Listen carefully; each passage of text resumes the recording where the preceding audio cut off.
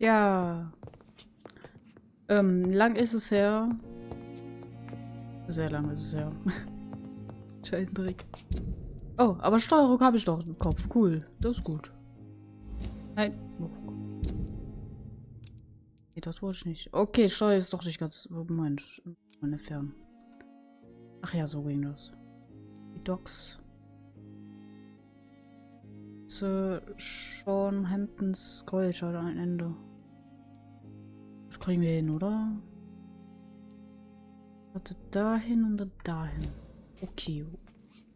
The flower's dying. Ja. It needs water. Keine Ahnung, wie das funktioniert. Immer noch nicht. Hey. Entschuldigung.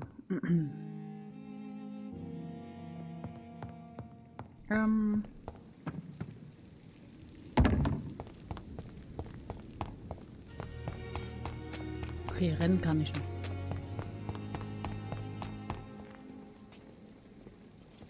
Wie war das? Mit V, genau.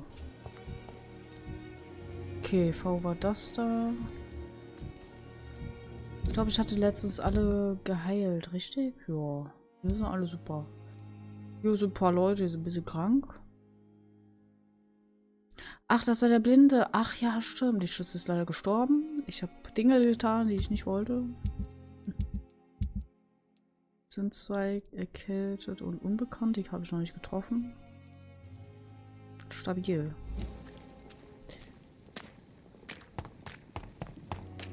Er wird schon.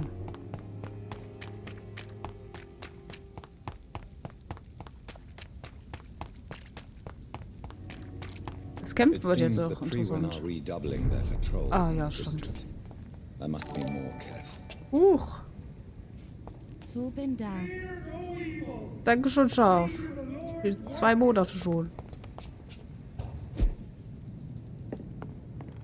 Vielleicht langsam vor.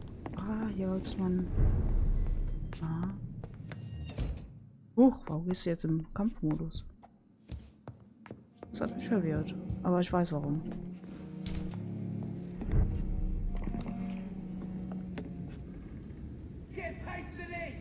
What the fuck, Schaf? Stufe 3? Für 6 Monate im Voraus? Okay, Schaf, dankeschön. Warum wird das nicht angezeigt?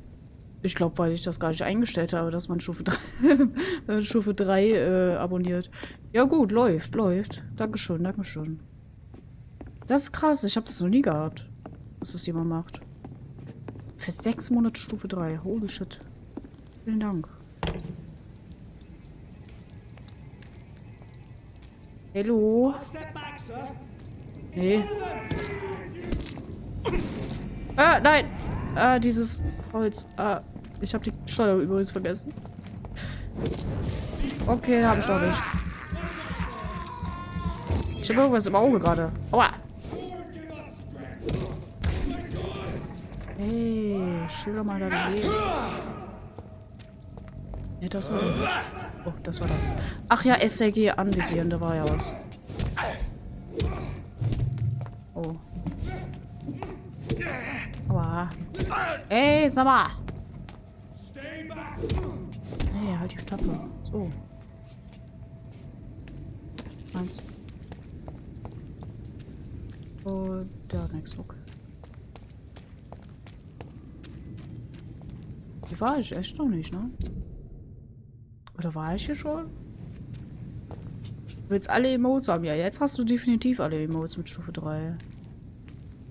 Hallo, ich bin gar nicht da.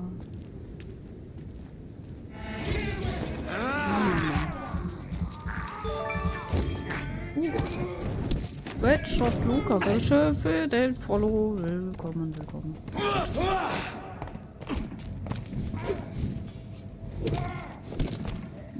Nein, wir sehen doch nicht den nächsten an.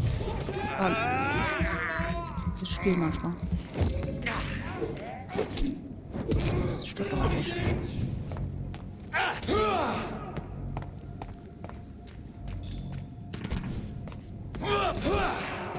Oh, das Sperrding ist ja super geil. Das ist nice. Okay, gefällt mir. Gefällt mir. Glaube ich richtig? Ja. Und da ist noch einer. Oh, was zu bluten. Meins.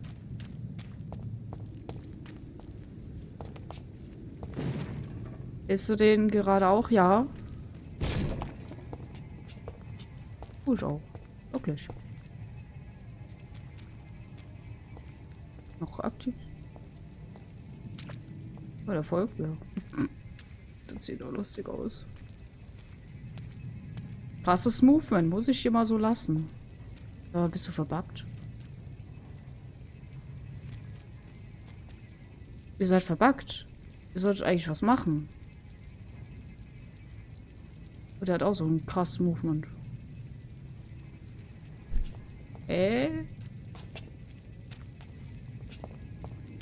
Ehrlich gesagt würde ich jetzt gerne einfach durchrennen, weil die machen nichts.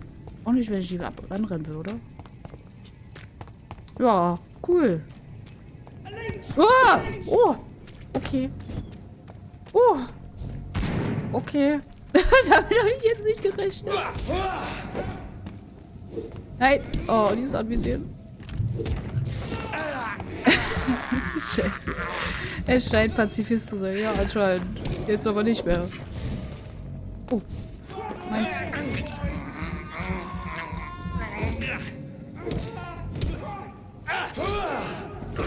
Aber. Ich sag mal. Meine Aussage. Wo kommst du denn? Hallo, anderen anvisieren. Wieder. So. Oh, ist das stark. Holy shit. Oh, ich habe irgendwas im Auge. Ich glaube, ein Katzer oder so. Keine Ahnung, auf jeden Fall. Stört es mich gerade im Auge. Boah, nee, keine Ahnung. Ich träne das irgendwann aus. Hallo, guten Tag.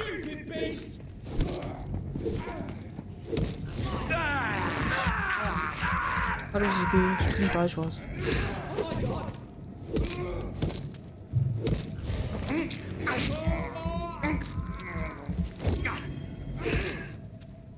Das kommt mir so leicht vor. Aber gut, ich habe gut gelevelt, ne? Also.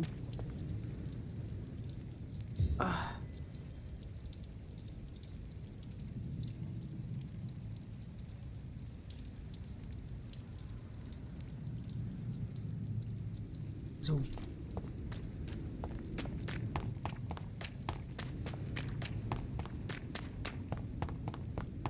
Laufe ich richtig? Ja.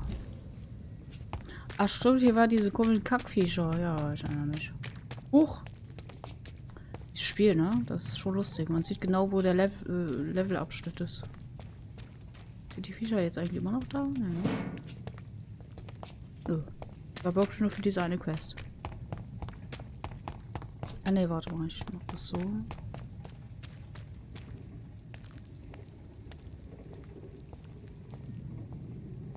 Schön entspannt.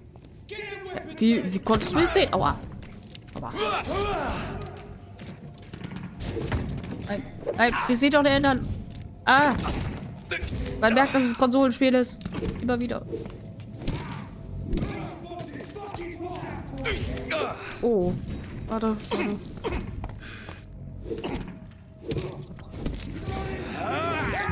Nee, kein Ripp. Noch lebe ich. Man kann sich auch irgendwie heilen. Warte mal. Mit Tee. Hab mich geheilt.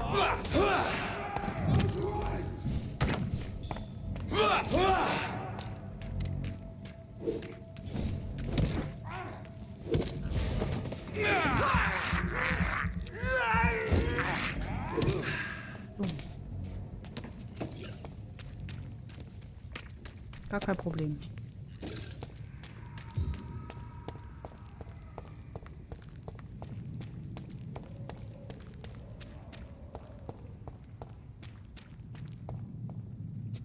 Oh, guck mal. Die Untervampire.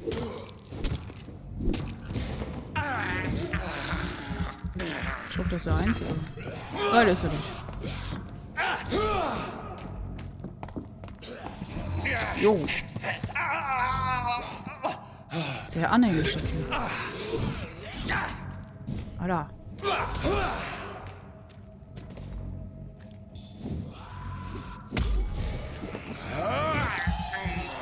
Perfekt pariert. Wow.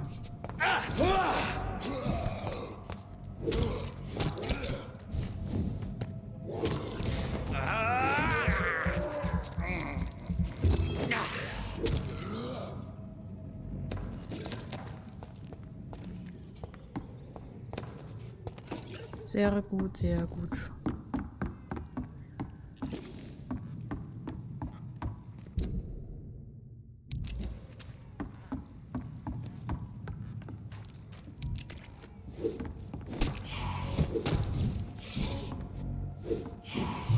Oh, nicht so einer. Aua.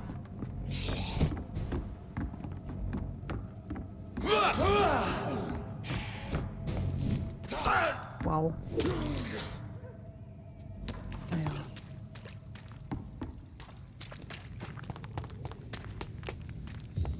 Ich will hier rein. Okay. Oh. Sehr schön. Ach, guck mal. Sag mal, warum bist du so aggressiv? Was ist los mit dir? Good evening, Mr. Fishman. Yeah. Ach, seitdem hatte ich schon geredet. Okay. Any chance you can help me find Sean Hampton? The sad saint. Why would you talk to that cunt? Actually, that's confidential. Really?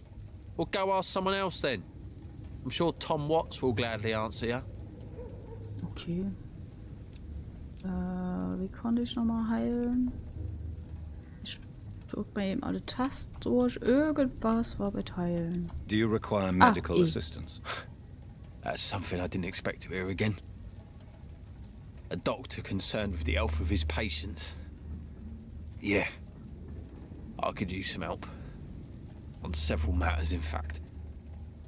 I don't know which kind of doctor you're used to dealing with, but it's a doctor's purpose to heal people. And is it your purpose as well, Mr. Reed? I would say it's a convenient way for gaining people's trust. Goodbye, Mr. Fishburne. Tschüss. Ist hier sonst noch irgendwelche... Oh, unbekannt. Guten Tag. Hello, boy. Hello. Good evening. Did I scare you? You have nothing to fear from me. No, it's just that people prefer to avoid me. Well, I won't. I'm a doctor. My name is Rufus, sir. Rufus Kingsbury. What can you tell me about this region? It's all about staying out of trouble. But since most people prefer to avoid me, it's pretty easy. Why do people avoid you? They call me Rufus the Curse. Around here, I'm a bit of a bad luck charm. Have you ever thought about leaving? Where else would I go? At least I know these streets and some people around here. This is my city, for better or worse. What do you do around here, Rufus? I listen to the news on the docks, sir. And I smile at those kind enough to spare me a bob. Do you have a job? It's hard to work, what with my head and all. Since I was a boy, I've always had trouble remembering what I do and why I do it. What do people say about this place? Things have been tense between the wet boot boys and the communists. They both feel they should run the docks. Are you alone? Where is your family? I don't have any. My parents are dead. So you have no home? You're sleeping rough. No. I mean, yes. I live on the streets. I have no home. Oh, wir sind alle allein. Oh. You should be careful, Rufus. There are things that lurk in the shadows of this city. Things that prey on the lonely and the desperate. Well, I've known worse. I'm not all alone. I have Mrs. Fishburne. She's been very kind to me. Why do you think she's so considerate? I can't say, sir. I guess she's a good soul. Sometimes it's like she replaces the mother I lost, even if we're not related. Oh. Do you know a man who lives in this part of town? A man named Sean Hampton. I'm looking for him. Sorry, sir. I don't know a lot of folks around here. Most prefer to avoid me. Well, I don't think you should talk to him. He may be very sick. Thanks for the tip. You might want to check the Turquoise Turtle. It's a pub not far from here. The barkeep knows everyone in these parts. Alles So klar. long, Rufus. Be careful. Take care. Wir bräuchten mal ein bisschen scharf. Ja, ist so. Ah, da ist die Spüren. Hallo. Good evening, madam. I'm Go for it. Dr. Reed. Could I come in? Why? What do you want? I work at the Pembroke Hospital. I'm investigating the flu epidemic in this area. Oh, the Spanish flu. Well, that's quite liberal of you, Doctor. But this is no time to be knocking at people's doors. The disease takes away the good people too, madam. Why not let me in? It's Mrs. Fishburne. Stella Fishburne. And yes, indeed. Why not let a doctor in? Ein Hoch auf Vampyr sein. Aber bevor ich mit dir rede, werde ich erstmal Voodoo durchsuchen. Oh. Ganz normal. Oh, guck mal, da oben ist ein Bild. Kleine sie und ihr Mann. Irgendwie sowas.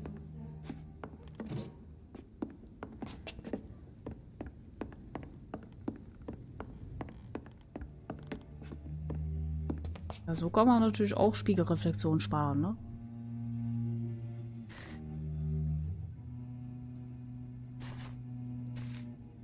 Erstmal die alte Frau ausnehmen. Ja, so macht man das doch heutzutage. Oder nicht? Oder zur damaligen Zeit, besser gesagt. Aber schön hier. Irgendwie. So, jetzt können wir reden. Hallo. Nein, da war doch was zum Blut. So you have questions about the flu then? So. Yes, among other things. Forgive my rudeness at the door. It's just my son doesn't like strangers coming in the house. How is life around here? Life has always been hard in the East End. But it's everywhere nowadays, isn't it? Do you think the increase in violence has anything to do with the epidemic? Don't know. But it's most likely linked to the gangs, if you ask me. Recently, it's like everyone has had to pick a side. Violence has always fed on poverty, don't you think? It's a cruel law of the human condition. And selfishness is their rotten fruit. These days, you can just die in the gutter and no one will bat an eye. May I ask what you do for a living, Mrs. Fishburne? Since my husband died, I worked at the Dawson Rope factory, but it closed before the war. I occasionally help at the night asylum, in exchange for food. Did your husband die in the war? Oh no, my Jack was a docker. He died when my Seymour was just a lad. The poor boy saw his dad slip and fall from that scaffolding. How do you pay the rent, then? My Seymour works at the docks, just like his dad. He's very attached to the house he grew up in. It's not always easy, but we get by all right. The orphan that regards you as a mother. Please tell me about him, Stella. You mean Rufus? I wish I could do even more for the poor boy. Most people are so selfish. But you're not. Years may have passed, but I haven't forgotten how it feels to go through days with nothing but an empty stomach.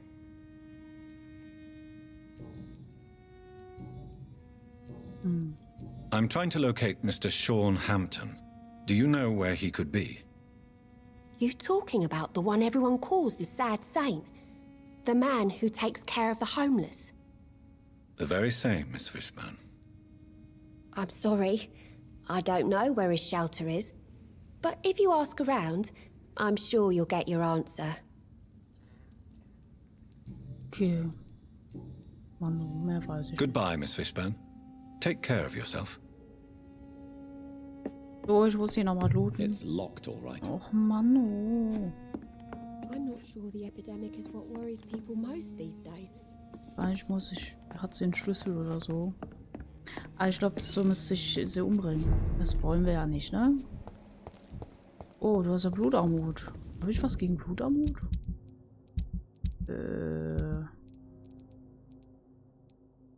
Ach, das habe ich. Das sind die Dinger wahrscheinlich noch.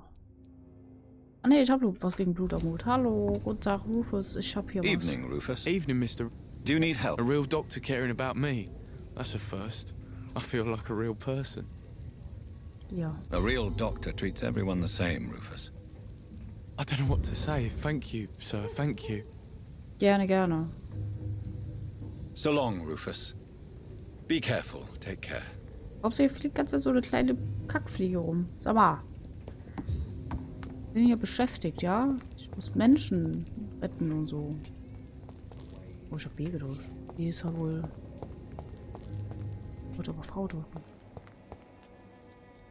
Da ist sie. Wo kam ich eigentlich her? Da, oder? Sabotage, ja, ist echt so. Was ist da eigentlich? Oh, Fenster putzen. Das kannst du bei mir auch mal machen. Bräuchte ich mal so ein bisschen. Das ist ja wohl. Oh, da ist jemand unbekannt. Was haben wir Informationen überschauen? Ja, das machen wir schon voll. My words, miss. These murders are the work of a vampire. A vampire? Whatever do you mean? I'm a tracker of these creatures. A vampire hunter. You best be off to your hunting then. Wenn er wüsste, dass wir gerade hier sind. And hunting all these poor folk Oh. in Not a drop of blood left in his body. This is the work of a vampire. a monster with daggers for teeth and icy claws. He comes of a sudden, nighttime, claiming innocence, then vanishes. Teeth, claws, murders by night? Your sewer dog is my business. He's the kind of prey I hunt, milady. Okay. Good evening, sir. Have you witnessed any suspicious activity or strange events recently? And what do you define as a strange event? More to the point, who are you? My name is Ichabod Throgmorton, vampire hunter extraordinaire and warden of the East End. A Die vampire Aussprache. hunter? Really? I know what you're thinking. Schön. I'm just another lunatic howling at the moon, but I'm not. The bloodsuckers exist, and they're close. Mr. Throgmorton, I'm Dr. Jonathan Reed. I'd like to hear more about these Der Name, ja. vampires you're hunting. A man of science? Well, I'll be glad to enlighten you. What can you tell me about this neighborhood? Did you hear about what happened to Jack Gillingham? Poor boy. It's a shame I wasn't around to protect him. It's impossible to protect everyone. The violence seems endemic in this part of town. But it's my duty. I am convinced Jack Gillingham was killed by a vampire. These evil rodents are spreading like a plague. Ach ja, wenn er wüsste. So, how exactly are you protecting these people? I'm curious. I patrol late at night, investigating anything unusual. I try and encourage people to stay indoors, but people are careless. Can I help in any way? Actually, yes. I plan to put up posters to alert the population to the vampire threat. Are you asking me to paste posters about vampires around the docks? If you wouldn't mind. If you did that, then I can focus on my patrols. How do you identify a vampire? It's simple, really. They can't stand daylight. They're afraid of garlic and holy symbols. They also cannot enter a house without being invited. Have you ever killed one of these creatures? Yourself, I mean. Of course I have. What kind Robin, of danke question schön is für den that? Raid. Hallo, guten It's Tag. a dirty business, believe me. Wieso muss ich aber... So. Na, wie war dein Reststream?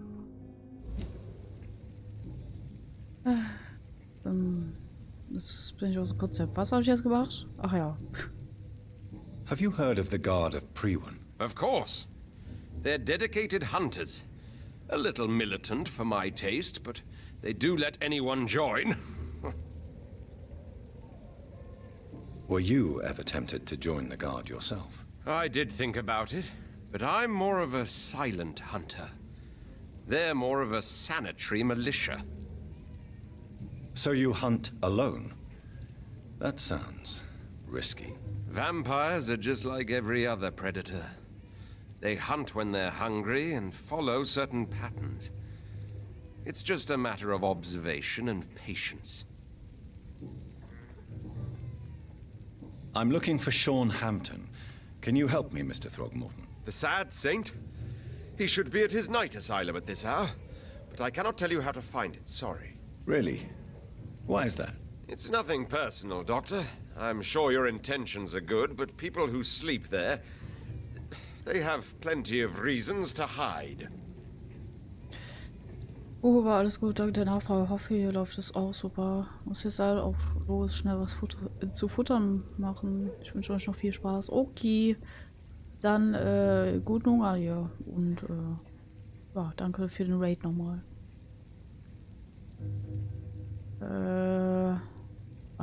I could make you tell me, but I respect your refusal. You really believe Sean is a saint, don't you? All I will say is this. Gossip has it that when he was a child, he was molested. By a priest of all people. Funny thing is, though, it only strengthened his faith. Maybe at least you can tell me who could help me find him. Tell you what, go and chat with Tom Watts. He's a bartender and good judge of character. If he talks to you, then it's fine by me. Okay. Alles klar, mehr hat er nicht zu sagen. Goodbye. And good hunting, Mr. Throgmorton. Okay.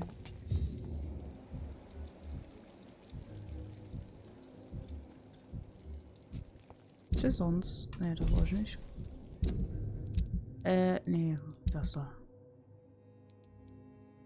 Unbekannt. Hm. Guten Tag. Welcome back, Doctor. What can I do for you? Was Neues? Nö. Tom, I need to find Sean Hampton as quickly as possible. I've been told you could help me. I heard the sad saint was recovering at Pembroke Hospital. Did he leave or something? I believe he returned to his flock. Can you confirm that? Oh, I bet you're right. Sean can't help but worry about the poor and sick. Oh, I guess it has something to do with what happened to him as a baby. Please, tell me. Well, I don't like to gossip, but I heard that the sad saint was abandoned as a baby in front of a Catholic orphanage in Dublin. That would explain his faith and need to help everyone. Muss mal Kaffee holen? Ja, dann mach das. The important thing is I find him. Quickly. Why not try his night asylum? He takes care of those who need a meal or a roof there. Where is it? It's in an old warehouse, northwest of here. Just follow the bank to the west and go north when you reach the end of the pier. Das war ganz komisch gerade. Gehen? Also G-E-N? Was ist denn das für ein Wort? Goodbye, Mr. Watts. Also, ich kenn Gene, aber... Fug. War das schon immer offen? War schon immer offen? Weiß nicht.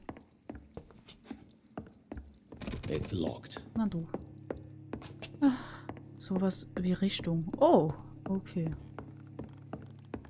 Scheint aber so altes Deutsch zu sein, oder? Ich weiß es nicht. Ja gut, wir sind hier in London, ne? Also...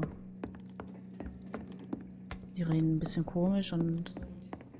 Das ist, glaube ich, fast überall. Wo muss ich hin? Da. Aber ich habe irgendeine Quest bekommen. Moment. Ich hier alle Quests fertig? Da habe ich alle Quests fertig. Hier. Den Typen muss ich irgendwas. Da muss ich mesmerieren. Habe ich keine Ahnung mehr. Ach, das war die. Ach, das war die auf dem Friedhof. Das weiß ich nicht. Ich hab's öfters in Büchern gelesen. Genau, das weiß ich leider nicht. Ja, gut.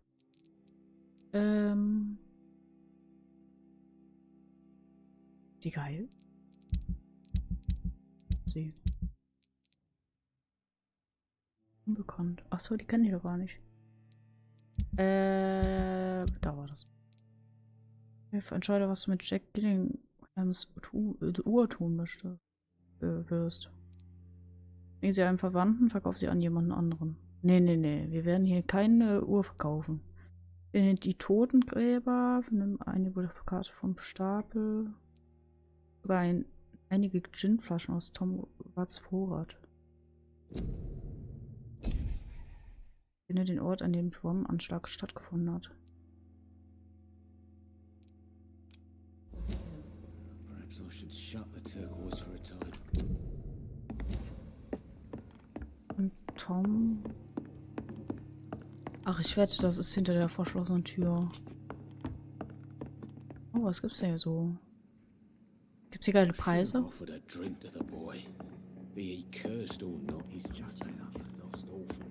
Ich wette, dieser Vorrat ist hier dran. It's locked, all right. Aber ich komme wahrscheinlich nicht so easy an seinem Schlüssel. Ich glaube, dafür muss ich ihn mesmerieren. Ich weiß nicht.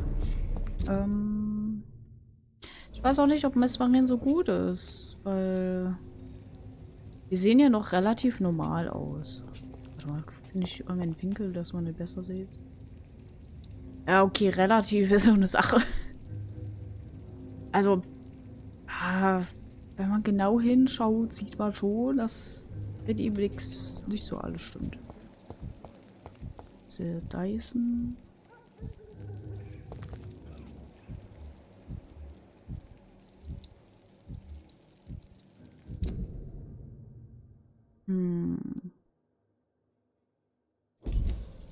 Ich weiß nicht, ob Mesperieren immer töten heißt. Will ja nicht töten. Habe ich schon mit dir geredet? Was ist dieser komische Typ? Die Taschenuhr, schön. Good evening, sir. I'm amazed you made it back to the docks alone. Good for you. Well, I could say the same about you, young man. More to the point, who the hell are you? I'm Dr. Jonathan Reed. And I am Archer Woodbead. Please excuse my assertiveness. I often forget I'm just an old prune. Okay. What can you tell me about this part of town? People used to feel safe around here. They had the gangs protecting them. Now all they do is bicker and plot against one another. Missing the good old days, are you not? Trust me, son. The longer you live, the less meaning your existence will have. You need to remember the days you still had beliefs. And what about the gangs? Back in my day, people trusted the Wet Boot Boys. We looked out for the docks and its families. Nowadays, they're just a bunch of greedy fuckers. You were a gang member? I was their leader for a time, believe it or not. Now these bastards act like I'm nothing. Not one of them. They owe me some damn respect. Hab dich nicht vergessen, bin aber gleich wieder im Log. Viel Spaß dir noch beim Aussaugen. Die. Dankeschön für den 4. Monat Abo. Danke. Ja, dann viel Spaß im Lurk. If you were such a respected figure, surely you have many interesting stories about this part of town. You bet I do, but make no mistake. I'm no rat, sir. Some secrets are best left buried. Do you still know anyone? From the old days, I mean. Most of them are dead. I still give Miss Gillingham salutations. She doesn't remember me.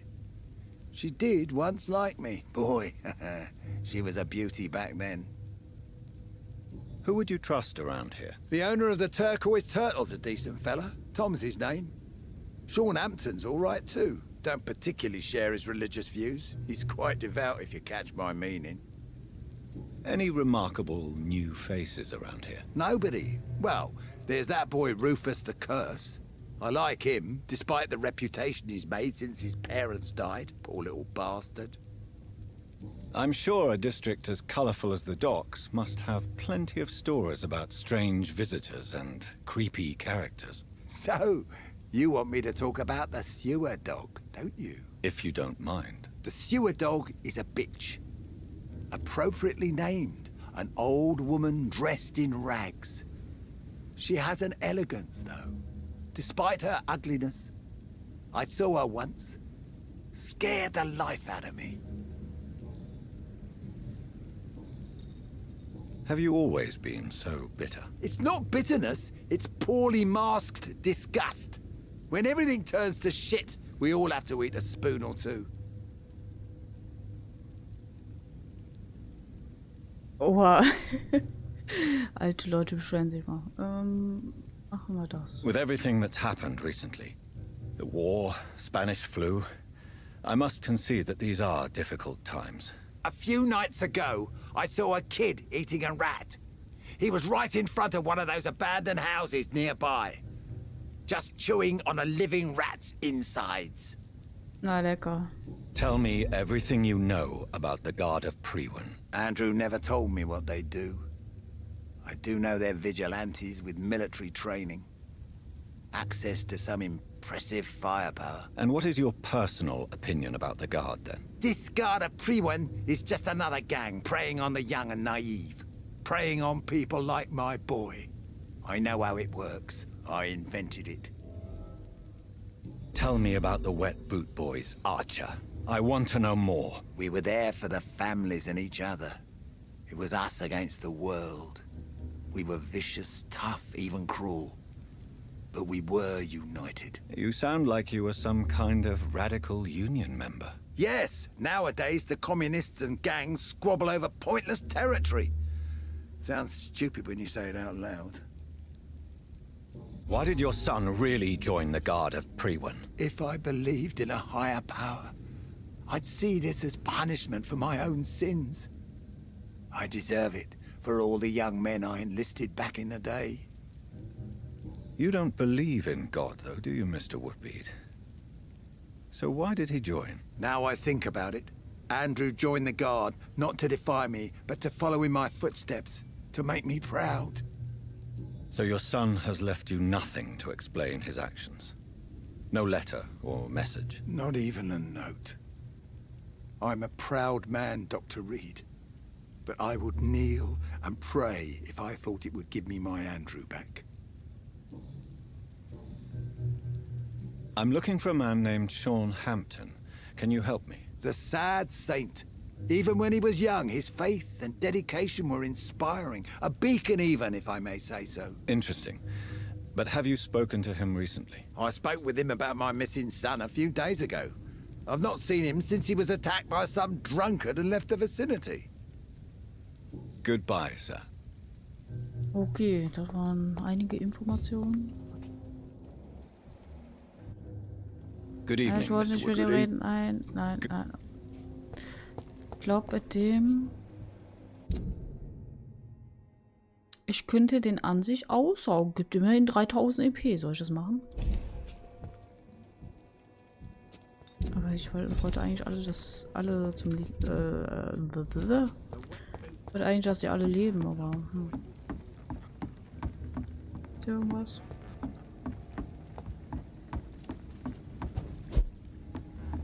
Ganz normale Dinge. Okay.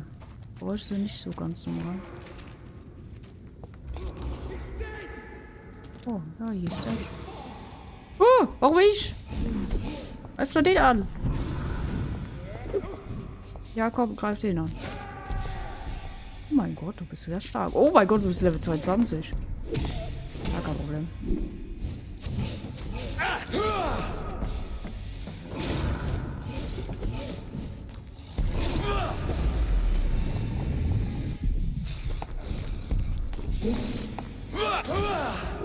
Die Animationen.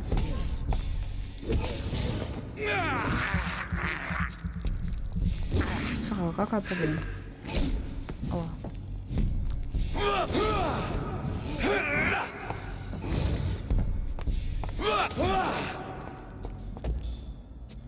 Ja.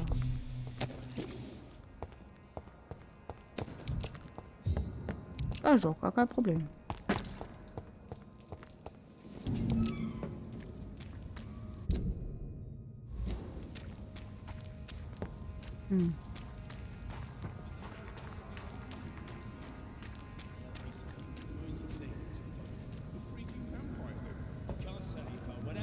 Seems like the guard of Priwen's on Hampton's trail too. Was? Wow, du hast ja Feuer. Aua, aua, aua. Das werde ich nicht überleben.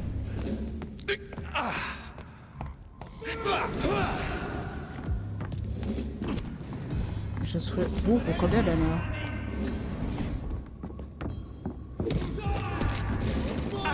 Aber bitte...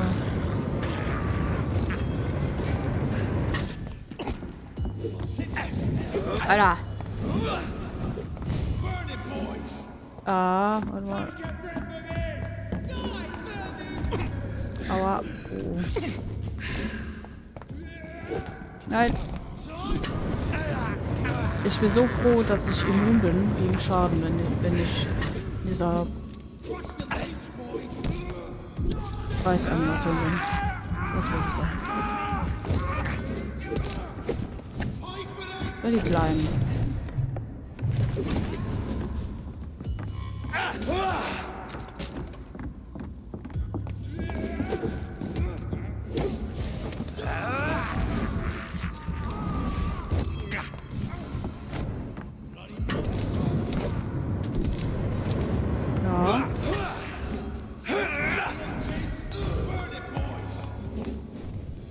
Oder wollte nicht.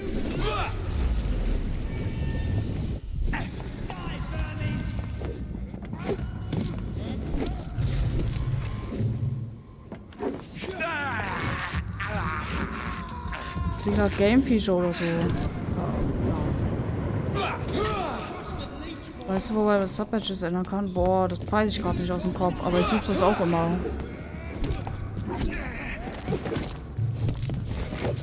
Oh ja.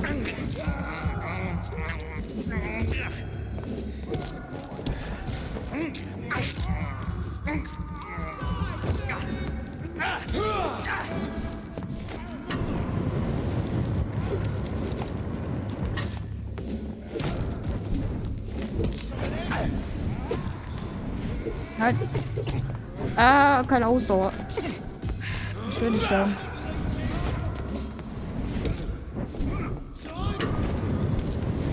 Oh ja. Was denn?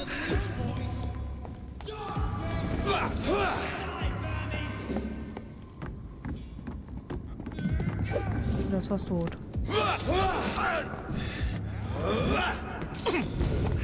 Er ist tot. Nice. Oh, ich hab's sehr schön. Hallo Dominik, na?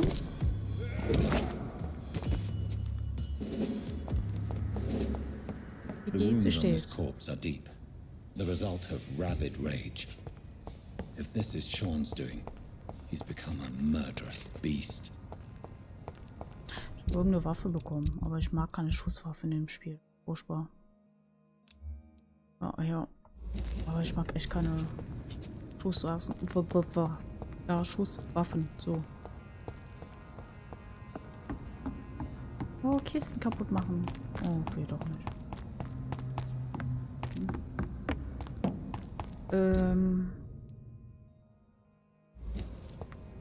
Hier rein.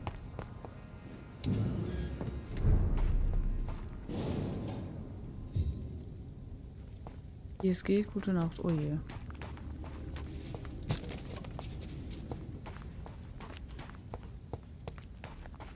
So schlimm.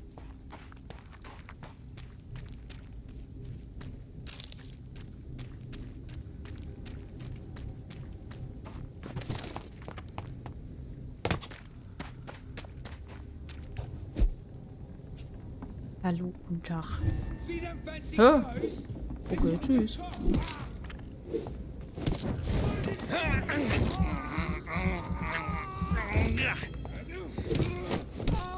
Hui. Hey. Bisschen netter hier, ja? Ich will über 2 Stunden Staubsaugen, bevor ich gehe. Richtig geil. Ja, super geil, ey. Ja, komm, Freude auf. Guck mal.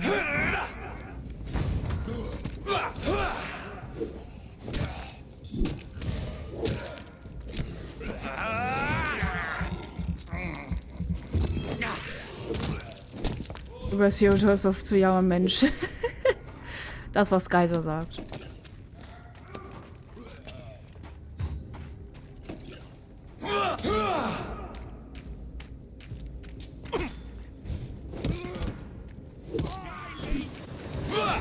Jo, was hast du denn für Zeug? Na, och, komm. Visier doch das Richtige an. Alter, Spiel. Oh.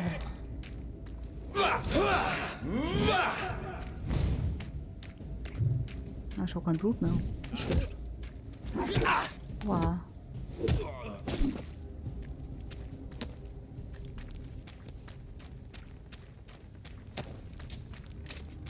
Was?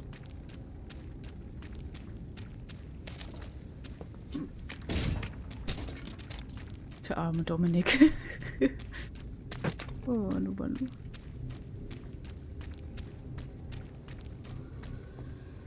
Oh mein Gott, mein Abo rennt heute ab. Oh no. Oh oh.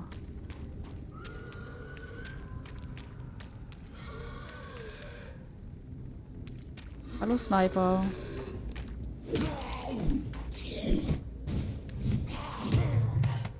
Von auch so.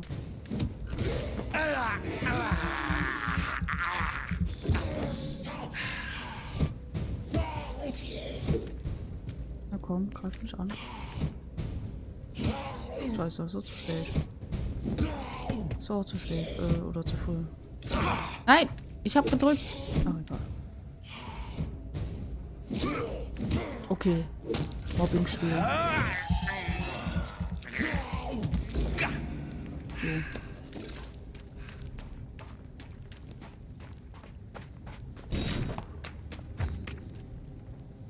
Ist er hoch? Da kann ich hoch. Oh, guck mal, Gegner. Hier irgendwas markiert aus. Ups. Ein paar Dinge markiert aus Versehen.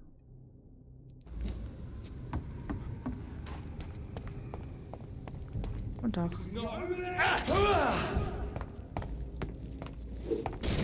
Och, warum, wie siehst du den denn an? Aber.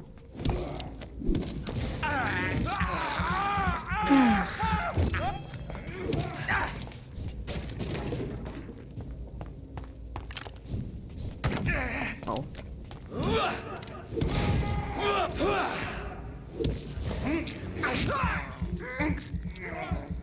Ich habe schon 2,2 EP.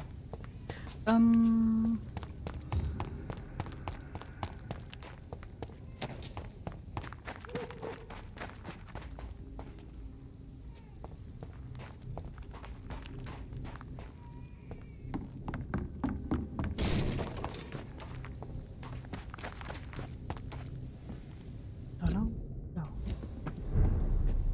Umfeld der Notunterkunft Docks. Okay. Oh, Loot.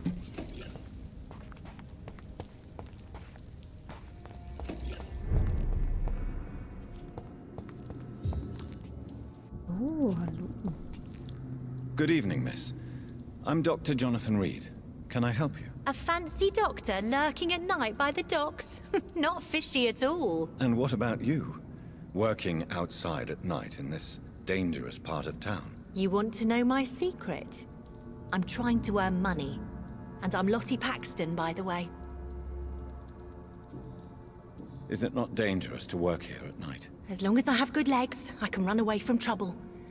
The sad saint now provides me and my sister a bed and a roof. I don't want to lose that. Are you homeless, Miss Paxton? Mr. Hampton's night asylum is our new home now. It's a safe place for me and my sister.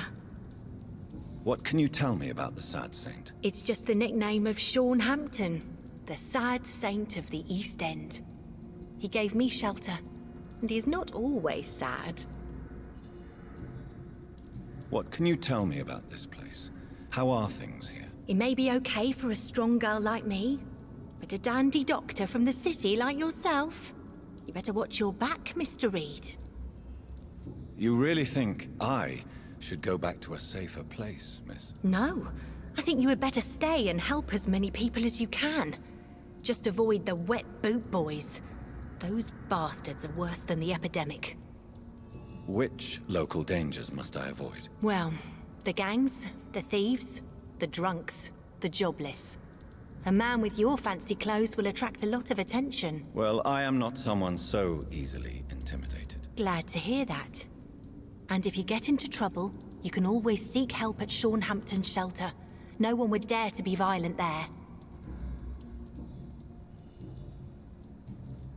I'm looking for Shaunhampton. Can you help me? Mr. Hampton must be in his office at the night asylum he manages, I suppose.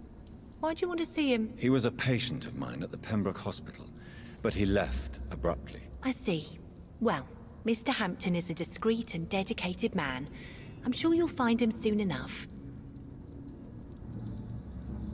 Goodbye, Miss Paxton. So. Loot? Oh, Loot.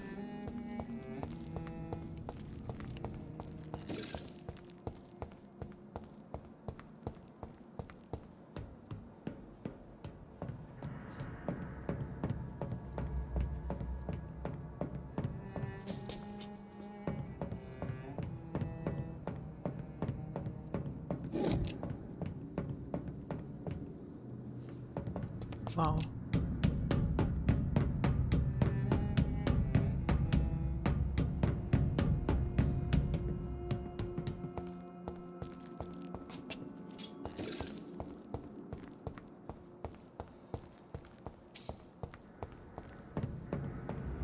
It's locked. Huch, alte Zeitung. Die Bombe explodierte kurz nach Tagesanbruch vor der Munitionsfabrik. Dawson, dem größten Arbeitgeber des Bezirks. Die Detonation zerstörte alle Fenster der Fabriken in North Southwark. Es ist ganz an ein Wunder, dass bei dem Anschlag nur 2 Menschen gestorben sind, bestätigte Chief Superintendent Alexander Brighton. It's locked. Okay. Noch wird so 2 Menschen waren.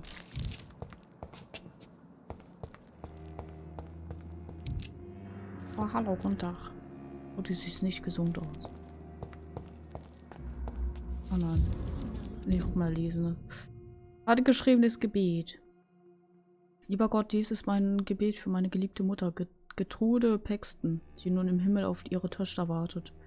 Bis zu jedem Tag danke ich dir dafür, dass du mich aufwachen und jeden neuen Tag in redlicher Armut und Bescheidenheit durchleben lässt. Bitte beschütze den guten Mr. Hampton, der uns in seiner Notunterkunft schlafen lässt. Ich bitte dich untertänigst, mir den Unmut zu vergeben, den ich seit Mutters Tod für meine Schwester Giselle empfinde. Bitte segne ihre Seele, lieber Gott. Ich danke dir, dass du mich erhörst. Amen. Lottie Paxton. Oh. Mir geht's hier heute so, ja, ganz okay. Ganz okay. Und dir? Hallo, ich habe was über dich herausgefunden. Glad to see you again, Mr. Reed. Lottie, tell me about the death of your mother. Giselle killed her, plain and simple. She killed her with her daily whims, her laziness, and her complaints. That's quite a statement. You can't kill someone because you're fickle. Mother was very ill, but I forgave Giselle. What I couldn't stand was how she cried at her funeral like she was the one left alone. Perhaps your sister is not as tough as you are. I know that, and I don't blame her. It just makes me sad that my own sister is the person I understand the least. Giselle is the only family you have left. Don't you think it's time you forgave her? Sometimes words are harder to forgive than acts, Dr. Reed. Goodbye, Miss Paxton. Okay.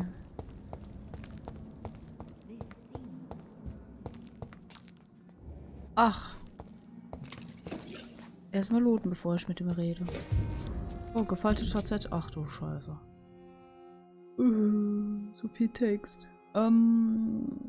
Gott vergib mir, was ich nun beichte. Manchmal wünsche ich, ich hätte Dyson Delaney niemals vor dem Ertrinken gerettet, als er in den Kanal fiel. Ja, ich hab's ausgeschoren. Bitte vergib mir, Herr, denn ich habe gesündigt. Dyson ist vielleicht der frustrierendste Fall, dem ich seit Eröffnung meiner Notunterkunft in East End je zu tun hatte. Schon seit Jahren versuche ich zu verstehen, was mich an diesem Mann irritiert. Und ich glaube, ich habe vor kurzem den Grund herausgefunden. Dyson hat aufgegeben, und zwar vollkommen. Ich habe in meinem Leben so viele schwere Alkoholiker kennengelernt. Männer und Frauen, Reiche und Arme, Junge und Alte. Ich bin Zeuge ihres Kampfes mit ihren Dämonen geworden, mit ihrer Vergangenheit, ihrer Schuld, ihren Fehlern. Manchmal können sie dieses innere Böse benennen. Manchmal ist es ihnen nie gelungen, zur wahren Ursache ihrer Verzweiflung vorzudringen. Aber in den meisten Fällen ist die Trinkerei für diese Männer und Frauen eine Weise, den Kampf fortzuführen. Natürlich ist es eine sinnlose und zerstörerische Form des Kampfes, aber wenigstens bedeutet diese Selbstzerstörung, dass es etwas gibt, das sie leiden lässt und sie noch immer gegen diesen Schmerz ankämpfen, den sie so tief in sich spüren. Selbst ein schwerer Alkoholiker wie William Bishop kämpft noch immer mit seiner Sucht und bittet um Erlösung um das Licht Christi. Und solange sie dieses Licht sehen wollen, gibt es noch Hoffnung. Für Dyson Delaney gibt es keine Hoffnung mehr. Er trinkt nicht, um seinen Schmerz zu ersticken, nein. Ich bin mittlerweile überzeugt, dass er bewusst trinkt, aus sicher Freude daran, alle Hoffnung zu ersticken. Weiß nicht, was die schlimmere Sünde ist, bewusst alle Hoffnung aus dem eigenen Herz zu verbannen oder sich selbst geflecht ins Selbstzerstörung zu suhlen. Oh, schwierig, schwierig. Oh, Loot. Loot.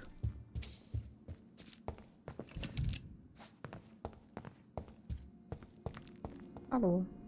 Why the long face, Doctor? Wie können Sie...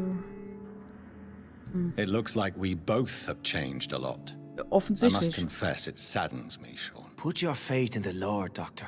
He has a plan for all of us. We may not always see it, but he does. Since you left Pembroke, the amount of blood that has been shed, it's hard to believe you, Sean. Ask what you will. As the Lord is my shepherd, I will not speak a lie to you. Aren't you afraid of what you've become? We are blessed, Doctor. Can't you see it? The Lord has made us able to walk amongst the plague and aid those that need it. Do you think this is a blessing when God's own house and holy symbols repel you? If that is your burden, Doctor, so be it. But I do not fear the cross, nor am I forced to take the life of another. My kind doesn't share your imperfections. But you must drink blood now to survive. No, not your scripture. Whoso eateth my flesh and drinketh my blood hath eternal life, and I will raise him up at the last day. So saith the Lord. I only need to eat flesh, no blood. Why return here? This is my home. These people are my flock. You will always find me where I am needed. Wonders never cease.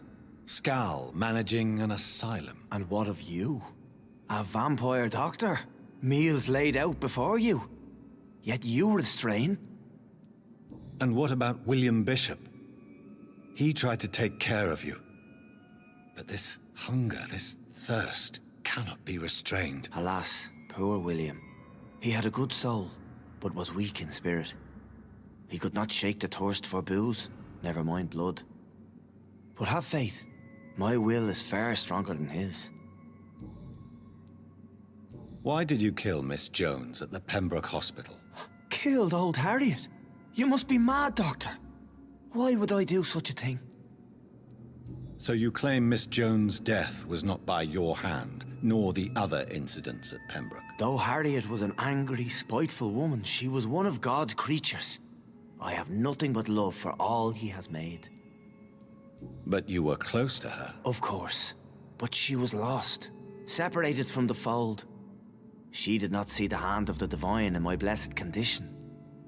People have been murdered. I've seen the blood. I don't believe you can be trusted. Have a little faith, Doctor. If you will follow, I will guide you to the light. How do you plan to do that? Take this key of the old sewers. The entrance is by the riverbank, south from here. There you'll find all the proof you need. Very well. You have definitely intrigued me. I hope you're right, Sean. I'll be here when you return. If you still think I'm a threat then, well, I surrender myself to your judgment. Da ist er. War ein Vampir. Oder Skull, besser gesagt. Eieieiei. Das so gut ist. It's in the pits, where the city is darkest. The place you'll find your light.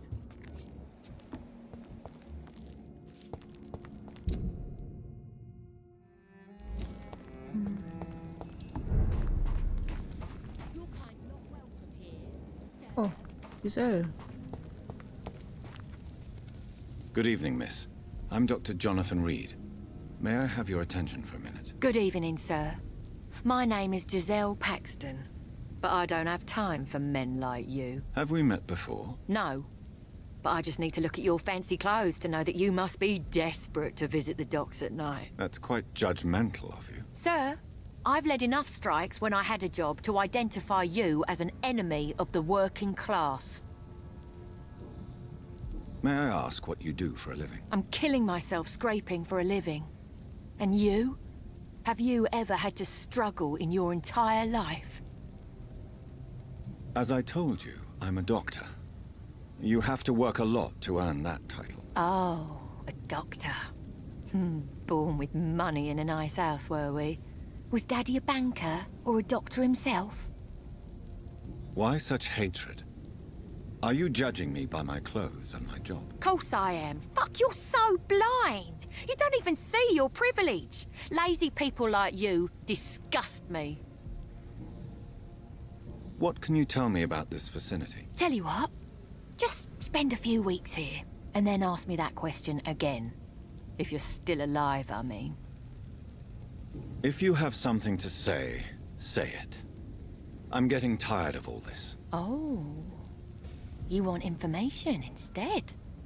Well, here's some for you. Giselle Paxton does not like you at all, Doctor. You don't know me, Miss Paxton, and yet you see me as an enemy. Your manners, your clothes, your words tell me everything about you, sir. I know your kind, and you don't belong here.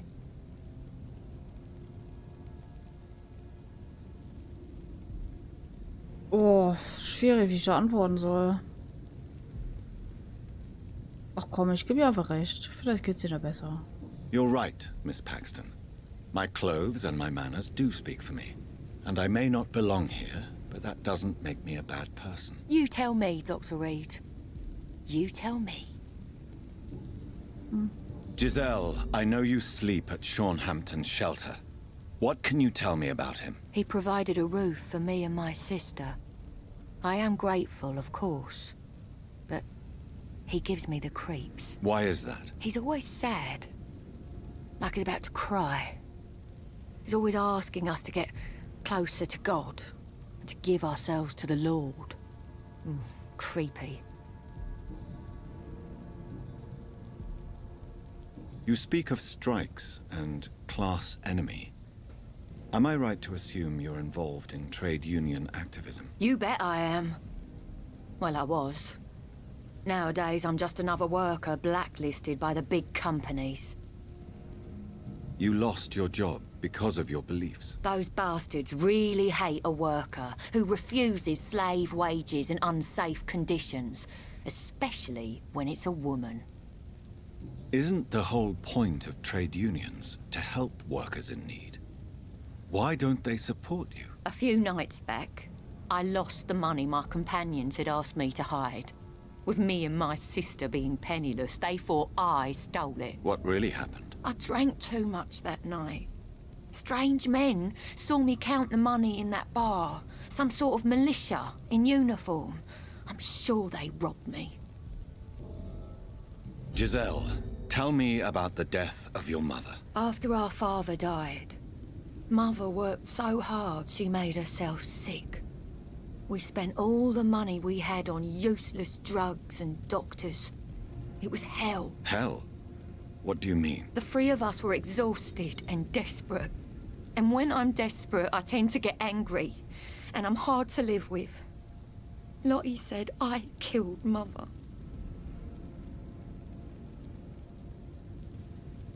You should talk to your sister. Whatever happened when your mother died, the truth lies somewhere between your two versions. I don't want to talk about that. It was years ago. We Paxton sisters are tough. We don't apologize. Well, I'll leave you for now. Goodbye, Miss Paxton. Bist müde, dann musst du schlafen. Kino läuft, das ist schon mal cool.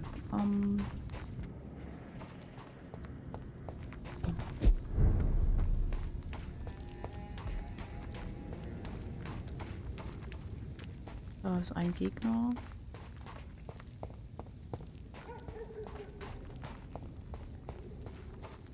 Hier ist ein Toter. Oh. Mitteilung der Wache von Priven. 27. Oktober. Oh, bla bla bla bla. Einige unserer Späher haben in der Nähe von East End Docks vor kurzem die Anwesenheit eines gewissen... Ach, der komische Typ da. Dieser komische Frog Morton. Wahrscheinlich seht ihr ihn nachts in der Gegend patrouillieren und behaupten, er sei ein Vampir-Vernichtungsexperte. Der Mann ist ein Schwindler, nicht einmal ein richtiger Betrüger, weil er sich seine Arbeit von niemandem bezahlen lässt. Aber er hat offensichtlich keine Ahnung, wovon er spricht. Wenn er je gemeinsam mit euch auf die Jagd gehen oder zusammenarbeiten will, reißt ihn auf und lasst ihn ziehen. Im Kampf mit einem Blutsaugen taugt dieser Mann höchstens als Beute. Das glaube ich, das glaube ich.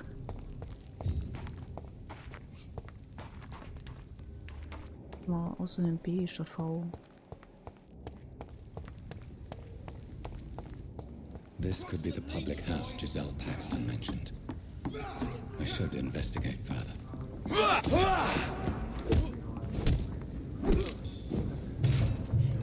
Ausdauer.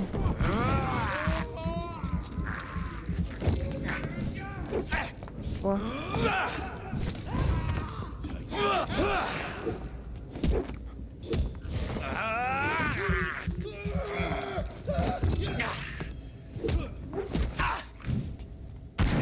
Boah.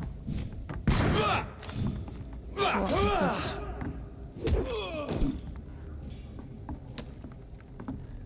Okay. Komm hier rein? Nö.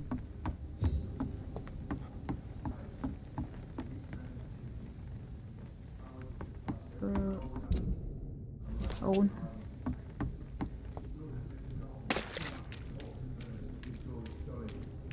Guten Tag. Oh, da ist ein Kreuzzug.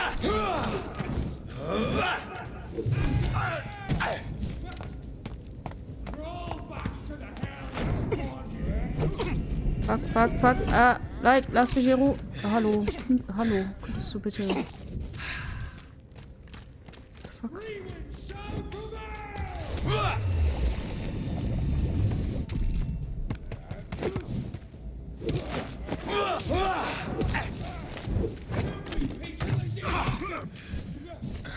Oh mein Gott, ich bin so gut wie... Ich bin tot.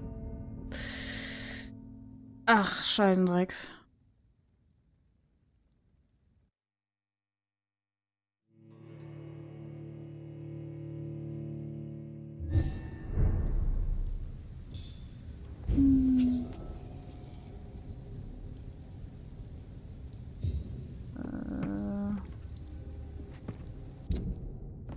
So.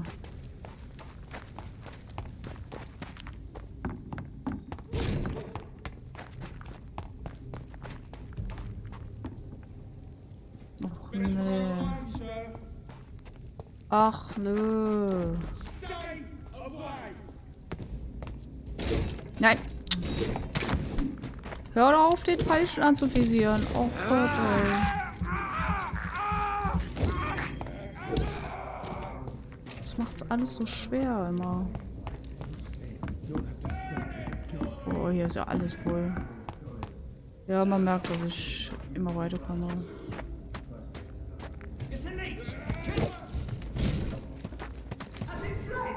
Was tust du?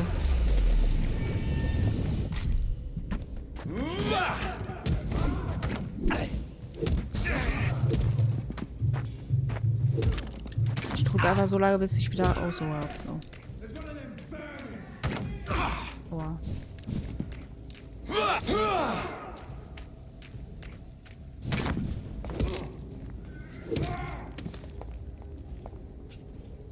Mann. Das ignoriere ich einfach.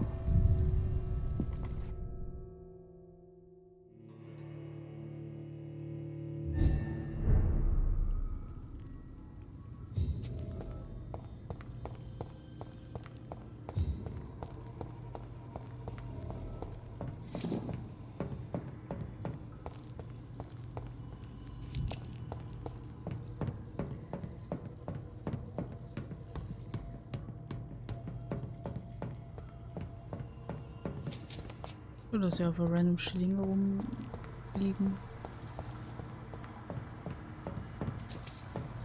That doesn't work. Na toll. Na toll. Wie blöd. So that's it. These wheels control the water level.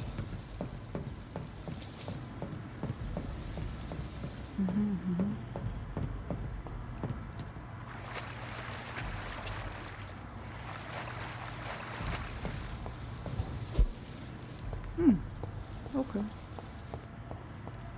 Hier hoch? Ja. Kann Dinge kaputt machen.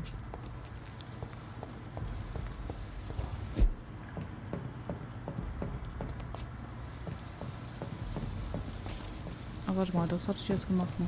Das hier.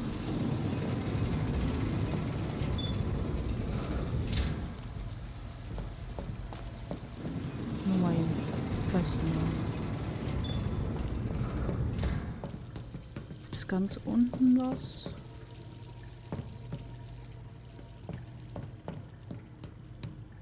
Ja.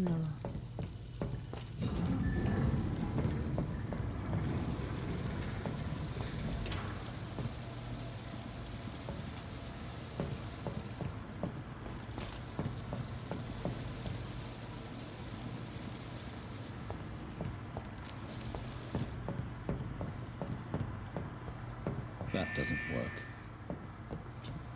Ach so, ist das für die? Ach so. Ach so. Oh Gott. Ost.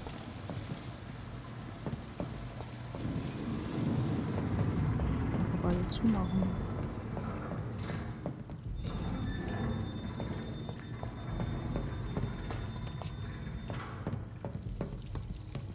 Hier schon drin. Ne.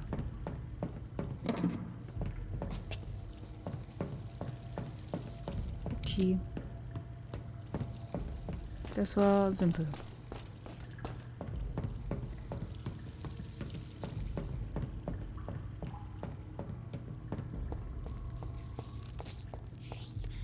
Hihi.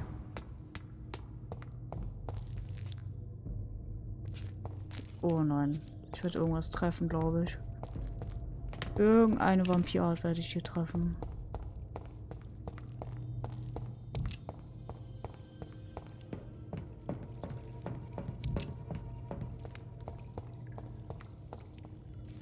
Sieht so lebendig aus. Vielleicht steht er ja noch auf, wer weiß. Ja.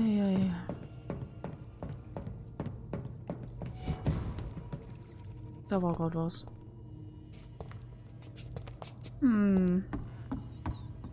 Oh, lecker. This is despicable. Oh, ein bisschen I verwirrt. have thirst for blood. Bleib hier. This is despicable. Jo.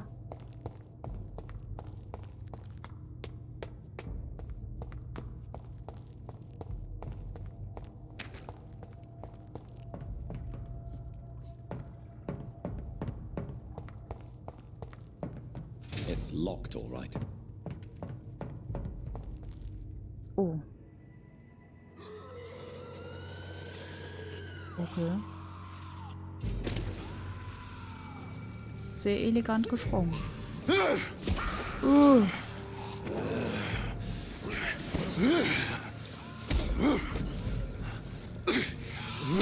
Okay.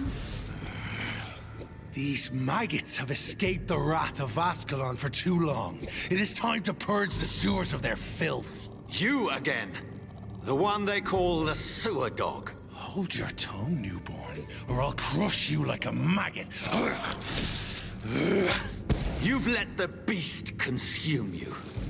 Finally, a touch of lucidity. Oh. Ich weiß nicht, ob ich gegen... Oh mein Gott. Oh, das Spiel ist nett. Das hat mir Spritzen gegeben. Oh, das war dumm. Das sieht sympathisch aus. Weiß ich. Oh.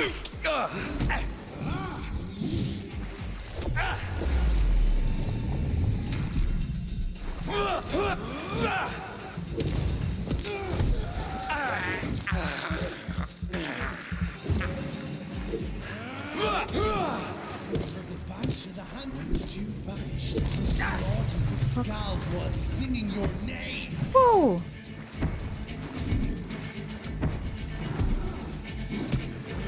Aua, aua, aua. Boah, Alter. Der will nur spielen. Nee. Scheißendreck. Auf Bosskampf war ich jetzt nicht vorbereitet. Aber auch irgendwie schon. Verdammt. So. Okay, so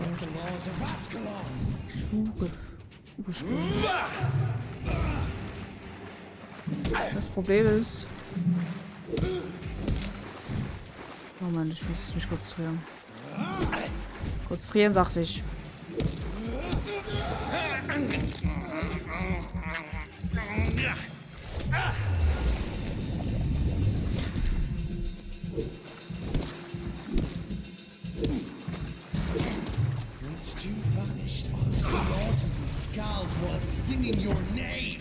Okay, er ist komplett immun. Diese Phase. Nein. Nein. Nein.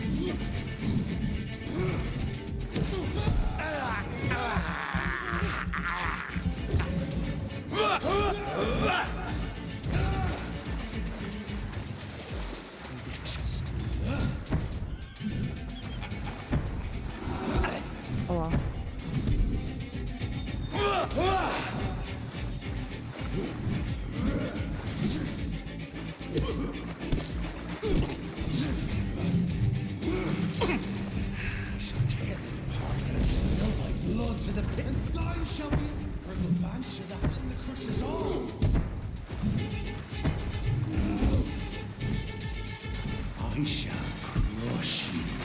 Was? Wow!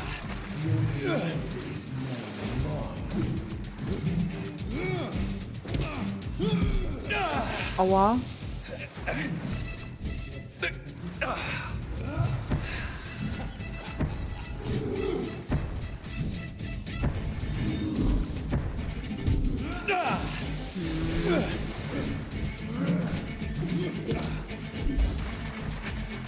Down, stay down.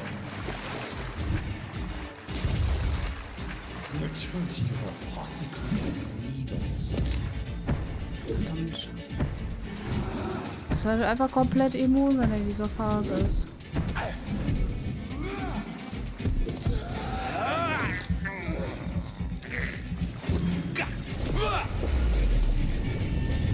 Er ist fast tot.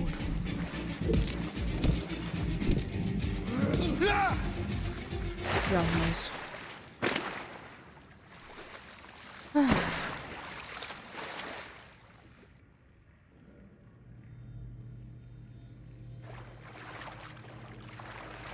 Kann man machen.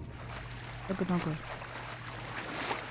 So, will raus. Okay, Skyler, danke, dass du da warst.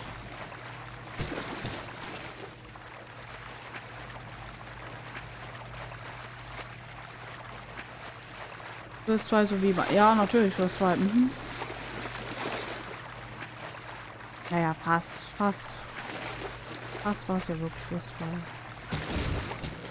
Ich weiß ja, was es bringt, die Kiste zu zerstören, aber man kann sie zerstören. It's locked.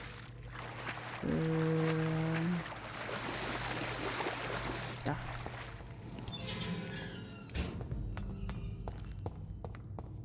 Ist hier noch was? Ne. Da haben wir den einfach. At least one skull escaped Virgil's wrath. Oh. Das eine Mal war es ja nicht vorbereitet. Ach ja, genau. Okay, dann First Try. Wenn man danach geht, das zählt ja da nicht. Ja, okay. Natürlich, easy First Try. Hm?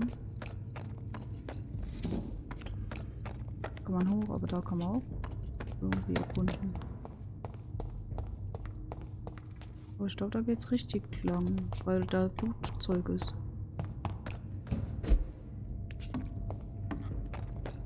Warte mal. Bin ich hier? Ja. How could he have made it this far? There's blood everywhere. Jetzt bin ich unsicher, wo ich weiter muss. Da ist auch gut. Na gut, Moment. Ich will ja nichts verpassen. Oh, gut.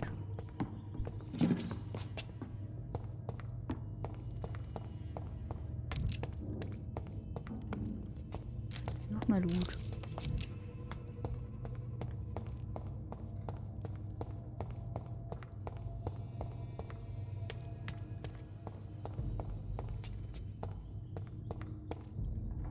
Wie weit geht?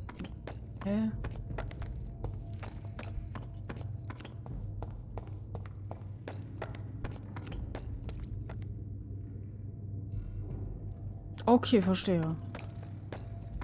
Verstehe, jetzt bin ich aber auch hier.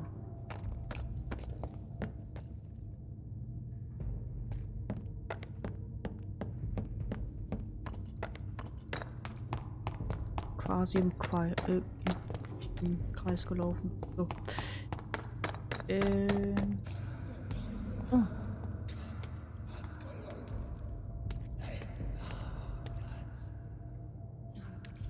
Safe we are, still. Drink now. Bless you, Bridget. This isn't the blood of a vampire, but it will quench your thirst. Der Fug. This is our domain, not yours. You've been warned. Wait, I saved you from this creature. That must count for something. Thank you. Now go. Go back to the streets and houses. There is no love lost between us, vampire. But thank you.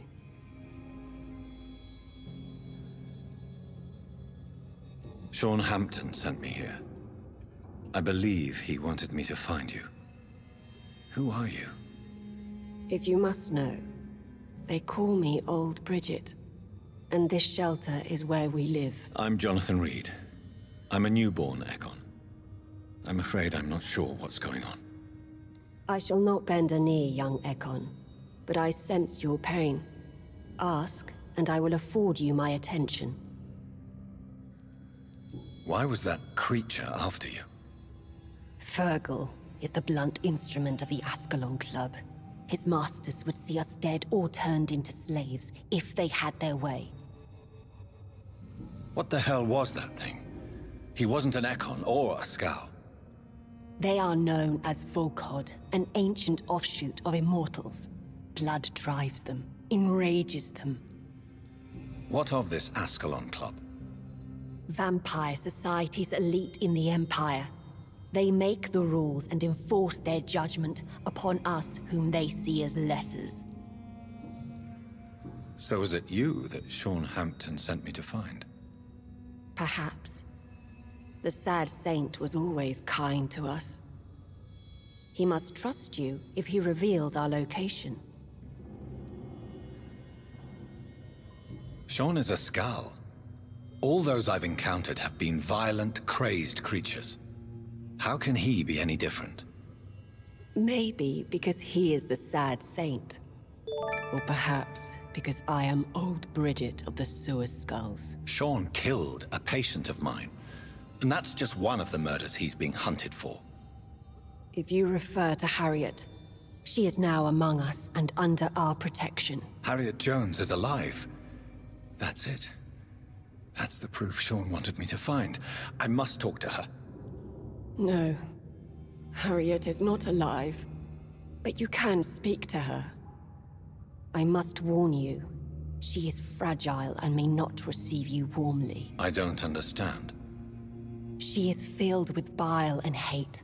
Her mind is sharp as a tack, but her body is so weak. I've never seen its like before. She is resting in a room on the far right of this hideout. Thank you. I will bear that in mind. Das ist ja interessant.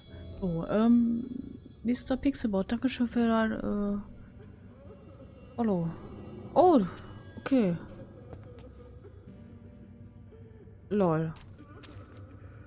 Ja gut, das ist interessant. Dankeschön. We're at your mercy. Will you end us? Kann ich nicht mit reden. We're at your mercy. Oh, okay. Will you end us? Keep your distance, Echo. Es gibt echt Skulls, die... Okay, das ist interessant. Eternal gratitude for your protection, Master. Die haben gefühlt alle die gleiche Stimme, oder?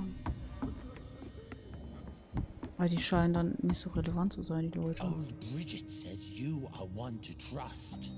Oh ja, erstmal Schillinge mitnehmen.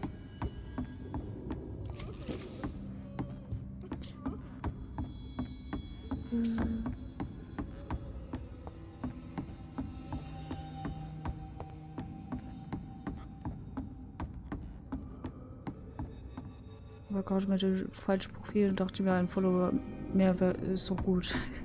Ja, so kann man es natürlich auch sehen, ne? Danke dir. Was muss man sehen nach Harriet Jones und sprich mit ihr? Okay.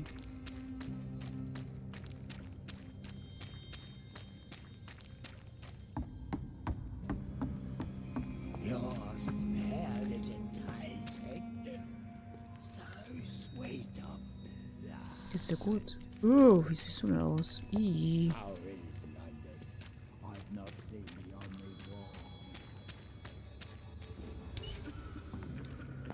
Oh, da ist sie. Oh, was zum Lesen. Oh nein, so viel zu lesen. Die Überlegenheit der Ekon. Es ist kein Zufall, dass Ekon die bekannteste und zahlreichste unter den Vampiren sind. Ekon sind die wahre Aristokratie der Unsterblichen und die einzigen, die dauerhaft an der Spitze der Nahrungskette stehen können. Egal wohin ich reiste, überall sah ich Ekon die sterblichen und unsterblichen Gesellschaften führen. Ekon sind die menschlichsten und klügsten und gebildetsten sehe ich da gerade einen Rechtschreib? Gebildet? Ne, das ist doch. Okay, egal. Und gebildetsten alle Vampire. Verstehen Sie mich nicht falsch, ich habe nichts gegen die exotischeren Vulkots, die ebenfalls die Gabe der Unsterblichkeit haben. Viele von ihnen sind nützlich, wenn man ihre Sinne ordnungsgemäß auf ein klares Tier richtet, doch ihnen fehlt die wichtigste Eigenschaft von allen, die Fähigkeit, unerkannt mit Sterblichen zu verkehren. Deshalb sollte Eskalon Club nur Äcker von Ediths Blut in seinen inneren Zirkeln aufnehmen. Den Umständen entsprechend können Vulkots, die unsere Regel befolgen, als Kriegs- oder Jagdhunde aufgenommen werden. Glücklicherweise haben unsere niedrigen Vetter die naturgegebenen Erregungen, sich ihren Herren unterzuordnen und ihnen zu gehorchen, aus die Gesetz von Ascalon von Lord Redgrave Gründer. Huch. Ja. Oh, ich hasse vorlesen. Furchtbar. Oh, gut. So, jetzt können wir mit dir reden. Hallo. Hello, Harriet. Do you recognize me? Alter, was hast du für einen riesen Arm? Yes, you were from the Pembroke Hospital. The young doctor.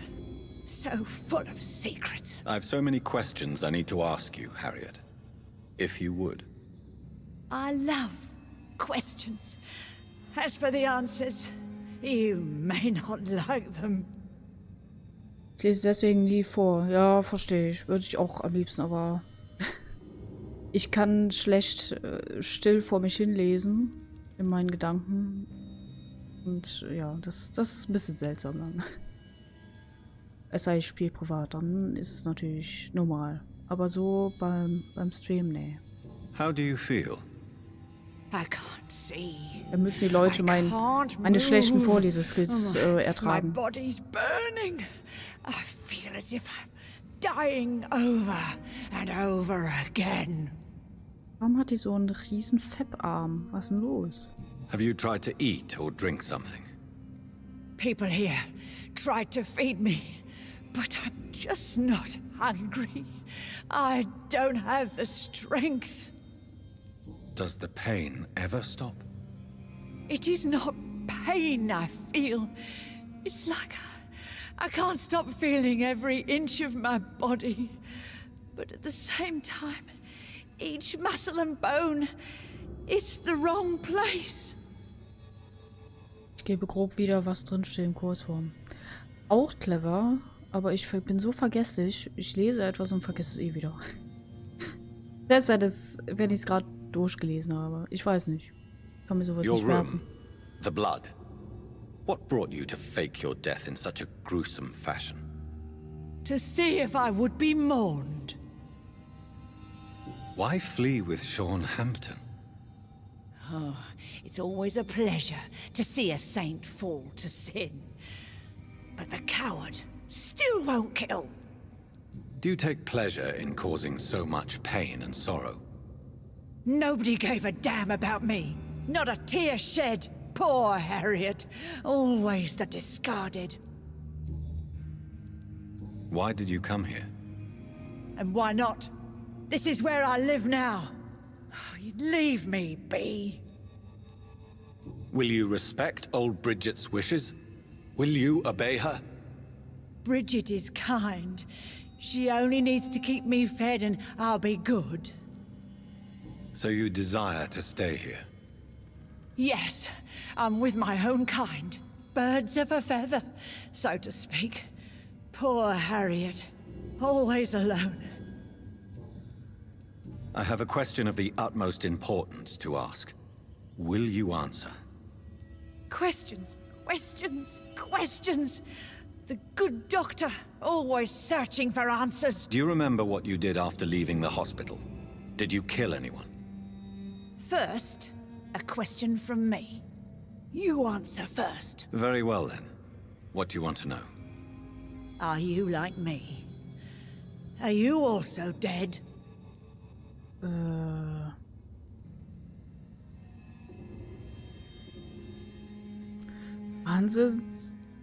Sind für beide untot, ja.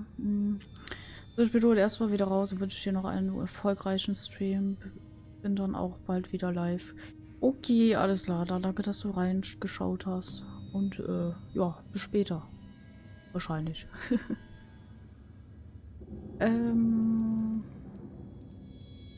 Komm, we are not dead, Harriet.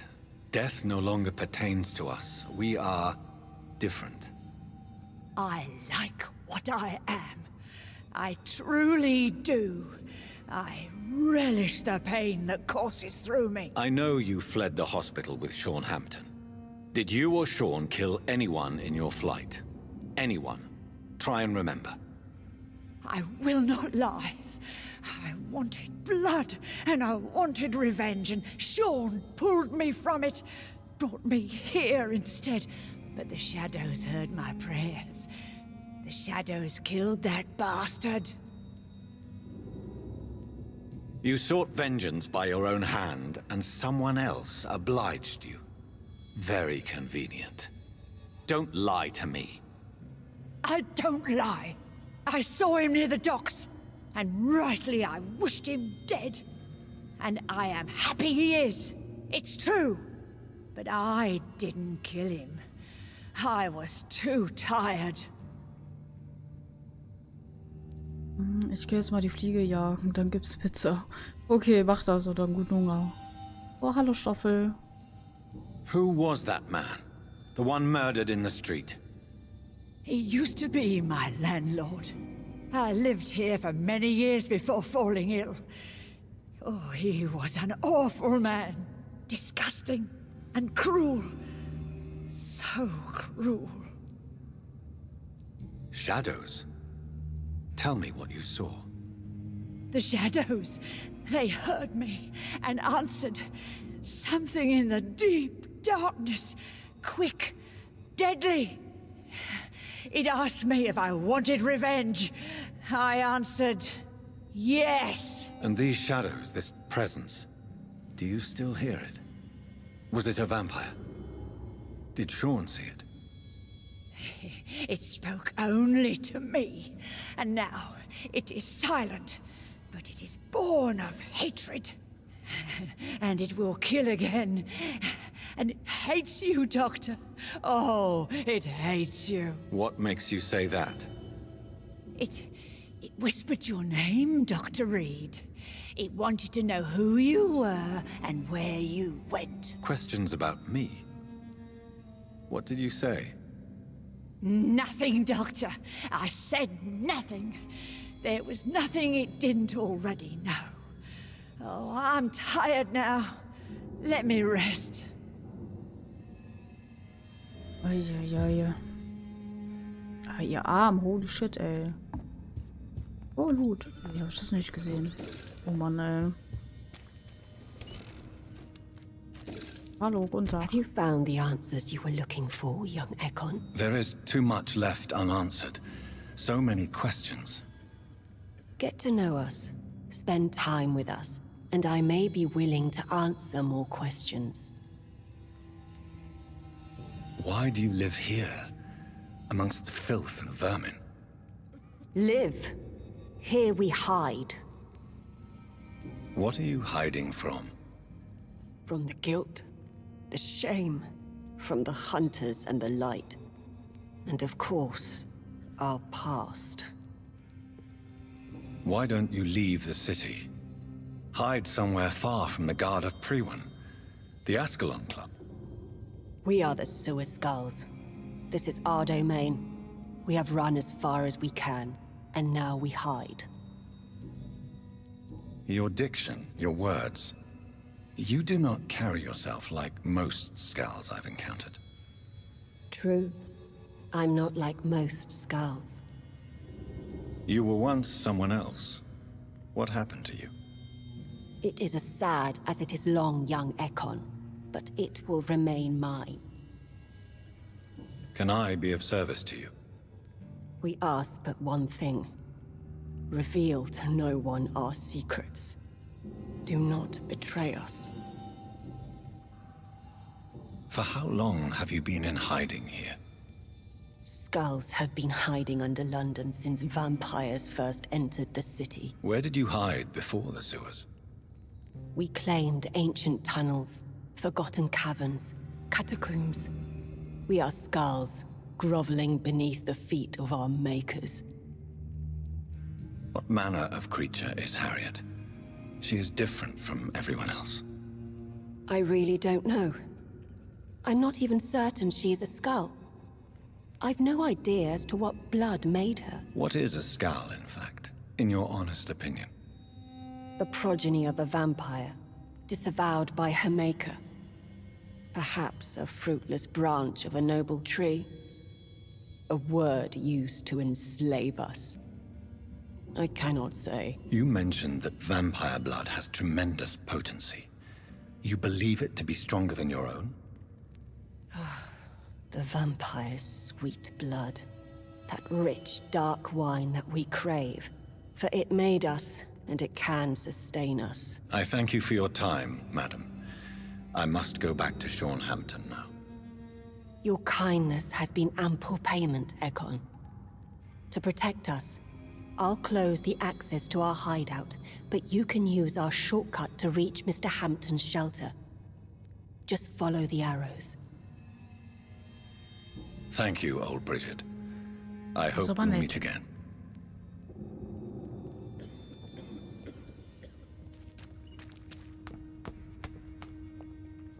ist denn hier jetzt der Weg?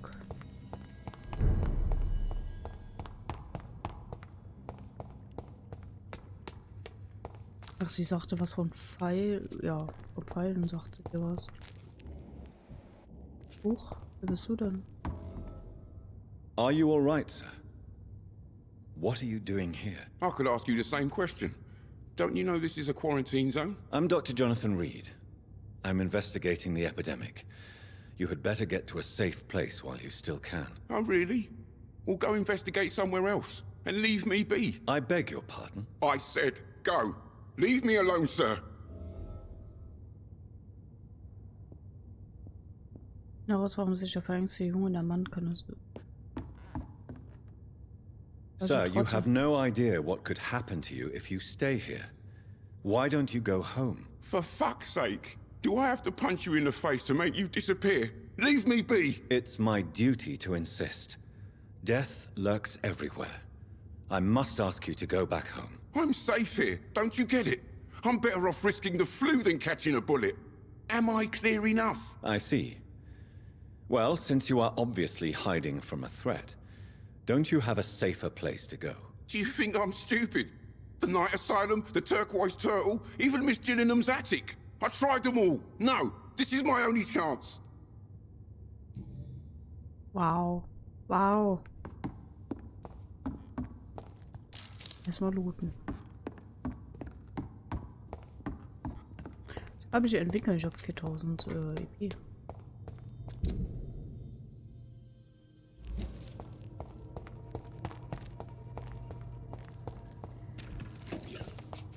It's locked, all right. Mann, oh.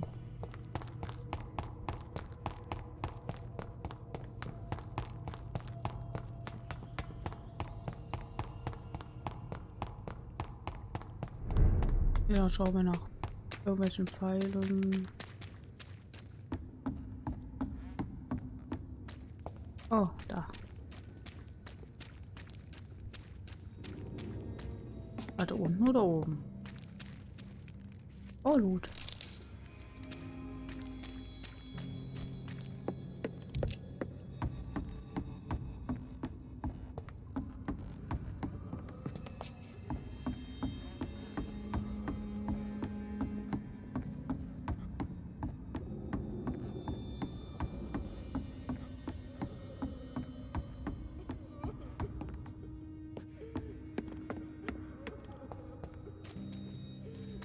Ach, das hat sie ja zugemacht. Und der einzige Pfeil, den ich gesehen habe, war da.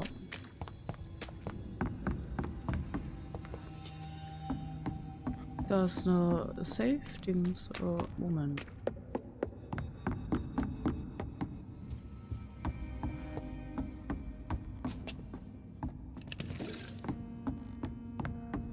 Hast nicht gesehen.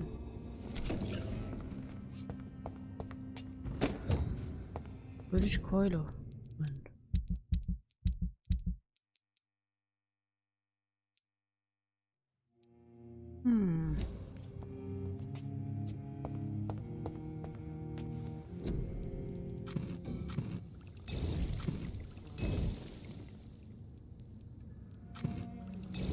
Aber mehrere an.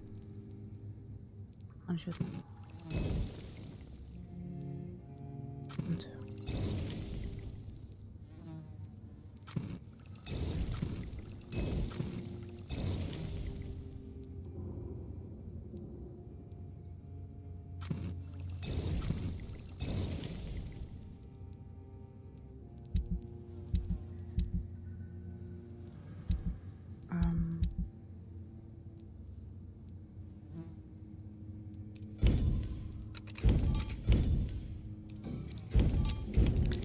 durch alle schon.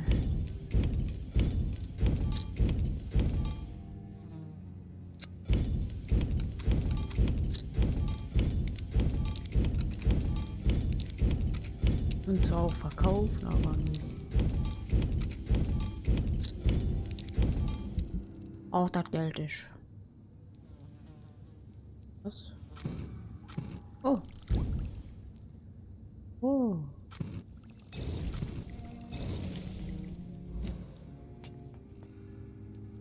Also konnte ich hier nicht auch. Ach so, 30. Ist aber höher. Stoff 3. Oh ja. Eisenreck. Schaden oder Schock. Schaden ist zwar gut, aber Schock auch. Ach komm, ich nehme das.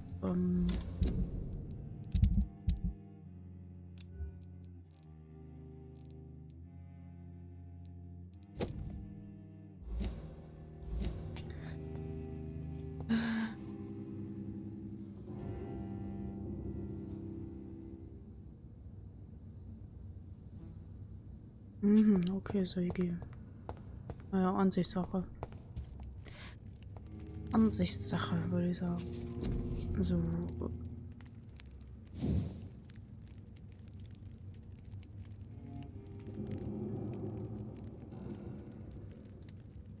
Noch mehr Schaden und 3 kleine.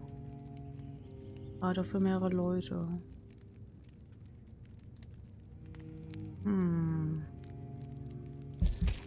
Obwohl 3000, Moment, bevor ich das lerne.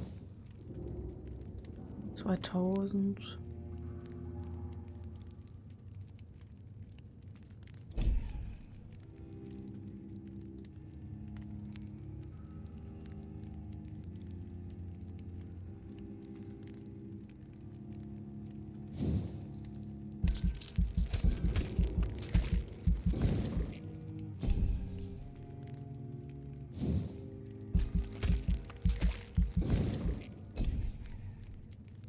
Weiß nicht, ob ich die Ulti leveln soll.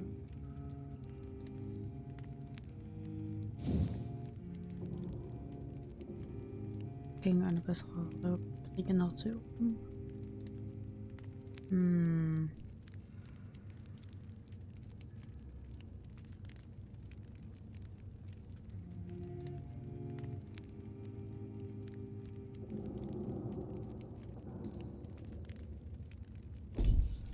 Weiß ich nicht.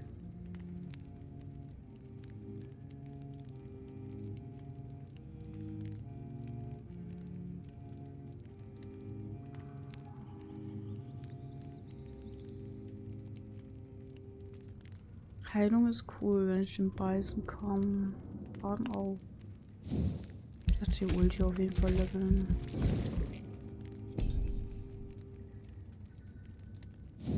Blutsperr, boah. Das ist halt praktisch, wenn man mehrere Gegner hat. Aber wenn man so ein Boss-Ding hat. Oh.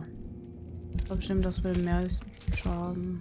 Oh, warte, ich kann ja gar nicht mehr. Ah, ist ja 3000. Upsi. Okay, da wird. Ich einfach drauf sparen, oder?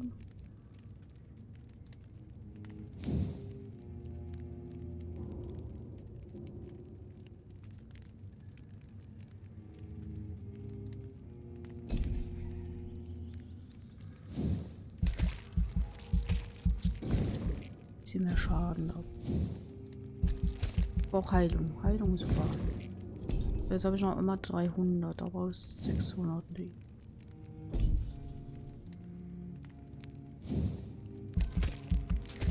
Mehr Blut. Hey, habe ich das jetzt gelernt? Nee, ist. Hä? Bitte 300 von 300. 600. Ich bin verwirrt. Okay, der Rest braucht, glaube ich, zu viel EP. Okay, da bestätigen.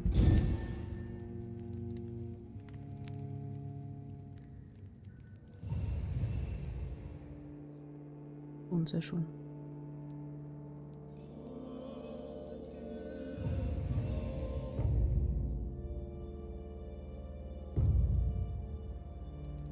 Gut.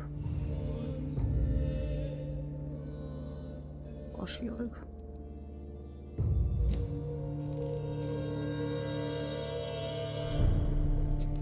So, ich bin Stufe 17. Nice.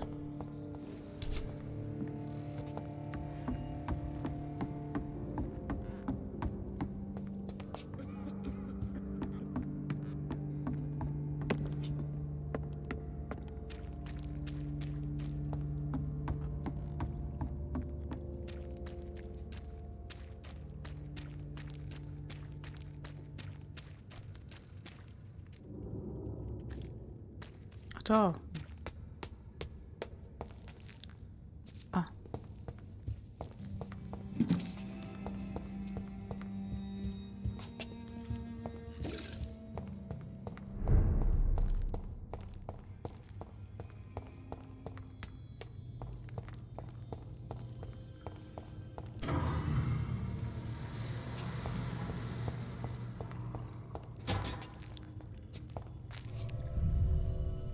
Sehr cool.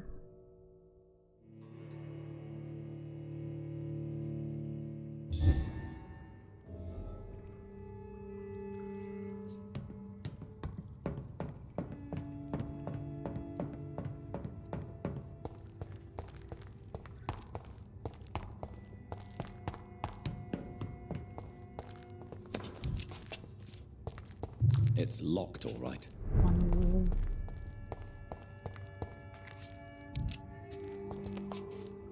Ist das eine Leiter oder ist das eine Puppe? Hm.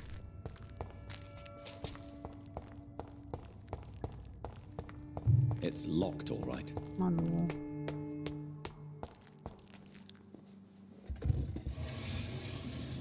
Oh yeah. Welcome back, Dr. Reed. Would you like to take communion with me now? Sean, are you eating raw flesh? It is the sacred flesh of the mortal lamb.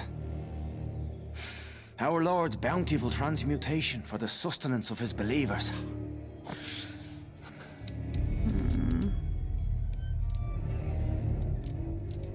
Thank you, Lord. I am your most humble servant. So, true to your word, you waited for my return. I told you, Dr. Reed, I was a man to be trusted. Did you have words with the poor Harriet?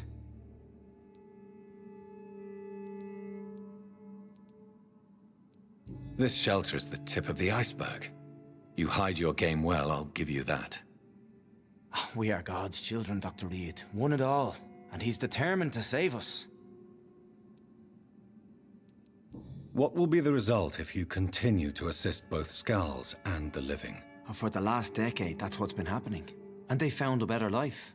What's to change? You're forgetting the epidemic. Things can go south very quickly. I've seen it. Oh, these are terrible times. Only those pure of heart shall prevail. You've turned Skull now. Don't you see the danger to anyone giving you their trust? We are all sinners, awaiting salvation. This is a simple truth, ordained by the Lord Almighty. I am a seeker of his glorious light. Does this place belong to you? How can you be so certain you can keep it open? This warehouse was once property of the Dawson family, but has been bequeathed me through donation. The Dawsons? The wealthiest family in London? Have they a clue as to what goes on here? Not at all. The donation was made before the war. The building was run down. I never met Aloysius Dawson myself. So you have the run of the place and no one's taken notice? As long as we keep to ourselves, we interest no one. This is a haven, and I pray it remains so for eons to come. Harriet, Miss Jones has been behaving in a most violent manner. She's going to need special attention. That's precisely the reason I brought her here. To meet old Bridget. She's the guide Harriet requires. Who is this old Bridget? I don't know, Doctor. She rarely speaks of her past, but I know she has a long one. She's likely the oldest soul in the city. Harriet is possessed by her hatred. You cannot let her roam free. She's dangerous. She has joined her own kind, Doctor. Old Bridget is a saint to the younger Skulls, guiding them to salvation and peaceful existence. I believe I've learned all I need to know. I'm certain you've killed no one, but one day I believe you'll cross the line. Logic is a false prophet. Faith is the only path to salvation. What do you mean? We have been blessed with God's eternity. We are the instruments of his divine will. We shall feed the hungry forever and ever. Amen.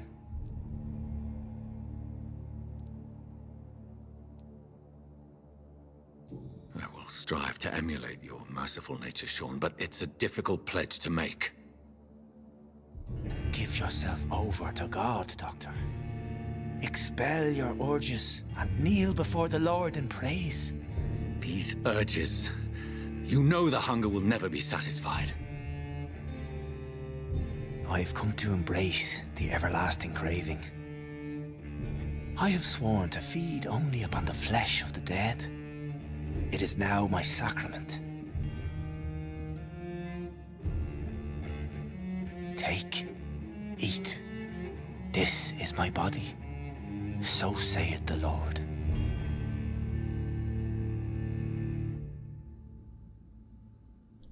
Oha. Oh ja. Oh, oh schwierig.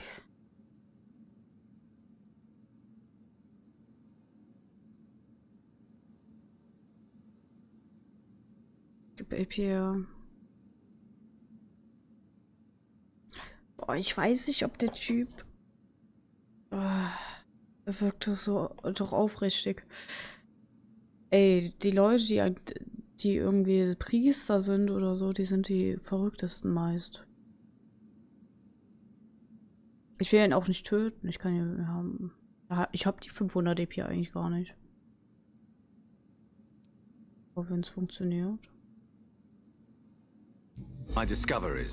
Vampire blood would enhance your metabolism, perhaps even heal you.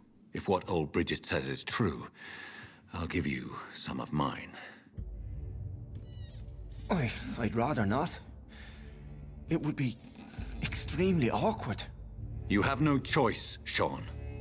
It's the only way to protect your cheptel, those still amongst the living. No, Dr. Reed. God made me this way. Who am I to disobey his will? You believe that God's plan was for you to be abandoned at birth? The Lord works in mysterious ways. I can't imagine God intended for you to be molested by a priest in an orphanage. Drink, friend. No. I said kneel and drink. Now.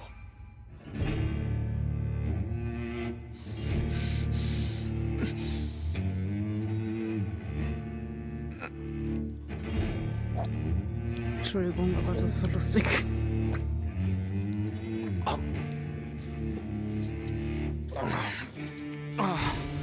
Der geht ja richtig ran hier.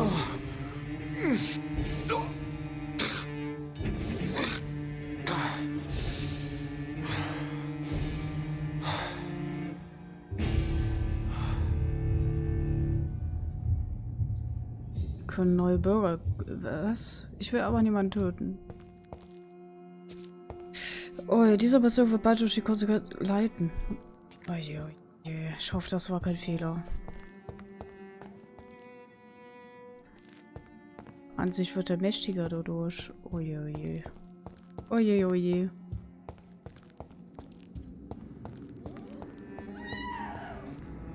Huch, was... Another corpse thrown in the streets. Someone's playing a very...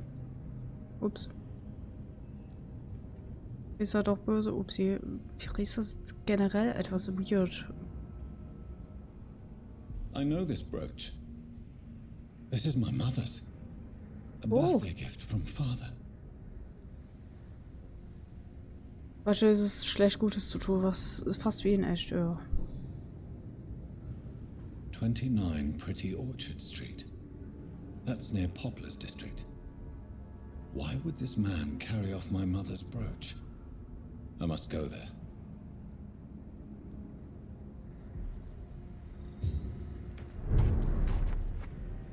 Good evening, Mr. Throgmorton. Dr. Reed, can I be of any assistance? Have you noticed anything suspicious lately? Habe ich nicht hier was Neues? Ah. You've never faced, let alone killed a vampire, Ichabod. You're a fraud. No, I'm not.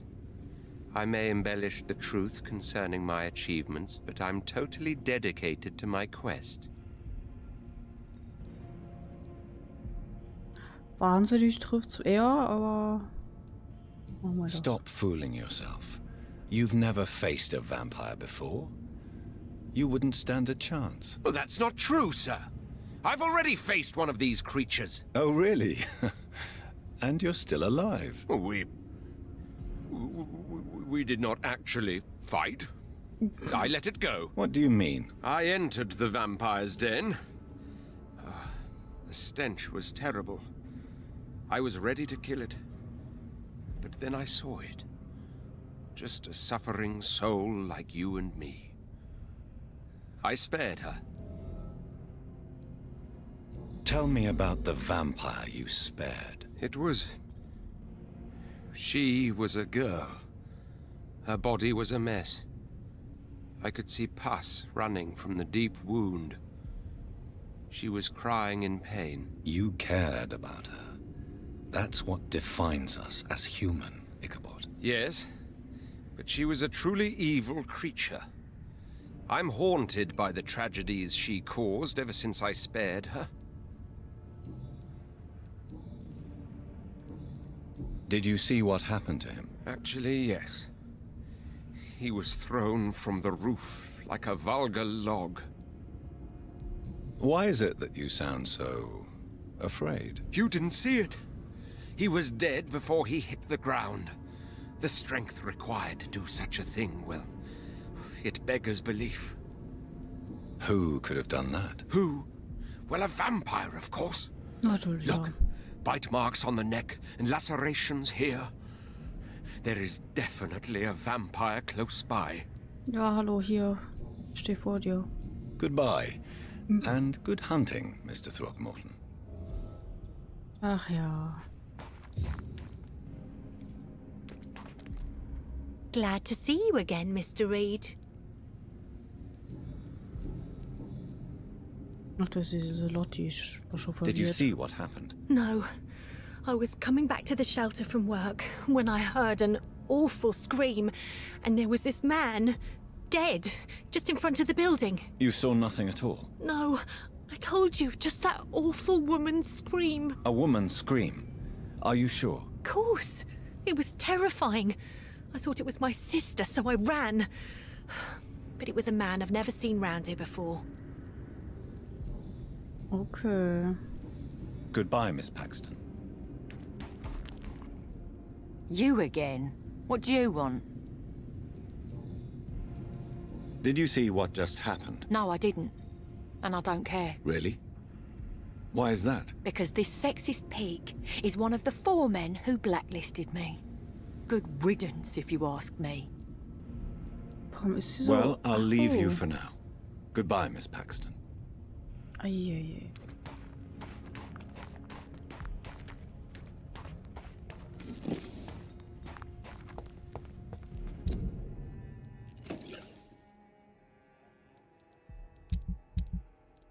Ich habe hier so viele Quests.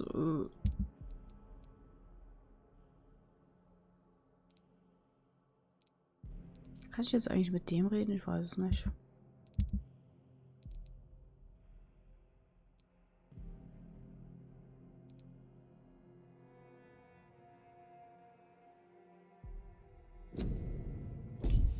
Den habe ich noch nicht getroffen.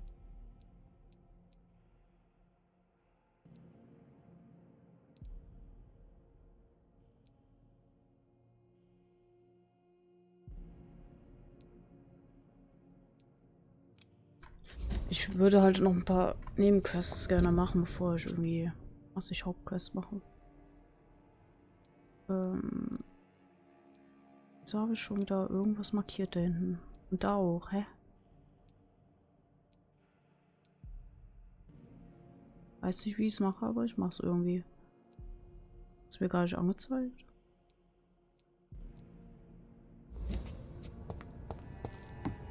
Doch hier irgendwo. Da unten. Keine Ahnung, ob ich da schon hinkomme.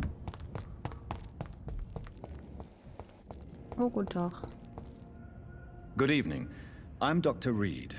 Do you need any help? Rest assured, I will help you, sir. Martin Nightingale, at your service. Please, take a look at my wares. Your merchandise. I don't really see anything worth having. No offense. None taken, sir.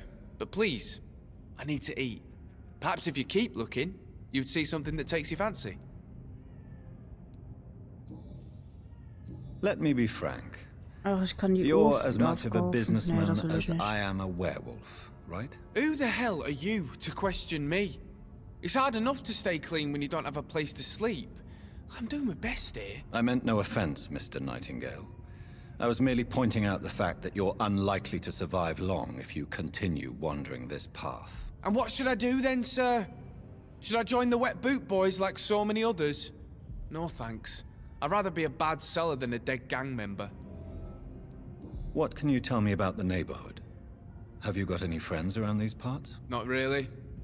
Miss Gillingham smiles and says kind words, but I know she's lost her marbles, especially since her son died. Tell me about this crazy woman. Madness is often mistaken for other conditions. The poor woman's mad, all right. Kind and all, but she has so much trouble remembering things. She's taken me for a son more than once. How interesting. I don't suppose you know what happened to her son. Jack! Rumour has it he tried to tackle some gang lads. I didn't know him well, but I heard he was a nice enough chap. His old ma still thinks he's around. Why not try seeking help instead of peddling your wares? I'm sure there are people around here that would gladly help. There's always the night asylum. I heard it's run by a very nice man, but I'm no beggar. Not yet, at least. There is no shame in asking for help, my boy.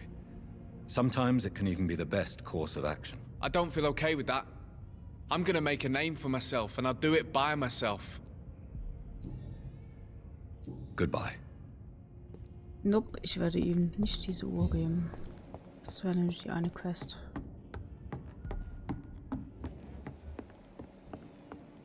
Ist hier rein? Ups. Hallo Skyser. Komm zurück.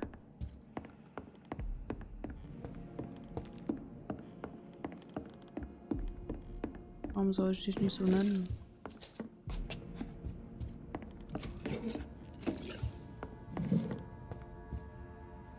Die tote Frau ist mir gar nicht aufgefallen. Upsi.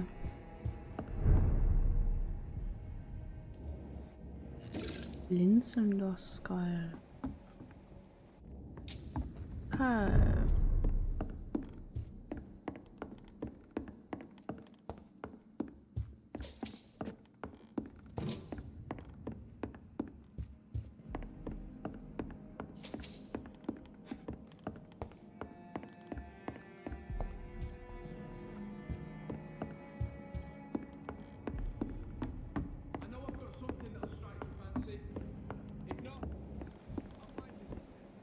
Da unten ist sie.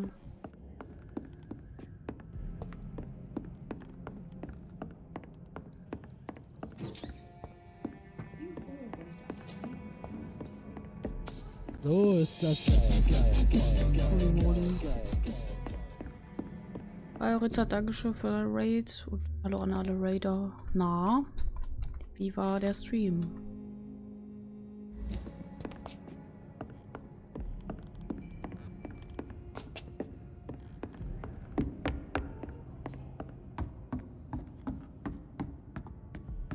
Oh, Vampire Survivors wird gut gespielt. Das passt ja fast.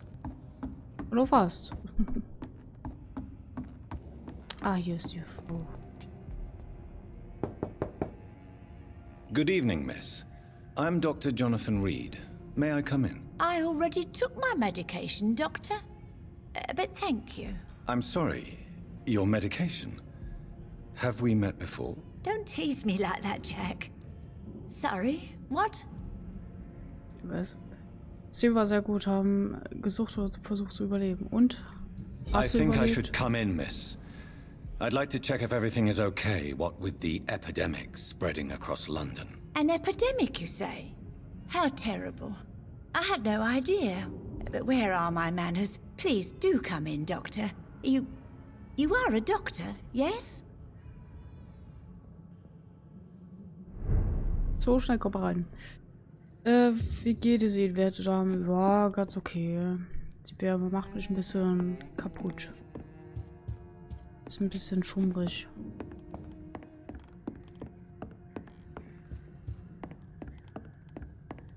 Wie geht's dir? Hauptsache, ich gehe schon wieder in einem Haus von einer alten Dame. Was mache ich als erstes? Alles weglooten, was nur geht. It's locked.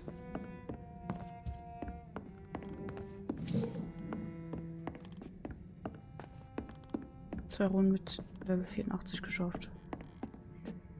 Okay, krass. Ich habe das Spiel nie gespielt, tatsächlich. Aber ich habe ein anderes Spiel in der Art gespielt. Oh. Vollendeter Brief. Rodney, ich habe gerade erfahren, was heute Nacht passiert ist. Ich bin zu deinem Haus gerannt, aber du warst schon weg. Also schreibe ich dir diese Nachricht. Hast du ihn wirklich getötet? Ich kann es nicht fassen. Warum? Was ist passiert? Ich muss wirklich dringend mit dir reden. Bitte setz dich irgendwie mit mir in Verbindung, wenn du diese Nachricht erhältst. Ich weiß, dass du zu großer Vorsicht neigst, um dir zu beweisen, dass dies keine Falle ist, dass uns eine Erkennungszeichen vereinbaren. Ich pfeife meinen Arm, Jack, in Morsecode und du deinen, in Ordnung? So weißt du, dass ich es wirklich bin. Momentan ist es gut, dass du dich versteckst. Die Wet Boys machen die ganze Gegend unsicher und lassen alle wissen, dass sie den Mann bestrafen werden, der einen von ihnen getötet hat. Ich bin sicher, wir können diese Angelegenheit irgendwie regeln, sobald sich die Gemüter beruhigt haben. Die Fliege hat mich gerade irritiert. Hallo. So, Dr. Tippett, what brings you back here? I heard whispers you had a job at that fancy hospital. I told you my name is Jonathan Reed. Don't you remember? Of course I do. I remember my name too. Gillingham. But you may call me Enid, Doctor. I'm very happy to see you again. Ja. Mir geht's wieder besser. Oh, was war denn? What can you tell me about this part of town? Oh no, I don't gossip. That would be most unbecoming of a lady such as myself. Is anyone taking care of you, Miss Gillingham? My son is always here to take care of me. He's a good boy like that, but I do worry that he needs to start living his own life. I would never say that to him, of course. Who are the more influential figures on the docks? Well, I heard about some terrible illness going around. I would say in that case that it's you, Dr. Tippett. Die Frau ist komplett durch. Enid, have you really no idea what happened to your son? No idea at all? I've not seen Jack for so long. I lose track of time. Has something bad happened to him?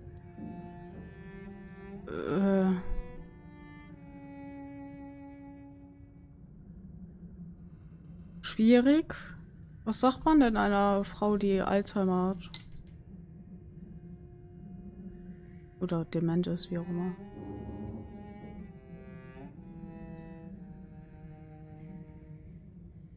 Aber im Endeffekt vergisst sie das doch eh wieder.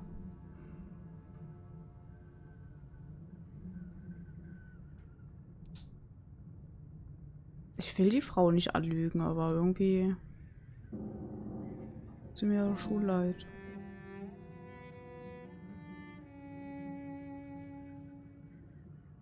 Ach komm. Wer weiß, wie lange sie noch lebt. Don't worry. Jack will come back. Yes, he will. It won't be long before he's back. He must be out there somewhere making money. Yes, that's what he's doing. Irgendwie fühle ich mich gerade schlecht. I found this watch. It was a gift from you to your boy, wasn't it? I think it should return to you now. Oh, I remember. Yes, I recall the day I offered Jack this watch. Oh, it was such a beautiful day. Thank you, sir. Trinkets and possessions help us remember our past. Promise me you'll not lose it. I would never lose anything that belonged to Jack. why don't you take this? Dr. Tippett? Please, for your charity. 50 Schillinge hat sie mir gegeben. Oh, krass. Ich bin so müde, ich hau mich gleich noch mal hin. Ja, fühle ich. Bin auch. Ich weiß nicht, ob das Wetter ist, aber mir geht's auch so. Ich bin so extrem müde gerade. Goodbye, Miss Gillingham. Kreislauf ist irgendwie auch nicht stabil. Also, boah. Diese Hitze macht mich fertig. So, jetzt haben wir da. Warte mal, die hatte doch irgendwas, oder? Kopfschmerzen. Ach komm. So, Dr. Tippett, what brings you back here? We haven't talked in quite some time. Vielleicht bis gleich, fall nicht um. Do you require medical attention, Miss? I'm glad you asked, Dr. Tippett. I must confess I haven't felt that well of late. Könnte an deinem Schlafrhythmus liegen. Musste ich drehen. Ich habe ja meinen 8 Stunden Schlaf gehabt. I'll try my best. Here, take this. And please, try to get some rest. Thank you, Doctor. Thank you very much. Kann man das essen? Ja. Goodbye, Miss Gillingham. Schlafrhythmus, kann man das essen? Bestimmt.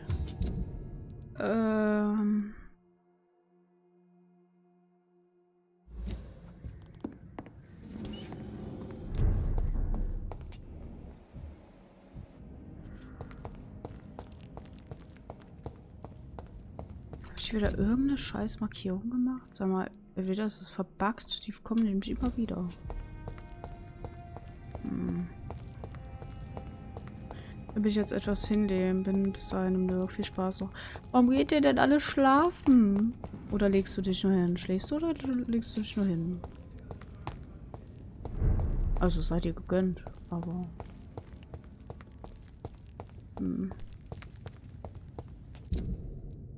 Dann mal gute Nacht oder guten Schlaf, guten Mittagsschlaf, wie auch immer.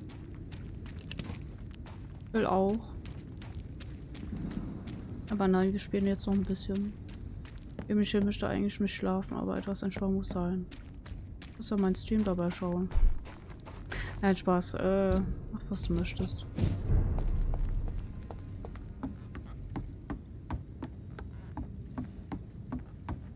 Kann mal jemand die kleine Fliege verprügeln? Die ganze Zeit hier extrem abfuckt. Warum kommt man hier nicht lang? Ach ja, macht Sinn.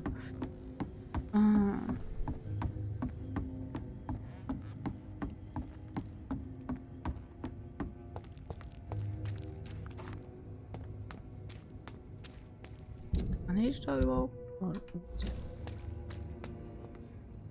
da hoch müsste ich. Irgendwas Neues über dich herausgefunden? Ich weiß nicht, ne? Yeah. Wow. Anscheinend nicht. Okay. Goodbye, Mr. Fishburne. Na gut.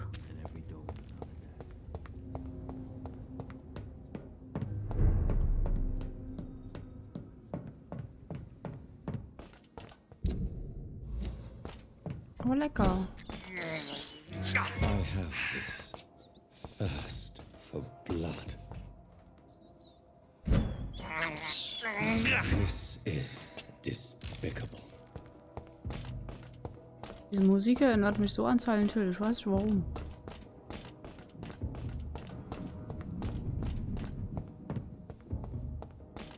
Oh, ist richtig, ja. Ich habe schon den ganzen Tag auf dem Fuß hochlegen, hab mir die Bänder gezerrt. Oh je. Das ist natürlich kacke.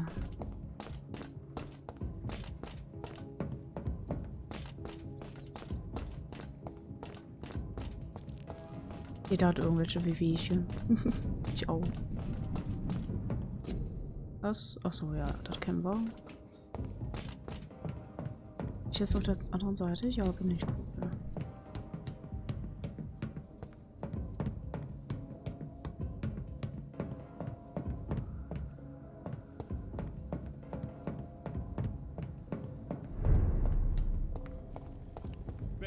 Oh mein Gott, hallo.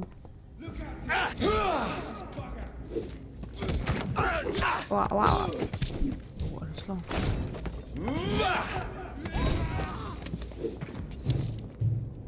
Genau so.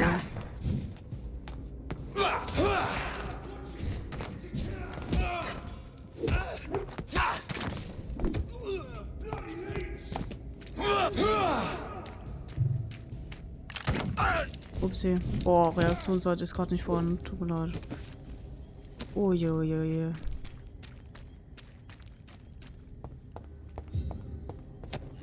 Oh, die Wärme macht mich echt fertig gerade. Das ist unglaublich.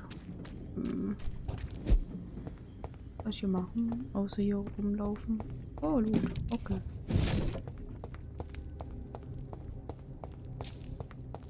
Was ist das?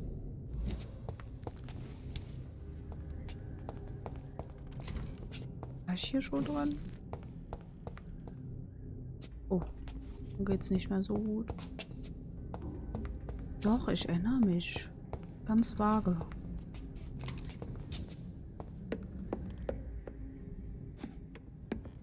Ist nur sein Kopf oder? Okay, ich hab Hallos. Keine Ahnung. Ich habe da gerade irgendwas gesehen. I cannot enter.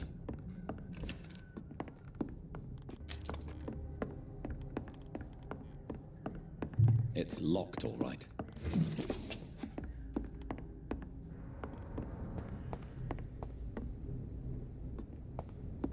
War schon dran? Unterschlupf. Oh, offensichtlich nicht. Cool.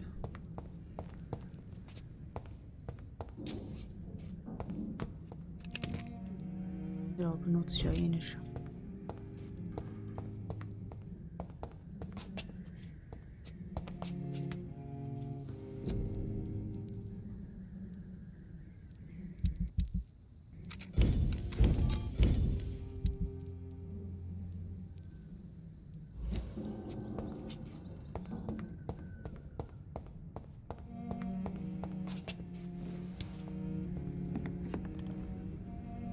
Ja, schlafen hat sich erledigt, mein Kleiner hat Hunger. Oh je.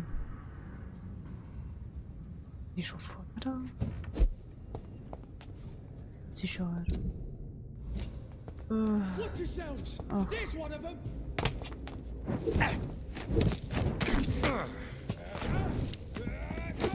Mann, fuck mich doch nicht ab.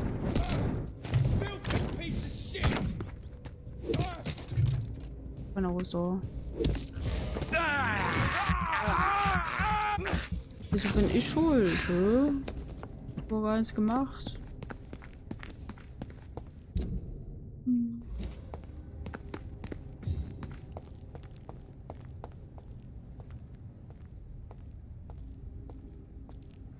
Irgendjemand muss schuld sein, okay. Aua.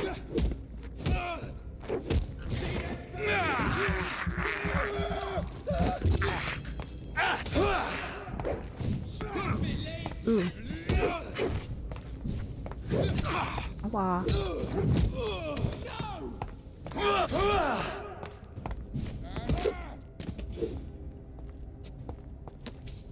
Es werden auf jeden Fall immer mehr Gegner, was ich auch verstehen kann. Ich immer mehr EP brauche.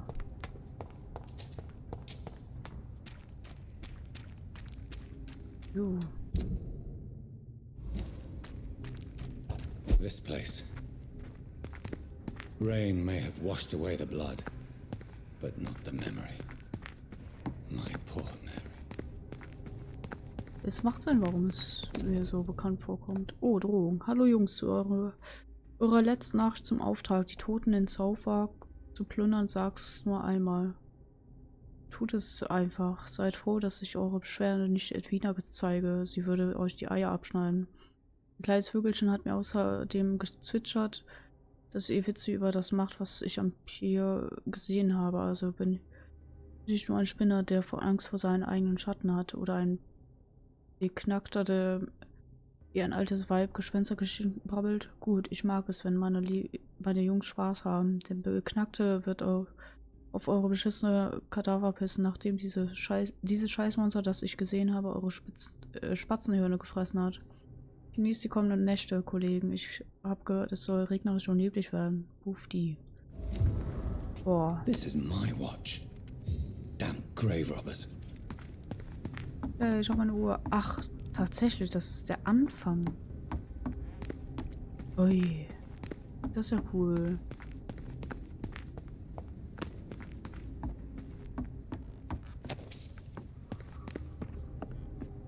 Schuhe klingt gut. Wow. Ja. Das schwört mal alle gegen mich hier. Ich gewöhne mich dran. Viele Leichen.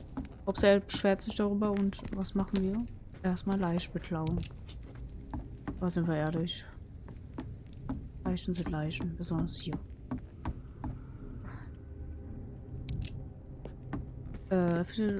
Ich muss immer noch den Ort finden.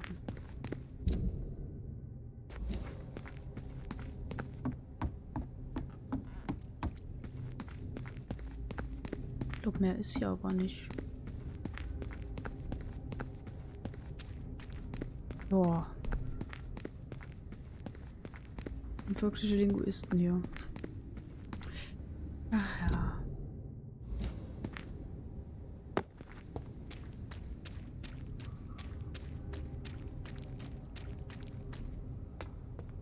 Ist ja dunkel hier. Ich sehe kaum was. Habe ich schon erwähnt, dass ich noch nie so weit gespielt habe, also ich habe das Spiel ein paar Mal angespielt, aber nie wirklich weit. Gerade an einem Punkt, wo ich noch nie gespielt habe. Ja.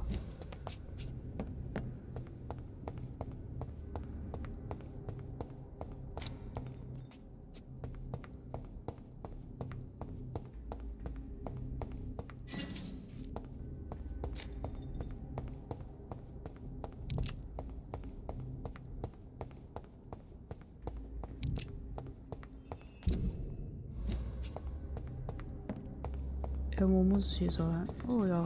Oh, guten Tag.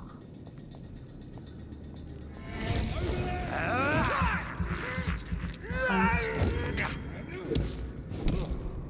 Er ist tot.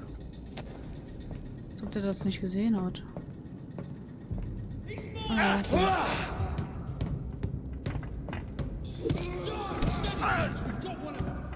Oh Gott. In Ruhe. Ich muss niesen, verdammt. Kann nicht. Ich kann nicht.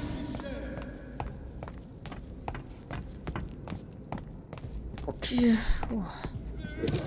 Kann ich mich auch rechtzeitig merken.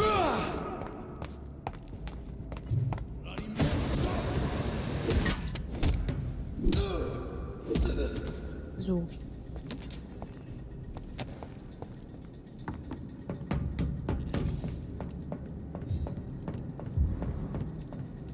Reißschlüssel. Uiuiui. Wofür?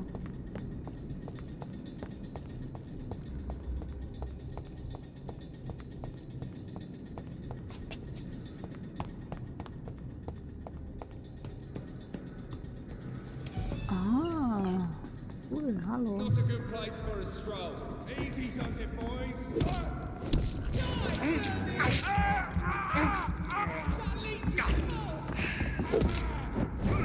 Wow.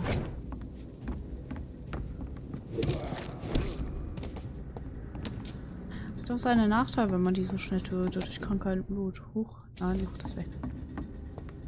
Da war noch was. Okay, ich guck nach oben. Oh ja. Das hat sich gelohnt.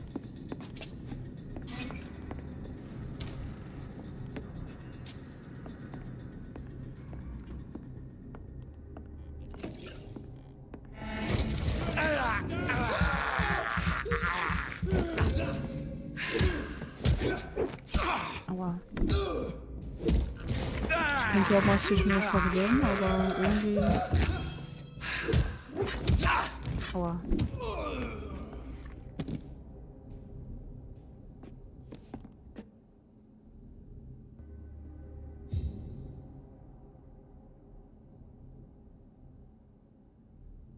Boah. Gießanfälle sind so nervig, ey. Ach du heilige Scheiße. Die Wache verhöhnen. Vor mehr als einem Jahrhundert hat sich die Wache von Privin als Gruppe von der Bruderschaft von St. Paulus Stola abgespalten. Da die Meinungsverschiedenheiten zwischen unseren beiden Bruderschaften inzwischen tief verwurzelt sind, ist es wichtig, sich daran zu erinnern, was passiert ist und warum wir Brüder von einst nun leider als Gegner und Widersacher haben und warum ihre Regeln ein Witz sind. Kendall Stone gründete 1801 die Wache von Privin. Er war ein ehemaliger Legat der Bruderschaft und lange Zeit Mitglied des Rates der Bruderschaft.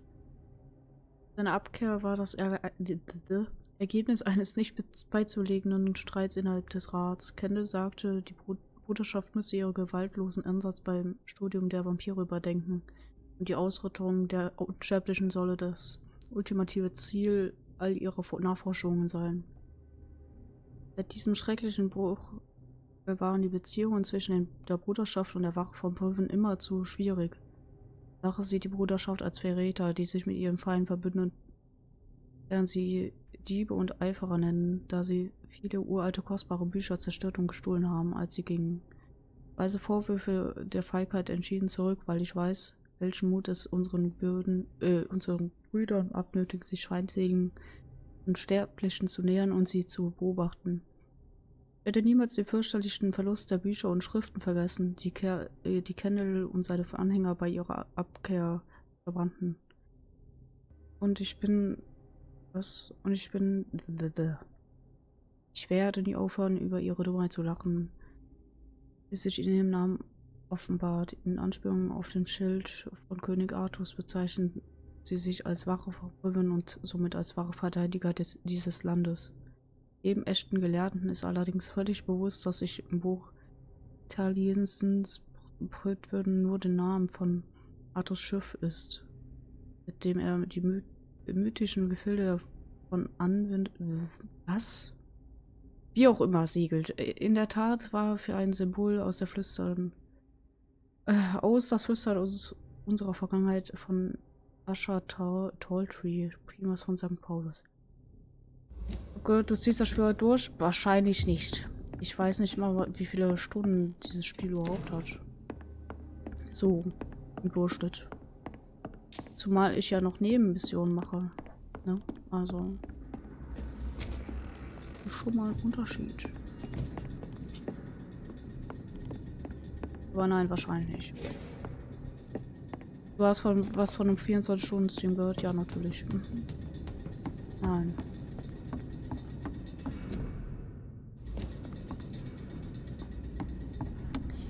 Nein. Heute bestimmt nicht. Nein. Erstens, es ist viel zu warm. Zweitens, mein Kreislauf ist ein bisschen am Arsch. Und drittens, meine Konzentration ist auch nicht mehr so gut. Ja, trinken ist auch eine gute Idee.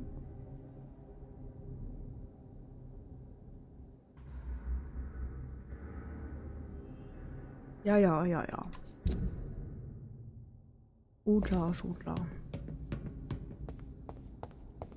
Bin ich denn jetzt hier?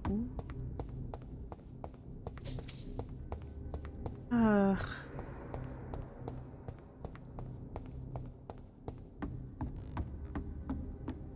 Ich finde die Idee, das umzubenennen, immer noch gut. Ich auch, aber ich hab's noch nicht gemacht. Hab's vergessen. Okay, ich bin wieder wach. Ich war gerade so richtig entspannt unter das.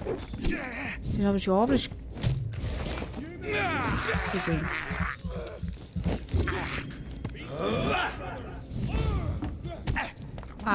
Hallo. Können Sie das bitte unterlassen?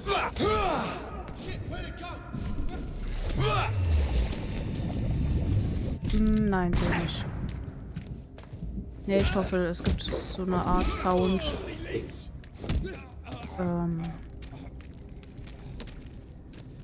Aus dem Clip und ja. Deswegen kamen wir auf die Idee. So, ich muss hier immer noch Dinge tun. Aber erstmal woanders hinlaufen. Ach so, warte mal, sind wir hier lang gelaufen? Die weggerannt sind? Ich glaube schon. Ich weiß es nicht mehr. Okay, ich laufe jetzt mal einfach dahin.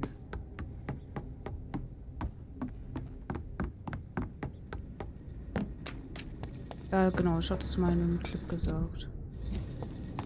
Bin ich wieder hier. Gut,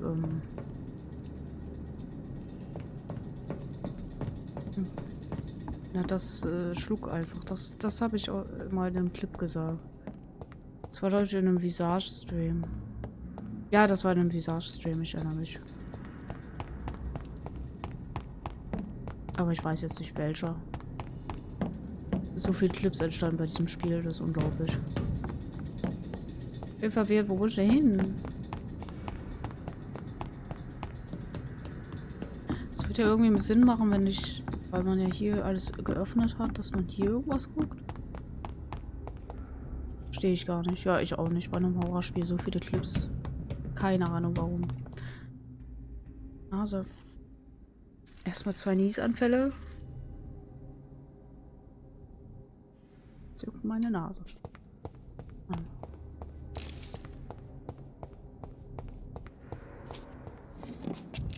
So, einiges an Loot, das ist cool. Habe ich gerade dadurch Zeug bekommen? Weiß es nicht.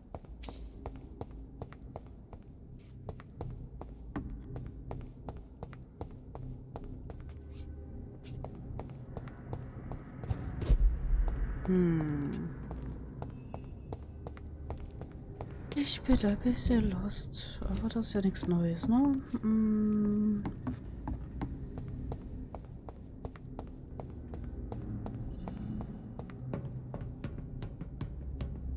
Ich weiß noch nicht mal, was ich genau... die mache ich gerade. Nein. Bla bla bla.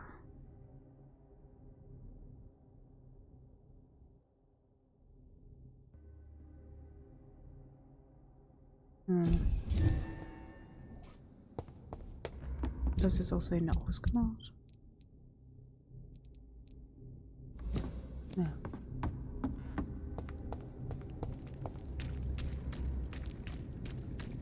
Also ich weiß nicht, ob das einfach... Ich denke mal... Muss ich wirklich finden. Ach Mann. Gehe ich jetzt dahin.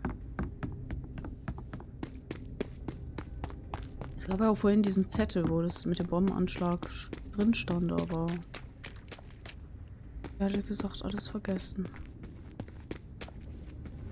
Geht's aber nicht weiter. Voll. Map-Ende.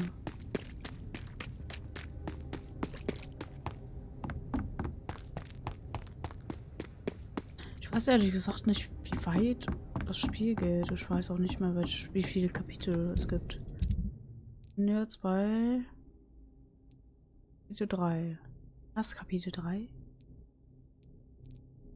Uiuiui, Familiengeschichte. Familiengeschichte? Ja. Kann ja ruhig mal jemand googeln, wie viele Kapitel dieses Spiel hat. Es sind übrigens jetzt wieder diese Dinge aufgekreuzt. Ich weiß nicht, warum das passiert.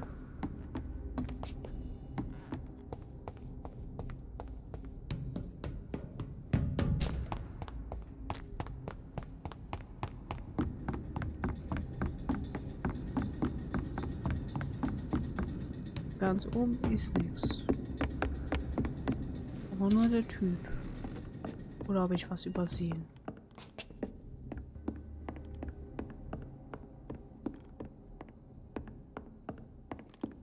Nö.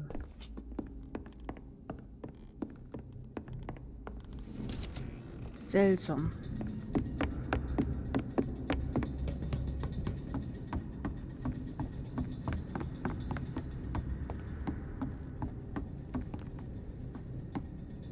Kann auch hier auch runter. Ah, ich weiß nicht, wo das ist, ey.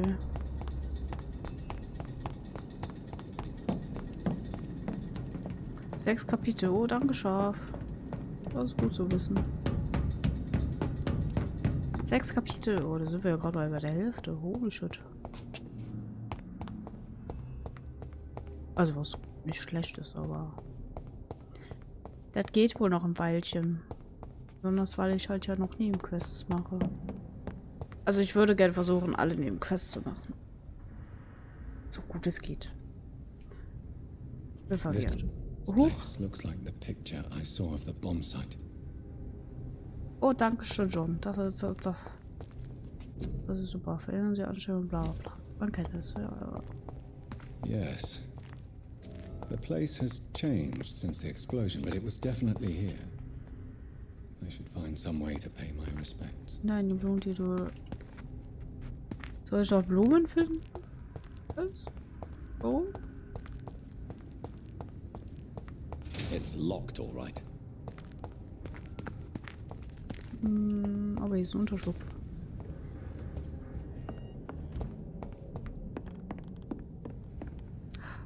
Ach so. Machst du das ja heute? Nein. Definitiv nicht. Nee, nicht alles heute. Hier sind wir... Oh, wir sind ja wirklich ganz am Anfang. Das finde ich mal interessant, wenn man so irgendwo anfängt oder an einem Ort kommt, wo man ganz am Anfang war.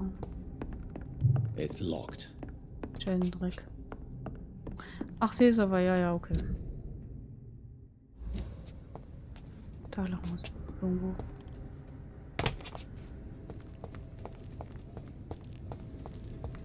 Hast du auch die Fliege getroffen? Also vorm Essen. Blümchen. So ein Zufall, dass hier Blümchen sind.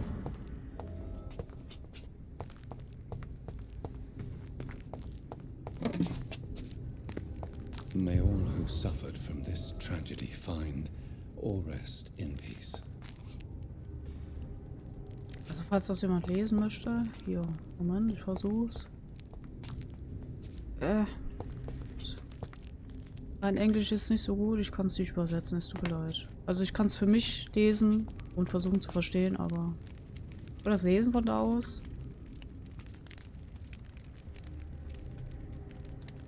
Am 26. Juni? Wow, das ist an meinem Geburtstag passiert. Gut, 1908 war ich noch nicht am Leben, aber... Wow, 26. Juni. Voll.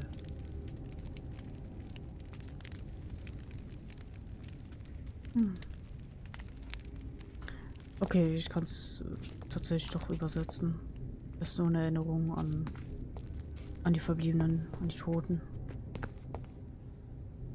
Ne, du bist ja auch irgendwie vor 2 Jahren geschlüpft, wow. Ja, wir haben uns schon öfters getroffen, aber sie ist sehr anhänglich. Ja, das sind Fliegen gerne anhänglich. Furchtbar. Eine Fliege ja auch, die hier ganz Zeit rumschwirrt.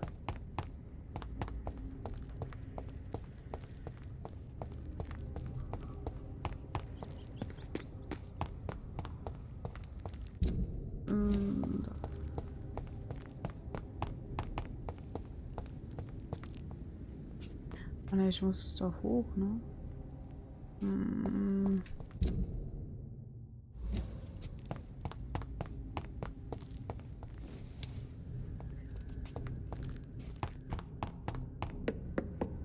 Mal hier rüber hoch. Irgendwo. Was hat da? Ah, das war das. Oh. Nicht hier. Hier ist einfach nur eine Matsch. Warte, was am Leuchten? Nein, das war der Topf. Okay. Ach, ich gehe jetzt einfach hier runter. Irgendwie komme ich da schon hin.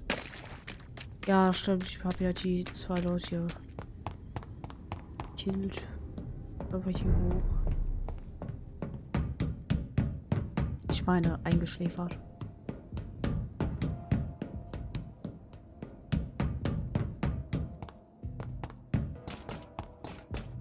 Aber wie alt ist denn dieser Jonathan Reed? Und wie groß ist der eigentlich? Ich glaube, der ist sogar sehr groß. Das interessiert mich irgendwie immer, wenn man so Protagonisten in Spielen spielt, wie groß und so die sind. Groß und so die sind. Gutes Deutsch wieder am Start. Oje, oje. Oh, Ratten. I can't believe I'm doing this. So richtig aus dem Ei. Genau, ich bin aus dem Ei geschlüpft. Ich bin kein Mensch. I have this thirst for blood. Ich bin in Wirklichkeit ein Küken oder sowas. Keine Ahnung, was ich bin.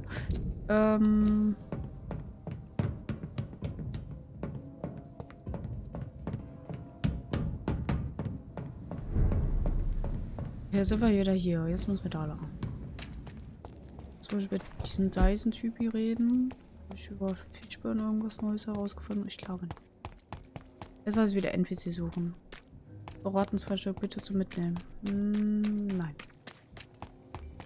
Rufus. Habe ich über Rufus irgendwas kennen? Oh, ich weiß es nicht. Hauptsache Rufus sieht auf dem Bild so richtig alt aus, aber wenn man ihn dann so anschaut, sieht er jünger aus. Keine Ahnung. Eisentyp, wo warst du denn nochmal? Der Arschloch-Typi. Ah, da. Dyson, hallo, ich komme. Vielleicht verkauft der Dyson-Staubsauger. Okay, Entschuldigung. Good evening, Mr. Delaney. What? Ah, you're that doctor. I found the location of the explosion, Mr. Delaney. I placed a flower for you where it happened. Just as you asked. Really? That's so kind. I never thought someone would... Well, thank you, Doctor. It's nothing, really. And I'm sorry for your loss. What? No, I didn't know them. No car was supposed to park there that day. Stupid bastard, why did he park there? You're the man who hid that bomb. I don't want to talk about it. Leave me alone. Is it true Sean Hampton saved your life? Yep. The sad saint grabbed my soggy ass and brought me back to the pier after I fell into the canal. I was a wreck back then.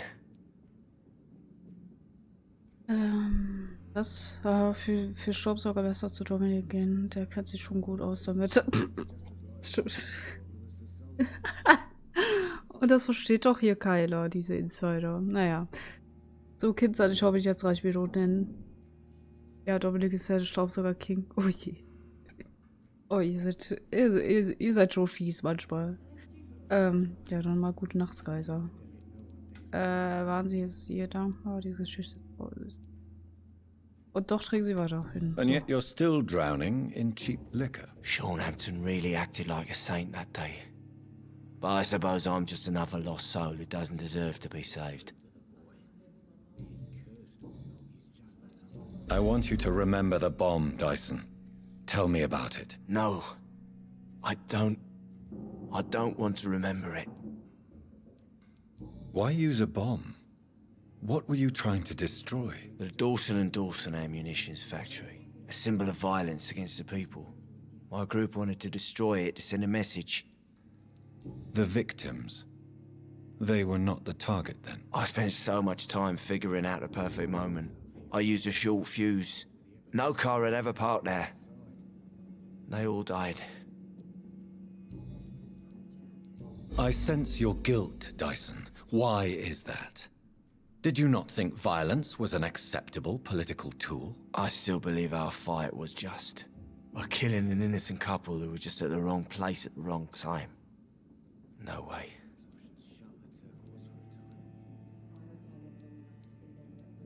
You made a mistake. A terrible mistake. Maybe an unforgivable one. But that does not mean that you are a monster. I swear I did not want to kill anyone. I did not hide in the shadow to kill on purpose. That's my only defense. Verdammt. Ich habe einen Fehlschlag. Goodbye, Nein. Mr. Delaney. Ich glaube, das ist mein dritter Fehlschlag. Verdammt. Ärgerlich sowas, ne? Ach da.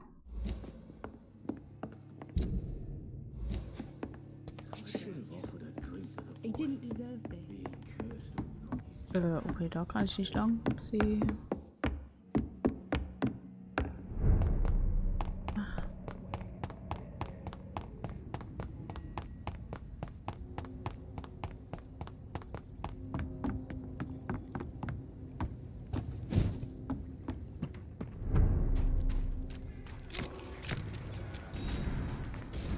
Drei Fische in 3 Kapitel ist eigentlich noch recht gut. Ja, kann schon sein.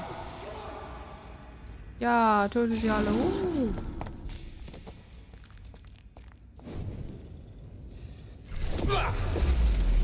Hätte den schocken können. Voll der.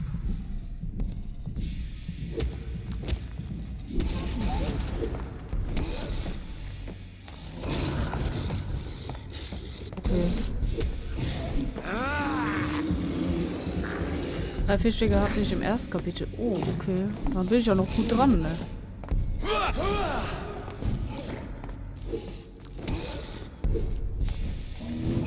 Ein Hit noch. Boah.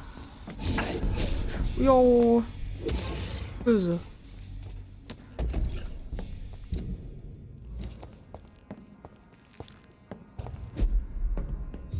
Deswegen ist es Vieh hier. So wurde aufgeschlossen. Cool. Zeitungsartikel. Jugendlicher wegen versuchten Mordes verhaftet. Letzte Nacht nahm die Polizei einen jungen Mann namens Tom Watts wegen versuchten Mordes im bekannten Restaurant für Silver Bell in der Percival Street fest. Verdächtige wurde dabei gesehen, wie er etwa 1 Minute lang eine Waffe auf Gäste richtete, ohne einen Schuss abzugeben. 2 Zeugen meldeten sein Verhalten umgehend. Watts wurde ohne Zwischenfällen festgenommen, verweigerte aber jede Erklärung und gab nur seinen Namen an. Seine Waffe war geladen, wie der Polizist bestätigte, der unsere Fragen beantwortete. Vielleicht wird's für Watts für seine Verfehlung die ganze Härte der Gerichte seiner Majestät zu spüren bekommen.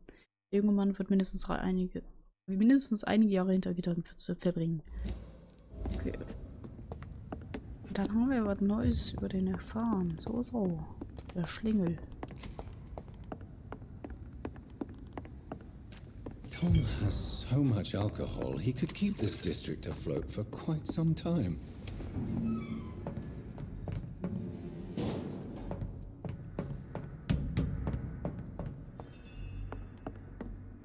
Getöten Watts, da hatte ich schon belüge Tom Watts.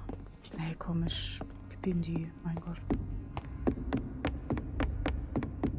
Wohl erst eine Frage stehen zu der einen Sache. Ui.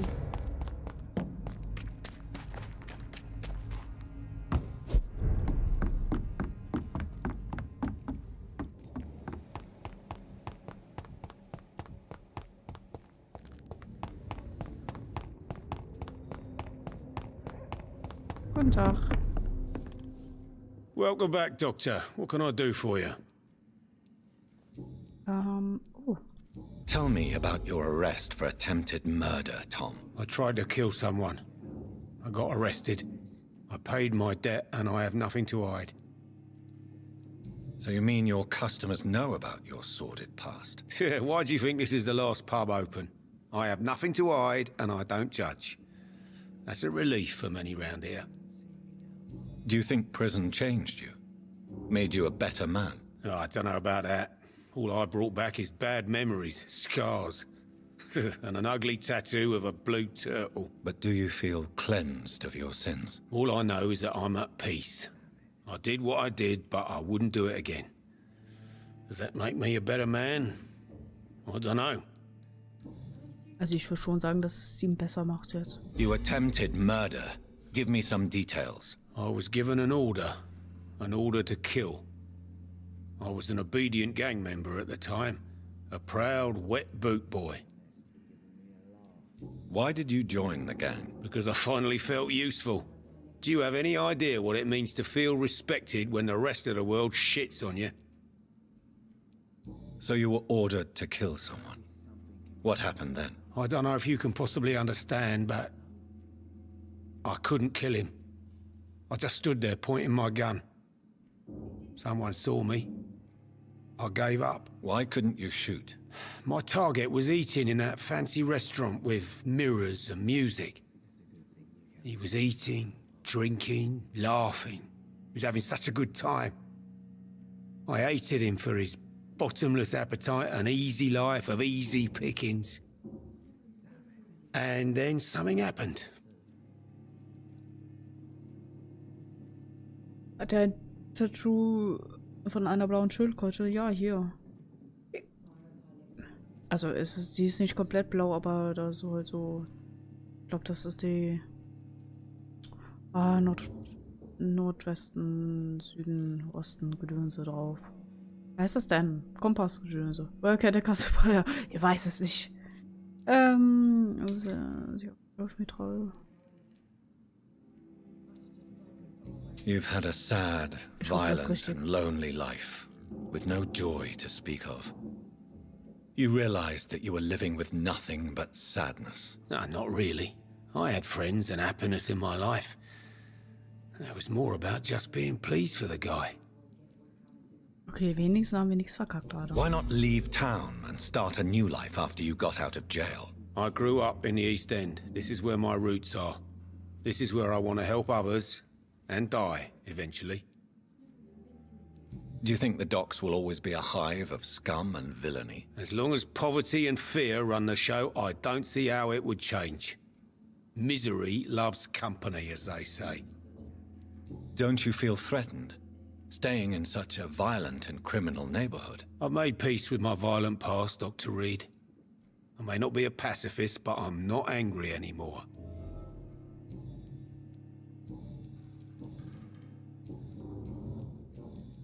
You lied to me, Tom. Your warehouse wasn't empty. It was inhabited with armed vigilantes. I'm sorry, Dr. Reed, but I thought those Prewen guards would be willing to let someone like you pass without trouble. That was devious of you, Tom. Next time you can bloody well go yourself. I apologize, Doctor, but it's just that I prefer to avoid the law, its enforcers, and all manner of thugs in uniform.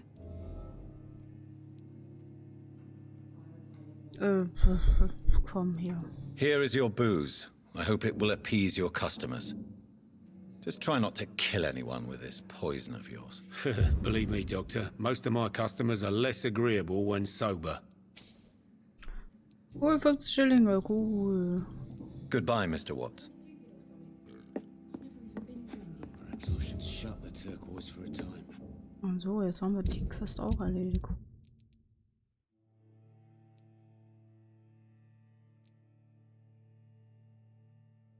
Stell, was du Döner Cox sagen willst. Melde den Tod der Grabräuber, verberge die Wahrheit.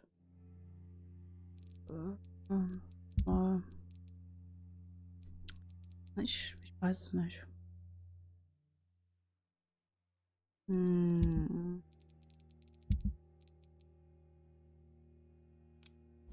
Das muss ich wahrscheinlich...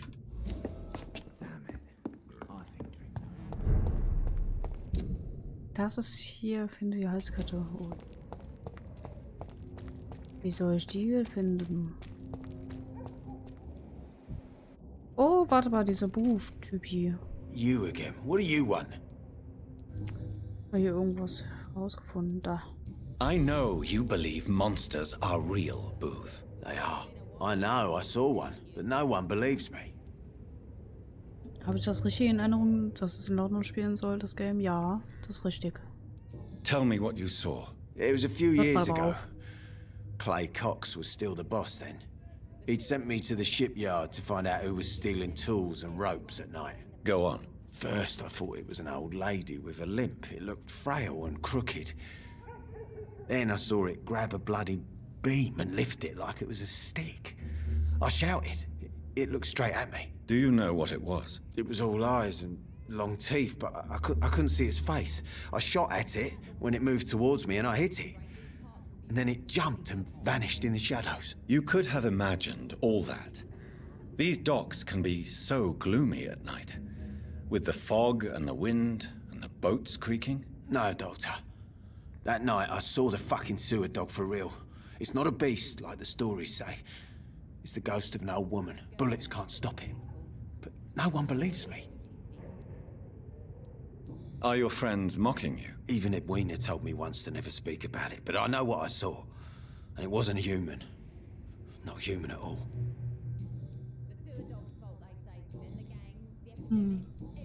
Das war schon. Goodbye, Mr. Digby.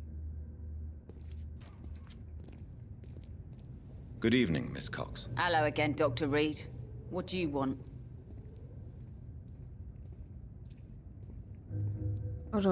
I managed to reach the mass grave in Southwark. It was not pleasant. Spare me the details, Dr. Reed. All I want to know is what happened to those bastards who owed me money. Ich weiß I'm nicht, wer afraid das those sagt. bastards, as you call them, are in the Ach mass doch. grave. Dead? Ich hab keine Ahnung. That money would have been useful.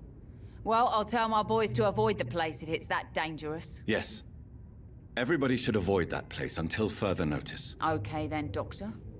It looks like you deserve your reward after all. The Wet Boot Boys thank you for your help. Nochmal 50 Schillinge. Tell me your feelings about Booth's belief in monsters, Edwina. It makes him look weak in front of the boys, that's my feeling about it. But ghosts don't scare me. You don't believe he really saw something then? I don't care what he saw or not. All I know is that a real man keeps his fears to himself if he wants to be obeyed. Okay. Tatsache. Can I see? As long as you have money. Ja. Puh. Warum? Ich habe so viel Geld, sehe ich gerade. Ich weiß gar nicht mehr, was ich brauchte. Auf jetzt einfach alles. Kann sein, dass ich das irgendwo brauche. Achso, hier kann ich das so machen. Zu der Rest, keine Ahnung. Weg mit dir. Tschüss.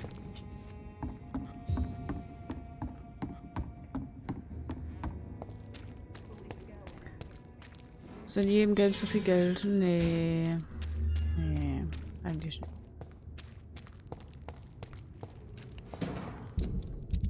Was habe ich denn jetzt alles? Das gestohlene Geld, ein Plakat. Was?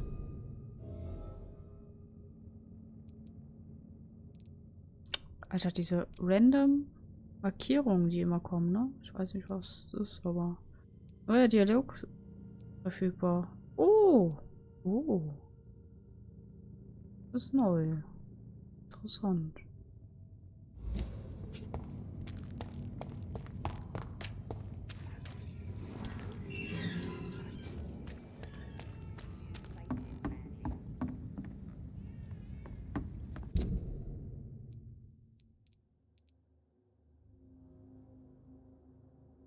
So. Ja.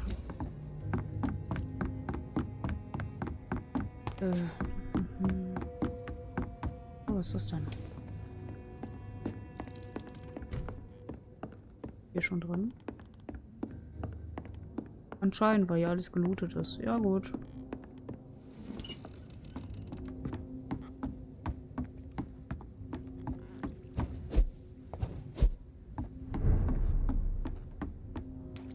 Nö.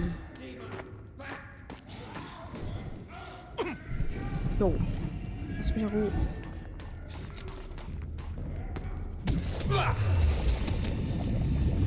Ich hoffe, ich habe mir das getroffen, ja.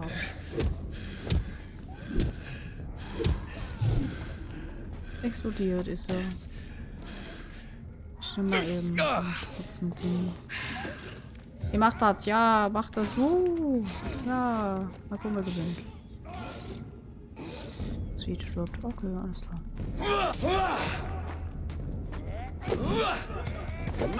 Hallo. Hi, danke.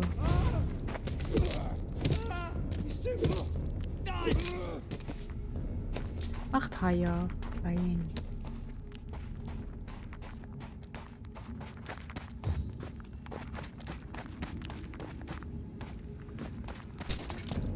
Oh, hallo.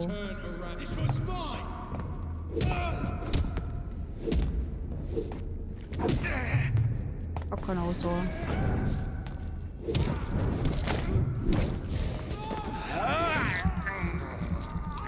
Nom. Was ist das? Was ist die Geräusche dabei? Man muss sich das immer so vorstellen. Die Leute haben das ja synchronisiert. Diese Vorstellung ist total absurd.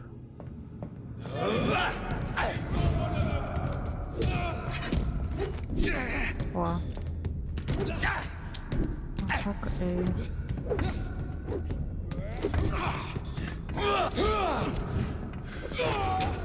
Holy shit.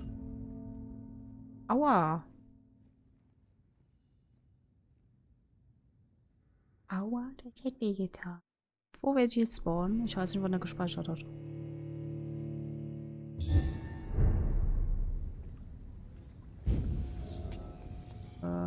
Hier. Okay. Fuck, hier. Das ist, scheiße.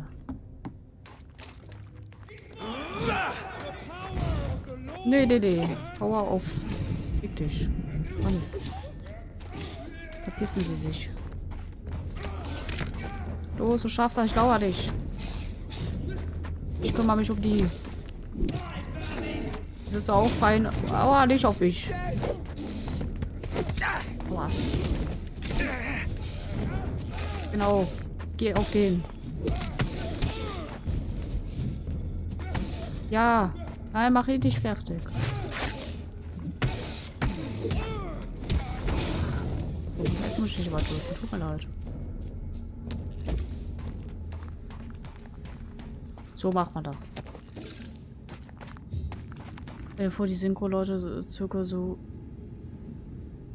vor wie in der Schweizer Synchro. Oh je. Oje, oje. Danke für das Kopfkino.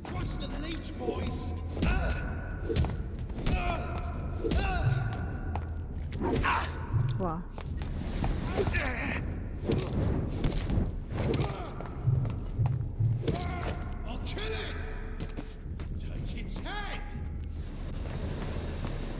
Wie weit geht die Scheiße dann?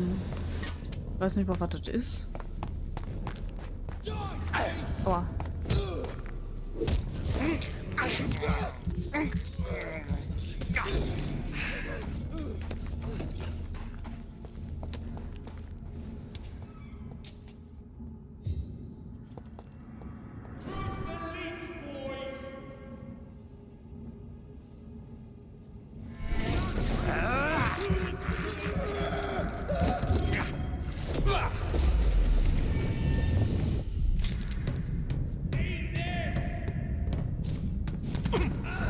Nein, falsch. Ach, hör doch auf, den anzuvisieren. Visier den Typen an. Oder wenn er mich nicht tötet wieder, ne?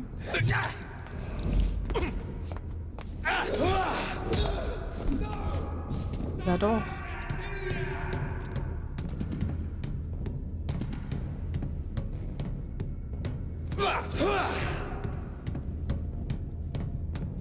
Ja, komm.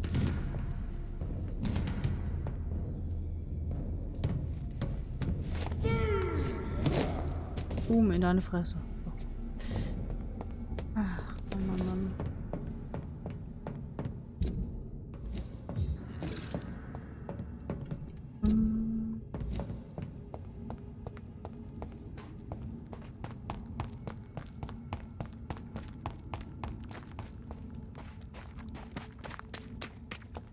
Diesen Unterschlupf, ja.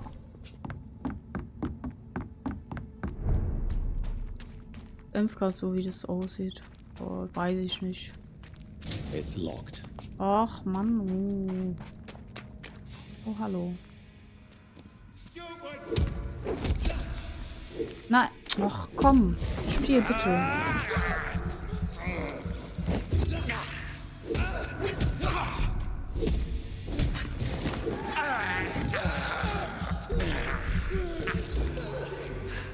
Troll für könnte es aber auch, aber weiß es nicht. Ja.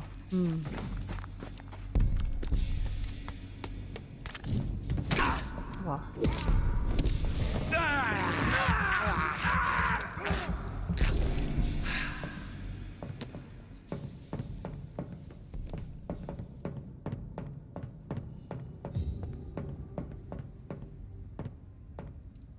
Nicht umdrehen. Keine Ahnung.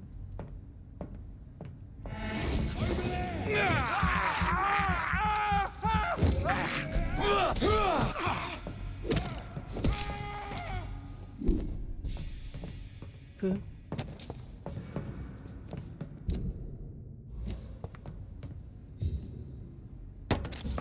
Ach, da soll die zu. Upsi. Das eine despawnt. Ja. Aber hier sind so.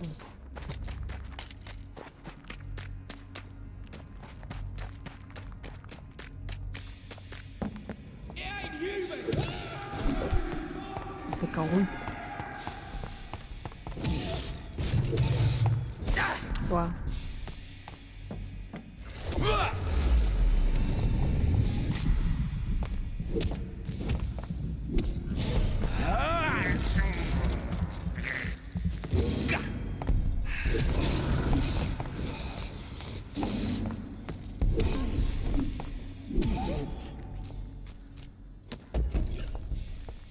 Yay.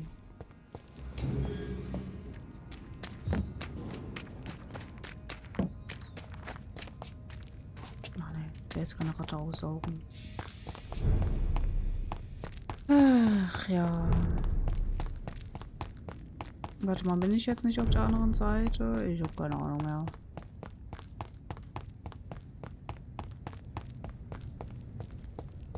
Doch, das ist doch. Aha. Ja schon.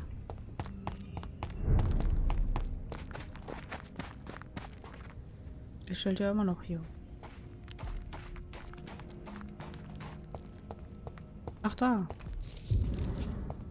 Anti-Vampir-Plakat. Ach du Scheiße. Die Gefahr ist unmittelbarer, als Sie denken. Sie sind bereits hier. Lassen Sie sich nicht das Königreich... Was? Lassen Sie nicht das Königreich übernehmen. Haben Sie einen Vampir gesehen? Holen Sie sich Hilfe. Ika, Dingsbums, Throckmorton, sachkundiger Vampirjäger. Ja. Brenne alle Plakate. Schön.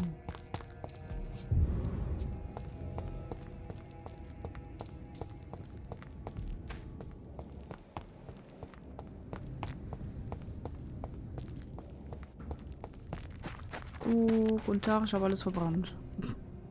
Good evening, Mr. Throgmorton. Dr. Reed, can I be of any assistance? Have you noticed anything suspicious lately? I'm afraid your posters were destroyed. It cost me good money to print those posters. Such a pity people don't take the vampire menace seriously. Did you really think the posters would be useful? See the sad saint of the East End?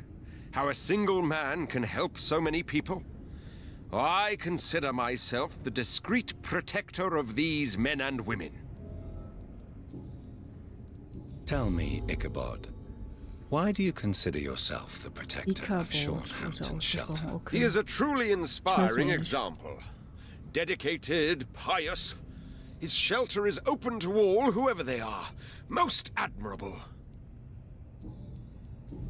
Ich habe alles auch von ihm herausgefunden. Ich könnte ihn umbringen. Goodbye.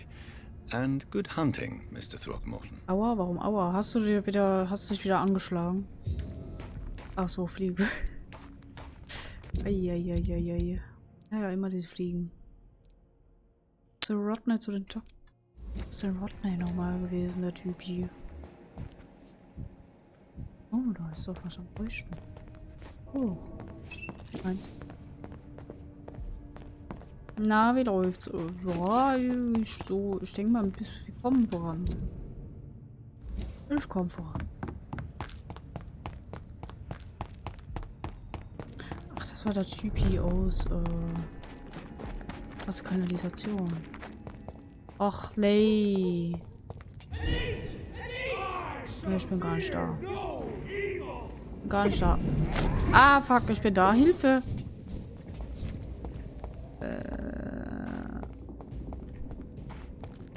Sehr viele Gegners. Hilfe. Ja, ich weiß, es ist Gegner. Nicht, dass da leicht Leute kommen und denken, ich kann kein Deutsch. Lassen Sie mich bitte in Ruhe. Ich bin schüchtern. Verpisst euch. Will nichts mit euch zu tun haben, Mann. Hier rein, nein.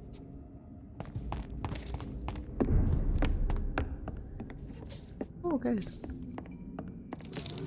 Oh, gut.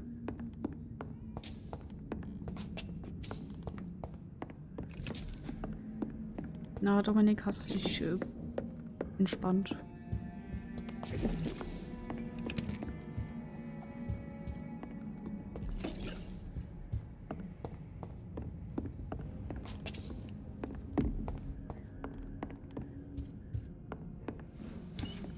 Die Tür wurde aufgeschlossen. Das lese ich doch gerne.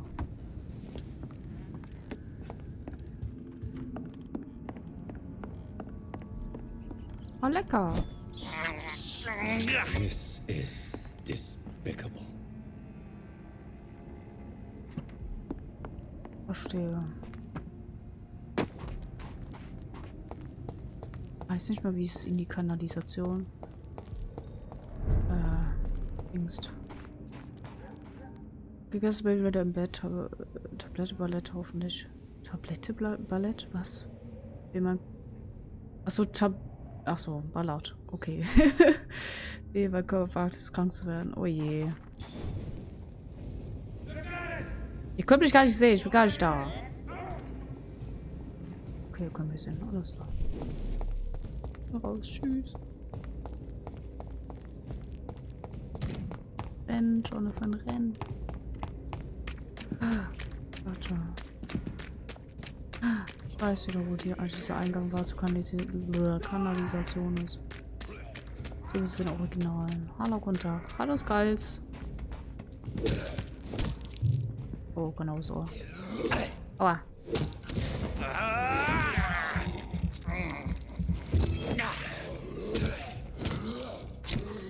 Ja, so ist das, wenn man mit Kindern arbeitet. Da wird man schnell mal krank. Ich kenne das.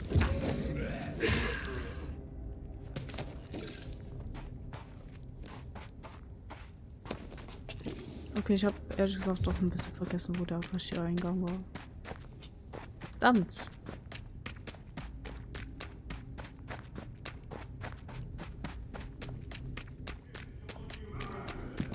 Die sind da irgendwie beschäftigt, so unsere beschäftigt sind mir egal. Jo.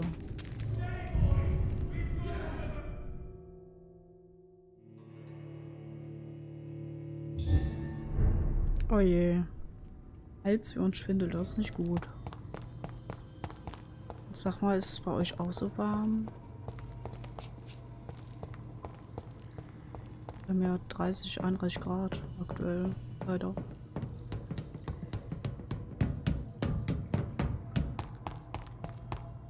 I cannot enter. Es ist warm, warm und warm. Ja, gut. Ich laufe jetzt einfach über diesen alten Weg, aber nur weil ich keine Ahnung habe, wo der andere Weg war. Ist ja schon wieder eine Stunde her oder so. Oder 2. Ich hasse Kanalisationsgedönse. Verlaufe ich mich grundsätzlich. Naja, ich werde den Typ wohl irgendwie finden. Oh, Ratten. I have this thirst for blood.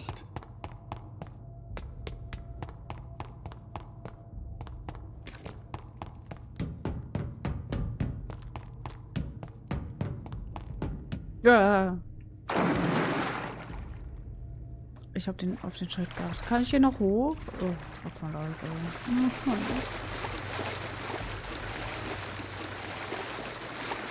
Ja gut, gut gelaufen.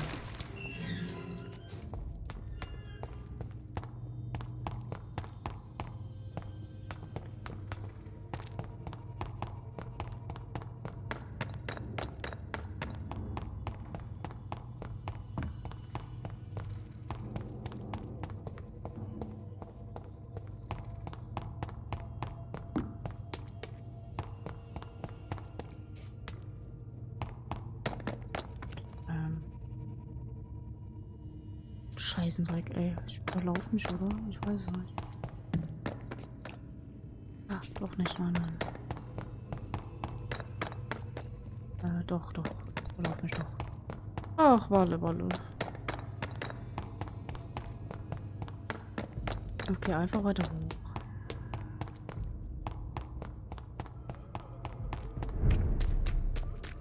Die wollten ihn noch eigentlich zumachen, den Raum, aber gut. Hallo, kann ich mal mit dir reden? Have you found the answers you were looking for, young Ekon? There is too much left unanswered. So many questions. Get to know us. Spend time with us. Okay, die sagt einfach das gleiche. Okay, dann mach ich. Tschüss. War schön mit dir. Ich muss hier raus. So. Ich sollte mir den Weg jetzt merken. Ja, hier müsste der Typi sein. Irgendwo.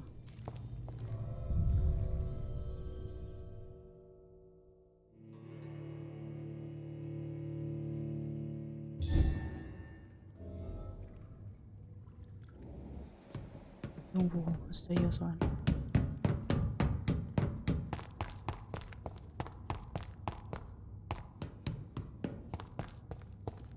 It's locked, all right. Ah ne, hä? Warte mal, was? Ach so, ja, Moment. Ich bin komplett lost. Hilfe. Ist der Sean Hampton-Typ hier eigentlich noch da? Oh ja, hallo. Ach du, die sitzt ja immer noch da rum. Und noch betört von meinem Blut. Oder so. Ich fand die Szene sehr lustig, muss ich sagen. Wie gierig der am Arm rumgelutscht hat.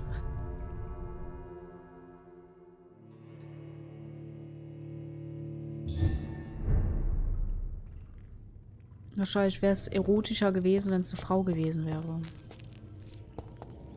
Aber obwohl nicht. Das ist genauso schlimm. Oh mein Gott. Ich bin immer noch. Oh, shit. We're at your mercy. Will you end us? Nee. Ach man, wo war denn dieser eine Typi? Keine Ahnung. 62.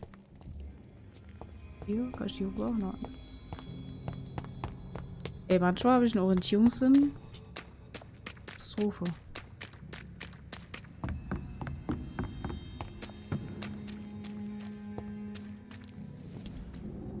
Hallo.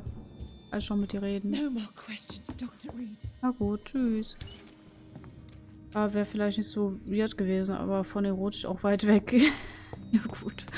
Ja. Na gut. Auf richtig. Ja, ich habe ihn gefunden. Hallo. Rodney, you're the man who killed that gang member, are you not? Is that why you are hiding in this godforsaken place? Yes, I did. I did not even know his name. Then why did you kill him? That arsehole always mocked me for the color of my skin. Usually I let it go. But not that night. We fought. He died.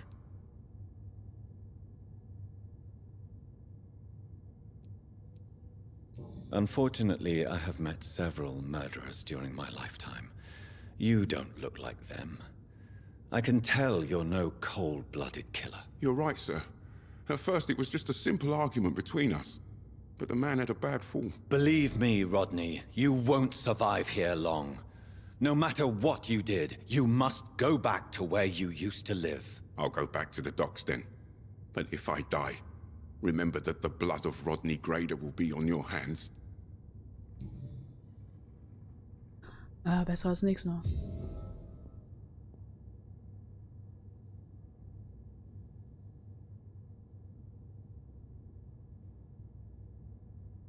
Okay, dann oh, falsch das. Jetzt nur noch das da, dann hier noch die zwei Dinger. Ah, da muss ich noch mal mit dem reden. Oh Gott, der könnte sterben. Das ist nicht gut.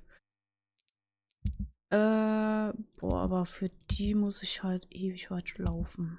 Da muss ich auf ganz hoch auf die Map, also das ist die Map. Ist hier wieder hin. Weißt du, warum hier random Markierungen immer kommen? Ich weiß es nicht. Ich weiß nicht, wie ich das schaffe, aber ich schaff's irgendwie. Hier nach Whitechapel da wieder hin. Ich bin jetzt gerade da. Aber ich muss sowieso zum Krankenhaus, weil hier 2 neue Gespräche sind. Die will ich nicht verpassen. So, wir werden mal jetzt finden. Das heißt wahrscheinlich, ich muss mir... Oder? Ne, es wird angezeigt. Oh.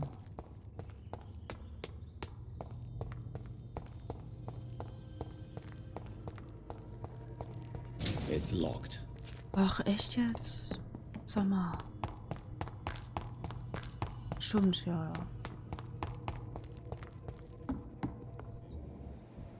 Er ist wie gesund. Gut. Ich habe schon wieder 1650 EP. Ich weiß gar nicht wie, aber ich hab's. Das ist schon mal gut. So, Leute, war schön hier. Ich gehe wieder. Tschüss.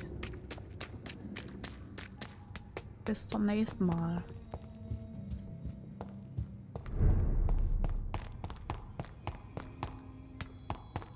Was hat er eigentlich für Schuhe an, dass der so laut ist beim Laufen?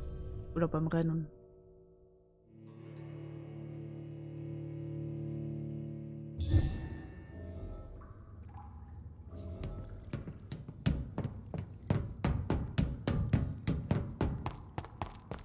Ich sag's ja, mich würde immer noch interessieren, wie groß dieser Mensch ist. It's locked.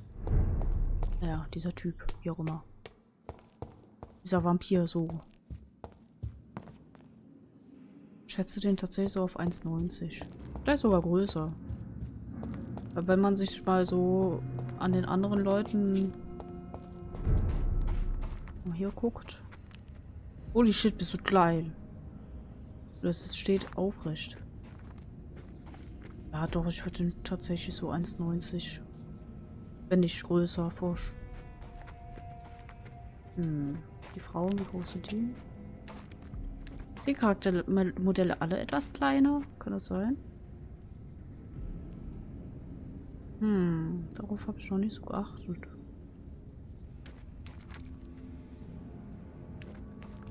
Ach, keine Ahnung. Reitertyp auf jeden Fall. So, ich muss da lang. Und ich habe wieder Markierungen gemacht. Ganz random.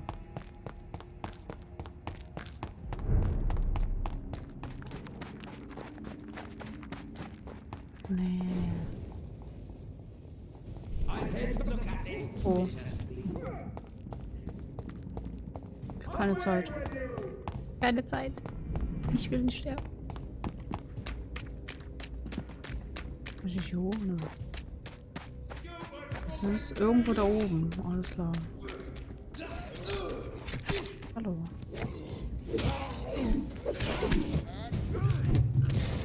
Ich hab getroffen.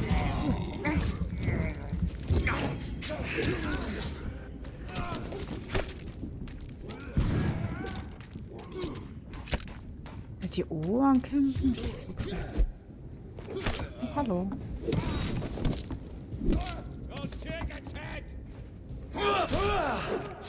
Wow.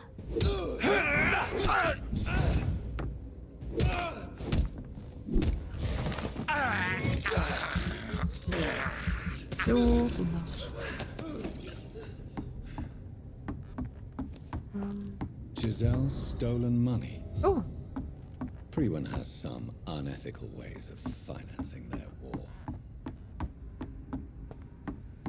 Teile, was du mit Giselle's Paxton gestohlenem Geld tun. Was bringt Giselle? Das Geld.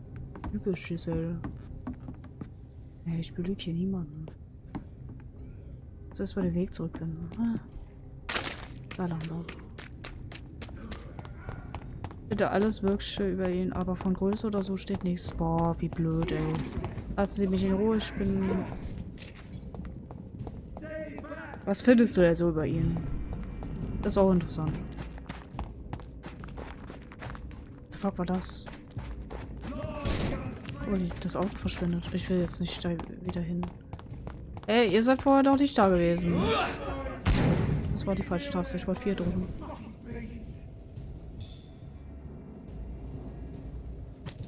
Renn da rein, renn. Warte, wo muss ich eigentlich hin? Seite. Oh, Ratte. Moment. This is Despicable.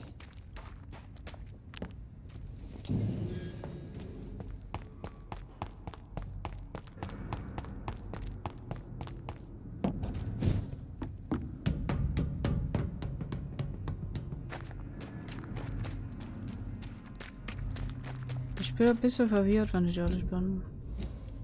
Aber ich laufe, glaube ich, richtig.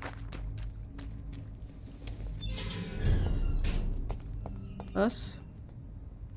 Von Aubrey und Emmeline Reed. So. Ja gut, die Schwester kennt man. Wird ja ausgesaugt. So, Giselle. So, du bist Giselle, ne? Ja. Weiß ich ehrlich gesagt nicht, aber die ist zwar scheiße nervig, aber... What do you want? Da habe ich hier noch irgendwas dran. Aber ich bin nett. I've identified the men who stole Ich lüge from die you. jetzt nicht an. You were right. They were members of some self-proclaimed militia. I knew it! Did you find the money too? Yes. Here it is.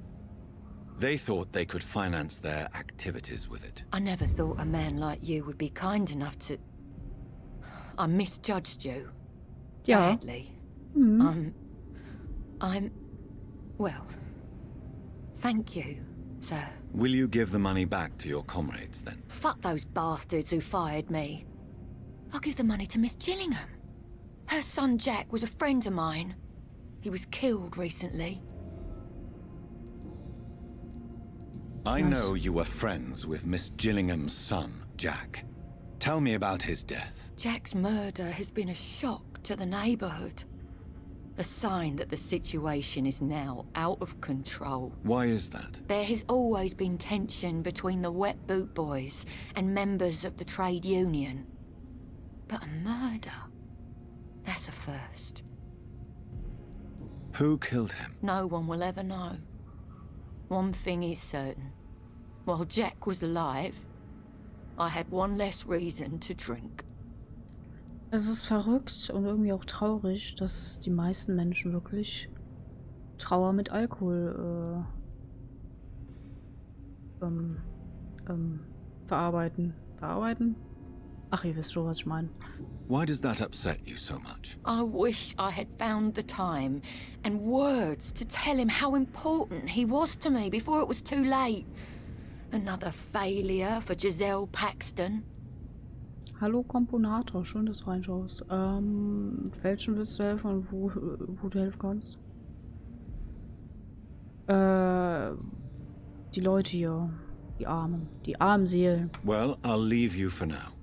Goodbye, Miss Paxton. Ah, danke, Schaf, für die Information. Ja, aber das meiste kennt man tatsächlich schon. Das erfährt man auch hier im Spiel. Das mit dem Krieg und so ein Kram. Habe ich das jetzt auch fertig? Ja. Jetzt das letzte und ich muss mal die nervige Markierung hier wieder random irgendwo da oben. Ich weiß nicht, warum der hier Markierungen macht.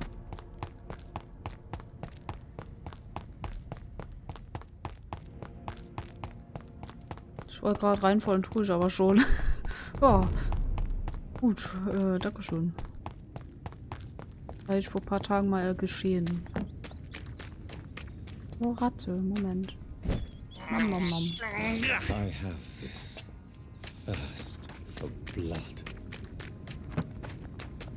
Ja, ist wirklich noch diesen Dings da. Ich laufe einfach instant richtig. Bin einfach krass. Warte, ich muss hier in der Gegend suchen. Ach du Scheiße, wie soll ich denn das finden, die Halskette?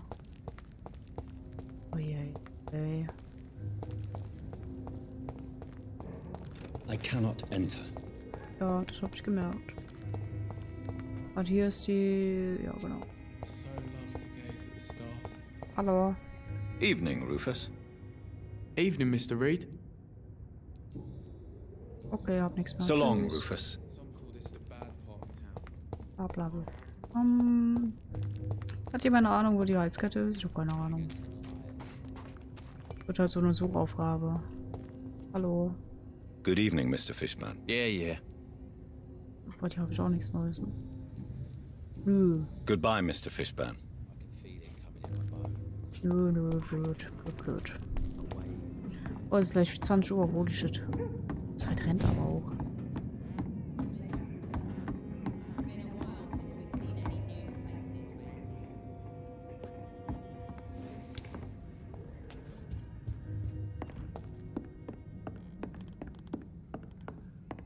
Hm.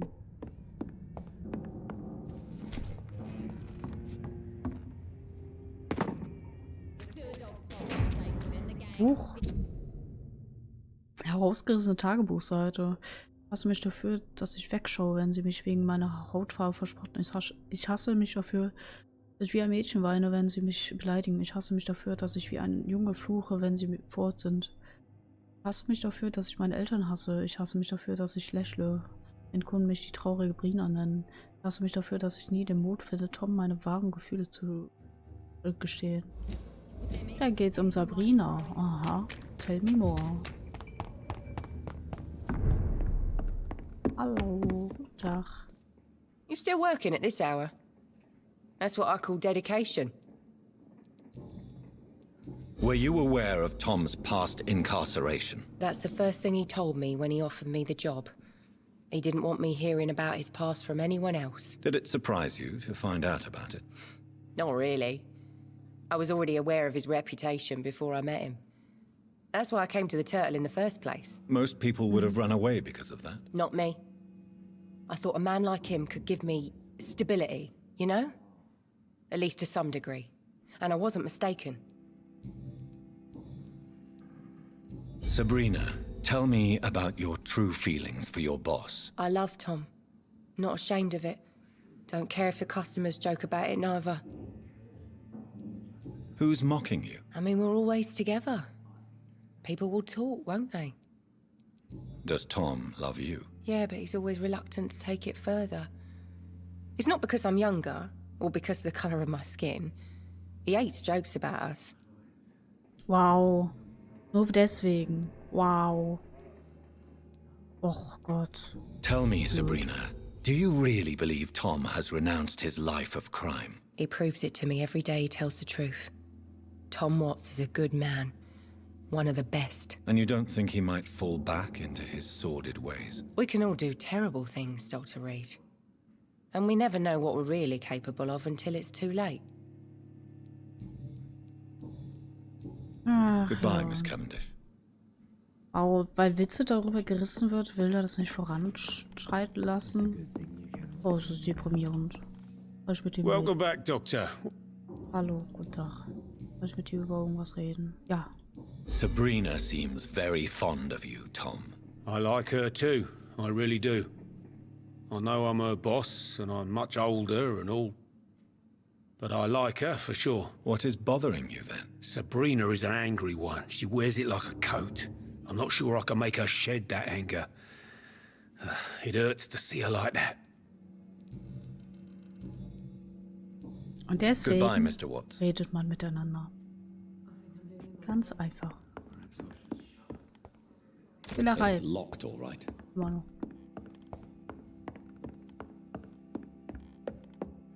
Oh, Kaffee leer. Oh je. Dann hol dir schnell neuen.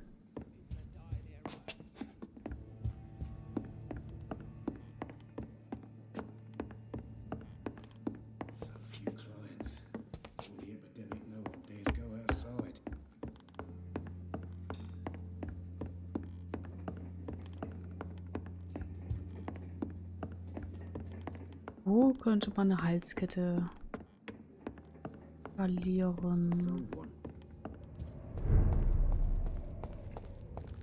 Höchstens an den Docks, also irgendwie an einem Bootgedönse, oder?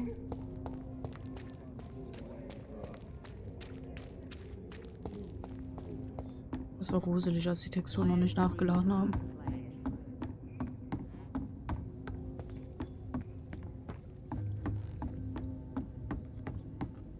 Ich weiß halt nicht, wo ich suchen sollte. Hier war ich ja schon.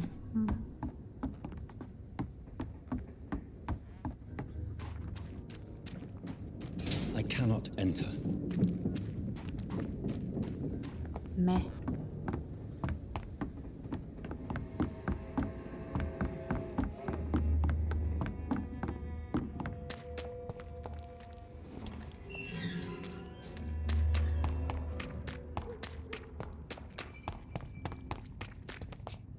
bin gar nicht da. Hier rein? Nein.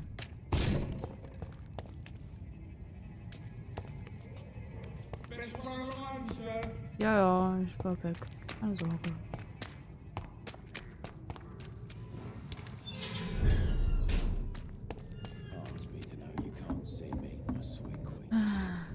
Das ist der Berufstyp hier. Ich weiß echt nicht, wo ich die Halskette finde.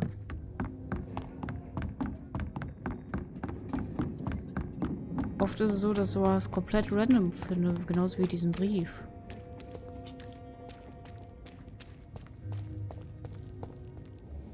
Dieser Dyson.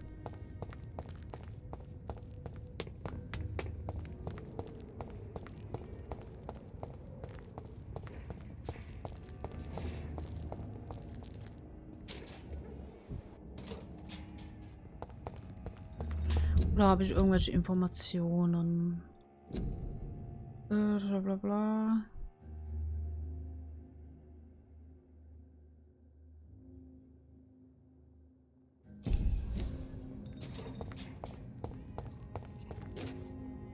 Evening, Rufus. Hat er vielleicht irgendwas gefunden? Naja. So. Okay. Und du? Good evening, Mr. F. Yeah. Bei ihm habe ich wahrscheinlich auch nichts. Goodbye, Mr. Fishburne. Some call this the bad part of town. Wo könnte er diese Halskette denn verloren haben?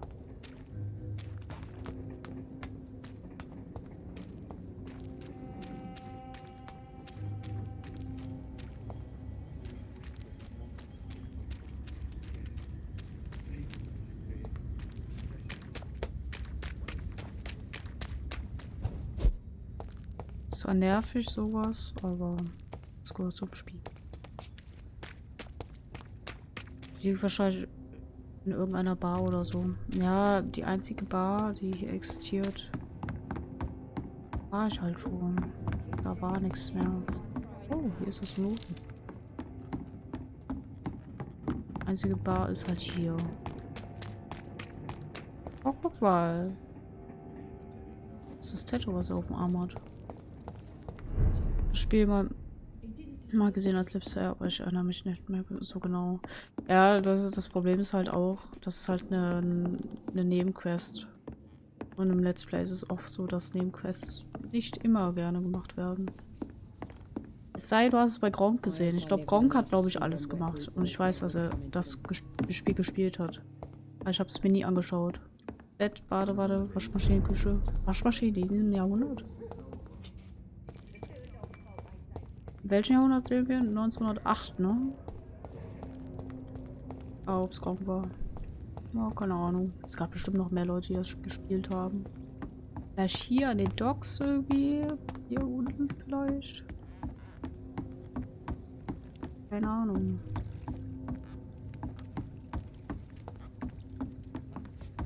Nix, gar nix.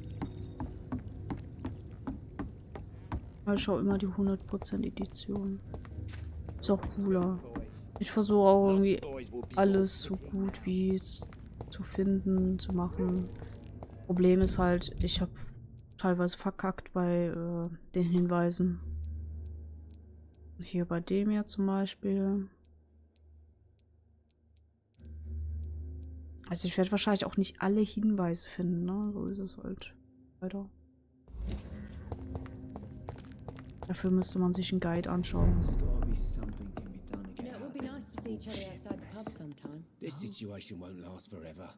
Oh, das soll schon gehen. After, we'll have plenty of time to plan the future. Good thing we haven't seen Seymour for a while. Even Dyson has stopped coming in every night. The pub's become right peaceful, don't you think? It's a good thing you cannot see me now, Mum. Hm, okay. Ja gut. Das muss halt hier in dem Bereich sein. Der Bereich ist riesig.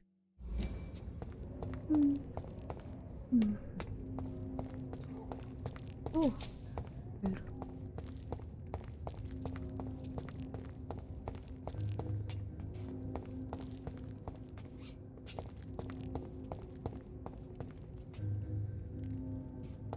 Oder ich mach das als... ja, ich mach das irgendwann anders. Vielleicht ist es ja hier drin.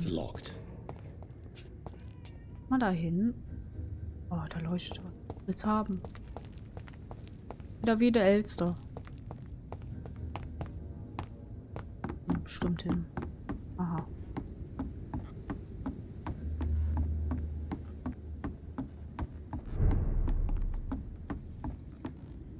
Aber jetzt weiß ich, wer es war, werde ich nicht sagen, wegen Werbung, Dings. Ach. Oh. Wenn es ein Riesen-YouTuber war, dann ist mir das relativ egal. Weil Riesen-YouTuber haben eh massig an Reichweite. Ist denn hier... Ist da runter? Ah, da unten ist auch was. Hier runter.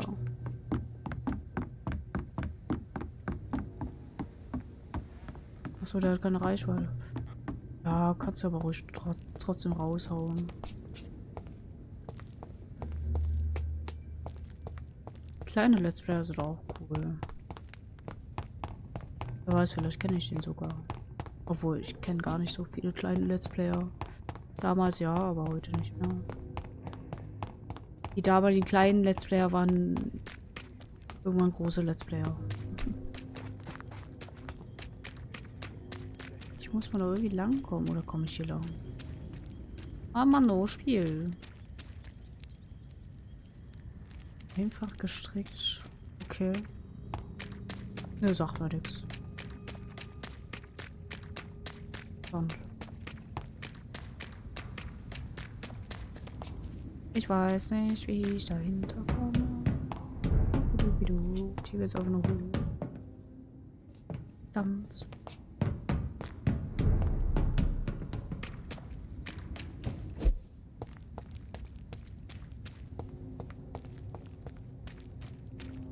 Ich hab mit ihm sogar mal einen Döner gegessen, als ich ihn dann auf der Straße traf und ihn wiedererkannte. Lol. Ja gut, kann man machen. Das sind ja auch nur Menschen, ne? Aber ist doch cool.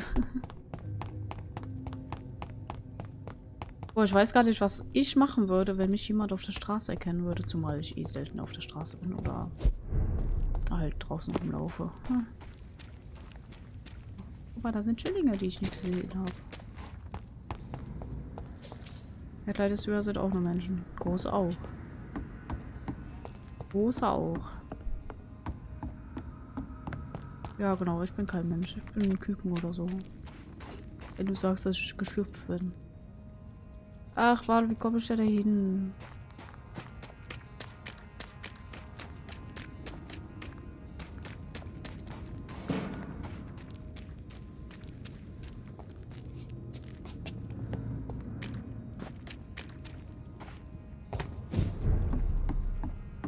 Hier riecht es irgendwie nach Essen. Sind die Großen wohl Echsen oder was? Glau.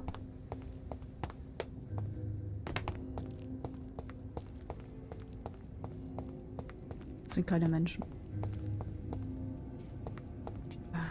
Okay, ich werde wohl, entweder google ich danach, wenn ich Oststream bin, dann google ich mal danach und kann mal gucken, ob ich es mir bis dahin merke, keine Ahnung. Aber es wird random Sachen aufgehört. Ah, ich gehe jetzt dahin. Also hier. Ich muss hier eh da lang. Das Quest sagt zwar dahin, aber ist mir egal. Bin jetzt aber im Lurk. Okay, dann mal viel Spaß im Lurk. Stimmt. Das ist soweit, ja. Mach auch nicht mehr so lang. Hoffe ich. Ich werde jetzt auch diese Witwe in Nöten machen. Glaube ich.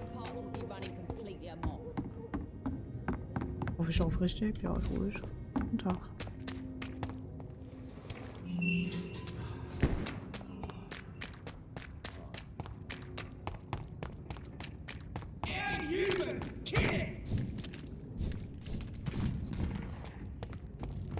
Aua. Das ist mal eine Reichweite. Ich habe keinen Bock gerade zu kämpfen, wenn ich ehrlich bin. Oh, ich habe keine Ausdauer mehr. Oh, das sind echt viele geworden. Wow.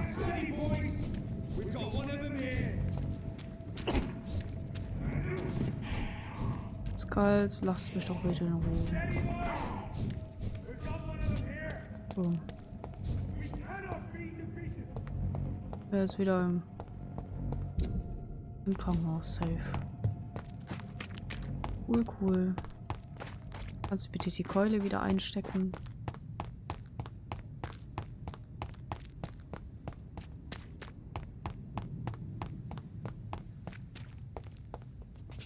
Sieht so aus, als ob man da rein könnte, weil es so schön aussieht irgendwie. Großzüger sind oftmals geldgeile Werbebetreiber. Ja, nicht alle, ne? Also. Doch gute. Aber jetzt bin ich aber.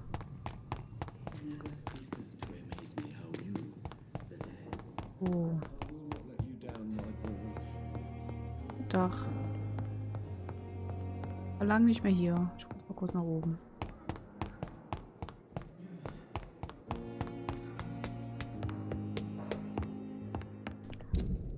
Der Typ, ne? Ja.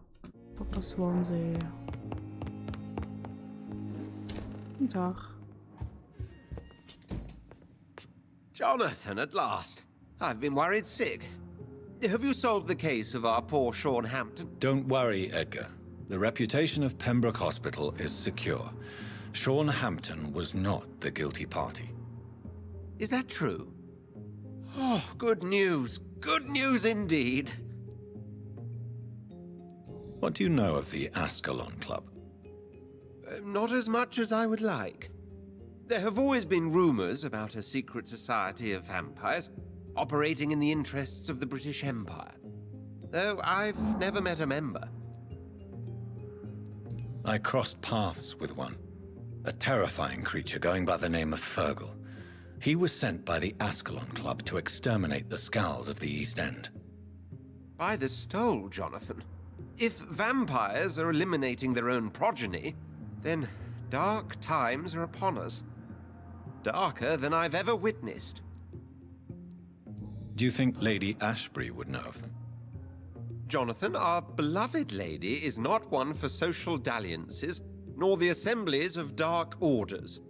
She's a woman of superior taste and selective acquaintance. I found Harriet Jones. She's much the same old, embittered woman she was, only she's been made a Skull. Her transformation did not go well. Incredible.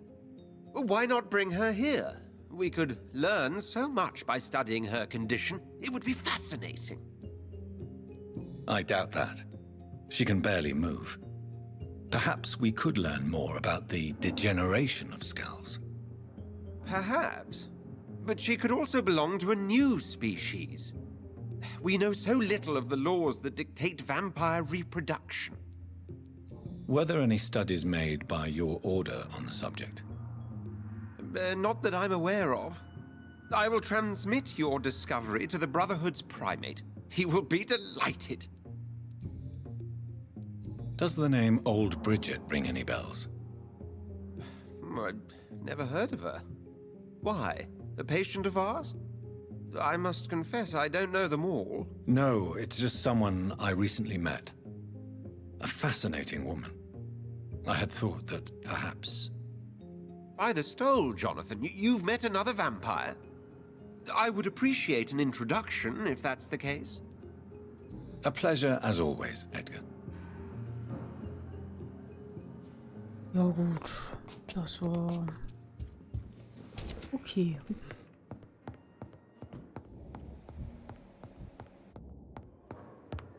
Na gut. Dann reden wir mal mit Lady Ashbury noch und dann laufe ich mal da in... Da ist sie. Hallo. It is good to see you again, Jonathan. How are you? I'm better than one might expect, Lady Ashbury. Dr. Swansea has asked me to investigate the recent disturbances in the hospital caused by Skulls. Really? What do you mean? I discovered the most intriguing skull. An elderly woman answering to the name of Old Bridget, and a man who helps them remain hidden in London. Old Bridget? Peculiar name, I've never heard of her.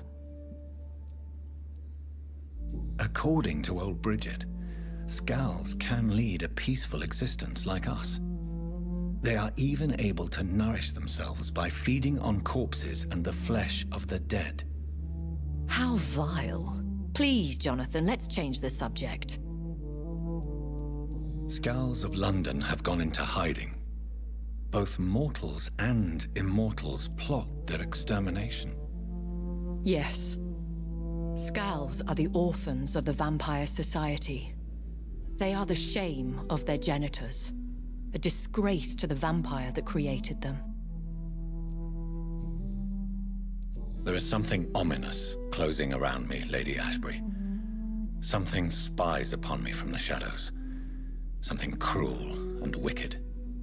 Whatever do you mean, Jonathan? If Sean Hampton and Harriet were not the guilty parties, then who? I saw the bodies and the blood. Your rebirth has not gone unnoticed, Jonathan. Be extremely careful. If you get in the way of an immortal's plans... Do you suspect someone? I don't know, Jonathan. I steer clear of vampire politics, especially whilst hunters roam the city's streets. Goodbye for now, my lady. Ach ja, das waren wohl die beiden Gespräche. Na gut, na gut, na gut. Dann werde ich direkt hier durchlaufen. Weit sind wir jetzt nicht gekommen. Ja, 3 Schätze sind auch echt viel. Aber das schaffst du schon. Ist ja nicht bei allen 3 zuschauen. Oder aktiv sein, wie auch immer.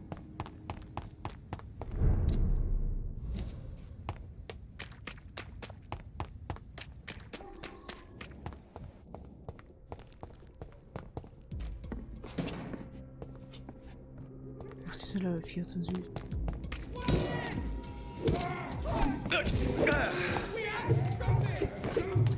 Genau so, ne?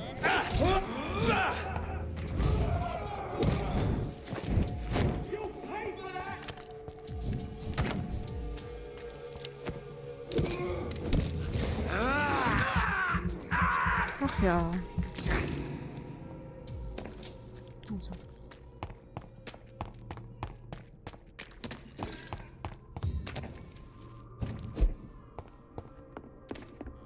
Gibt's hier irgendwo? Oh ja. Ups. Ich glaube, das ist einfach nur zum Umgehen. Okay, vielleicht nicht ganz.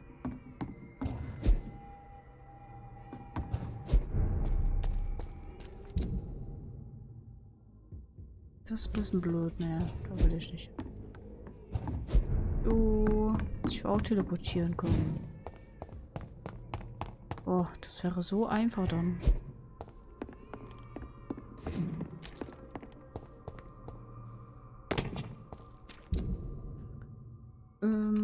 Darüber. Ja.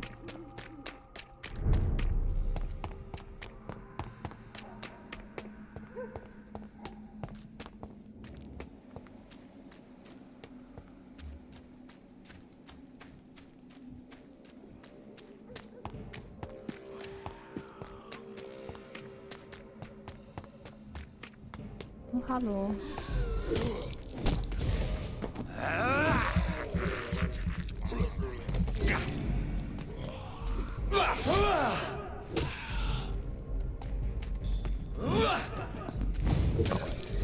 So, komplett daneben.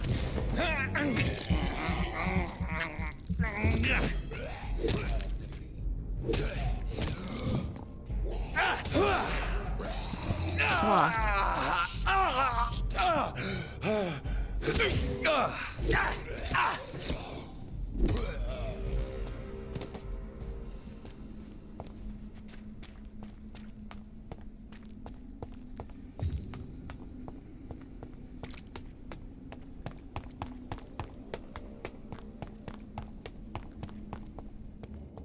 Oh, hallo. Dich habe ich gesucht. Are you all right, Miss Shun? My name is Xiao Shun. This is the proper way to address someone in my country. I do apologize, Xiao Shun. Are you all right? Yes, I am. This is the only place where I can find some kind of serenity. Some way to remember my dear Matthew. Are you on your own? Do you have any friends or family who you could be with? I have family and friends, but I need to be here alone. One day maybe I'll go back to them, but not now. I need silence, and I need sadness. I've seen many deaths in my life, and we all grieve in our own way. Some stay silent, or need to shout. Others need company, and some just can't stand it. Thank you for your sincere words, Dr. Reed. I sense you trying to help me, even if I don't quite understand why. Tell me how your husband died, Xiao Shun. Matthew died of the Spanish flu, like so many others. It's a mundane cause of death these days, but for me it meant the end of the world. At this time, there is so little medical science can do to defeat this terrible epidemic. I'm truly sorry. The worst thing is not his death, even if it tears me apart. The worst is not to have seen it coming, to have lost him so quickly, even before realizing it. Did he hide his condition from you? Matthew was a smiling type, a happy sort. Everything that I am not. Did he laugh at his death to come, or did he not realize what was going to happen? I'll never know. The Spanish flu may be the worst disease mankind has ever faced. Why are you blaming yourself? You don't understand. I didn't know he was so sick. I didn't realize the gravity of his situation until it was too late. As harsh as this sounds, we are all equally vulnerable to this awful disease. It can take the strongest man in just a couple of days. I never said goodbye to Matthew. We never realized how bad it was. We laughed about it even. He always made me laugh. Now I don't have enough tears to shed.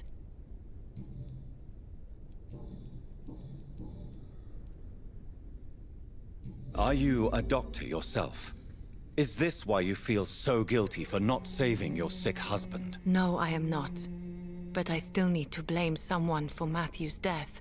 And who else, if not his wife, who did not see it coming? I'm a physician, one of the best in the country. But I was unable to save my own sister, Mary. She died in my arms. Why tell me this? Is it supposed to make me feel better? No. But I felt I should share it with you, since she is buried here too. May I ask what caused the death of your sister? You could say she was also killed by a terrible disease. A disease I have sworn to fight and cure, no matter how long it takes. Thank you for sharing that with me, Dr. Reed. Maybe it's time we start to rebuild our lives, you and I. You realize you can't stay here forever, don't you? Eventually, you'll have to leave the cemetery. Why? Why should I go? Since this is the only place I can find peace of mind. But you're not dead. There is a difference between visiting the dead and staying with them. You sound like you're no stranger to the pain I feel. Let's just say, I too have a good reason to visit cemeteries at night. Please accept my condolences for your loss then, Dr. Reed. Have you recent news of Nurse Crane and her dispensary? I heard that she used to help the refugees, but unfortunately you don't see her around anymore. Okay, ich habe wohl alles gefragt, was ich fragen kann. Hab ich alle Sachen? Ja, cool. You should go home now. I think you're right. Cemeteries are for the dead, for they need silence too. Thank you for your honesty and your wisdom, Dr. Reed. Thank you for your company, Xiao Shun. Take care on the way home. Maybe I'll see you again in Whitechapel. Goodbye for now. Okay. Goodbye for now. Tschüss. So many new graves. Why do I still feel so disconnected from the others then?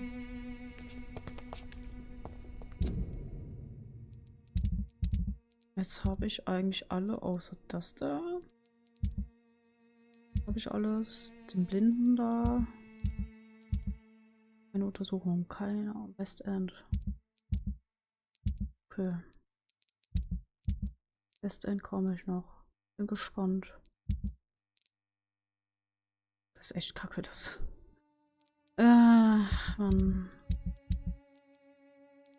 Ich müsste den eigentlich jetzt.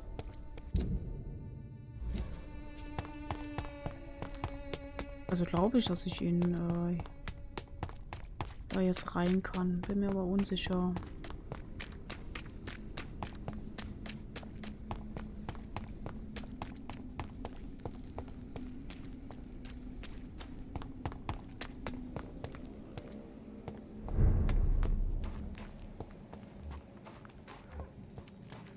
Ich kann hier nicht rein.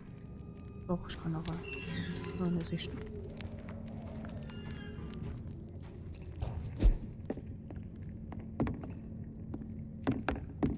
Die interessiert es nicht, wenn ich hier rumlaufe. So. Mal gucken, ob ich jetzt rein kann. Good evening, sir. It's me again. Leave me alone, I say, whoever you are. Ja, It cannot be safe for a blind man to live here alone. Let me enter, sir. I swear I mean you no harm. Well, a voice never lies, and yours clearly is the voice of a gentleman. All right, Doctor, come on in. Ja. What kind of gentleman pays visits to people at this late hour? Lass mich erstmal gucken, was du hier so hast, ja? It's locked, all right. Meine verschlossene Dinger hier. You're either brave or a fool. Oh. Nein. Wieso geht das denn jetzt nicht auf? Och, dann, ne, da hab ich keinen Bock drauf. Na gut. So what is the name of my nocturnal visitor? I'm Dr. Jonathan Reed. As I already explained to you, I'm inquiring about the epidemic. Dr. Reed? The eminent surgeon? My God. I'd never have expected a brilliant physician like you to knock on my door. You flatter me, sir. No, sir, I am flattered. I read all your work when I still had my sight. I loved it. I'm Mason Swanborough, by the way. And what else have you learned about me, Mr. Swanborough? I know you assisted Professor Carell in France, and that you invented a new blood transfusion method based on his work. Yes. Those were frustrating but exciting days. I loved it. Yes, the thrill of research and discovery. This is what drives people like us, Dr. Reed. Oh, how I envy you. Does someone take care of you in this isolated place? My sister Loretta and I have our daily routine. Every morning and evening she comes by so we can talk and eat. Then she leaves and I stay. Do you not appreciate your sister's visits? Loretta is the best and worst thing that happened to me, and I believe she could say the same thing about me. Where does your sister go? Well, let's just say, she earns enough money for us both. What's so amusing about that? I won't hide the truth from you. Loretta sells a fake miracle elixir to the sick people of Whitechapel.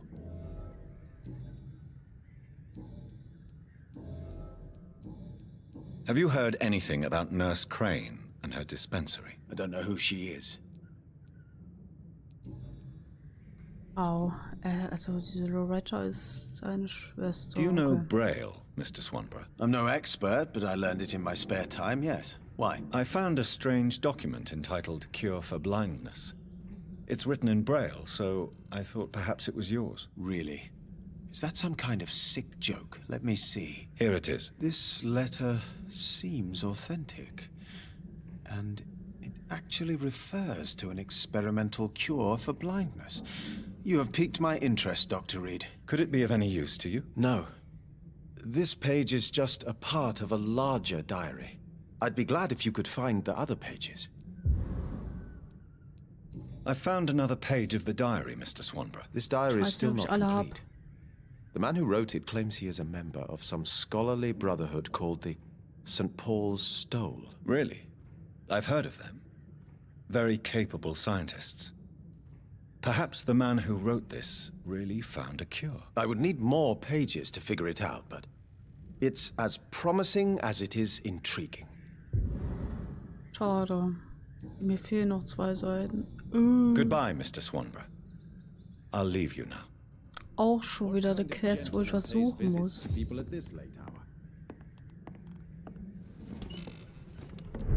Eieiei.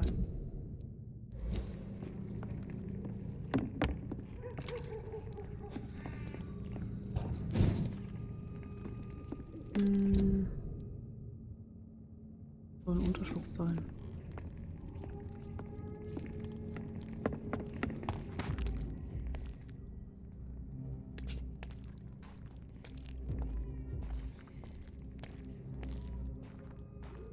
Haben sie mich jetzt entdeckt? Oh. Geil. Nee, den will ich doch nicht töten. Moment.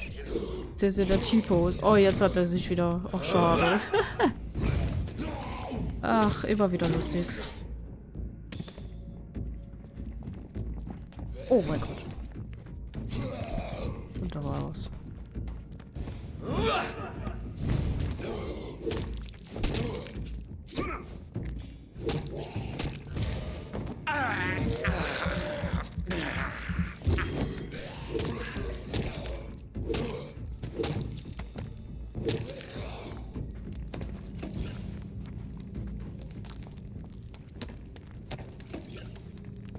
Gut, das waren alle.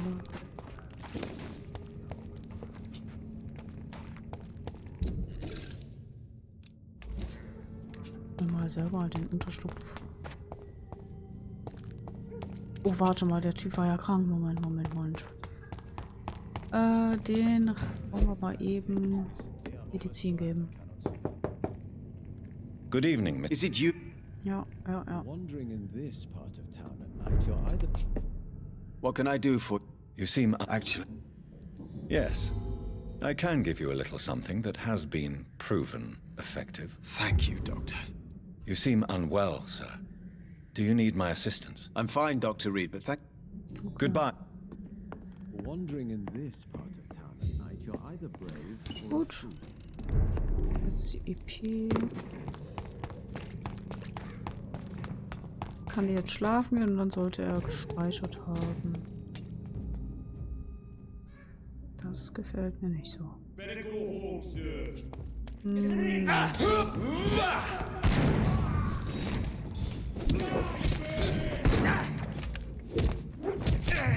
Alter. Aua, das tut weh.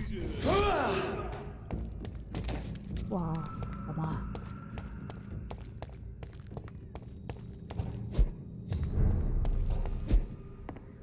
So.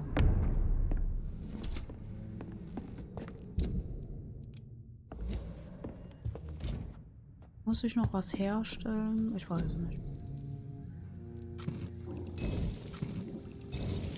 Alles mal so zweimal herstellen, außer das geht.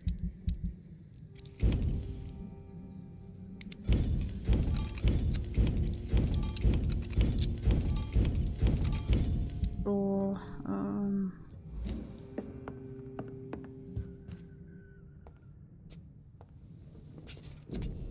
leveln wir dann? Hier brauche ich jetzt 3000.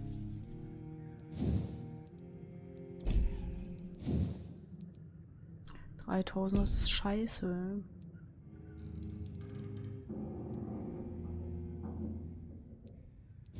Mach die Gesundheit, glaube ich, mal hoch.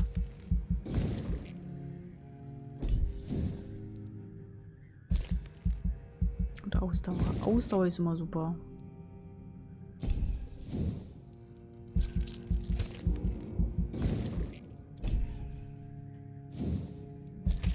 Oh ne, 600, okay. Bestätigen.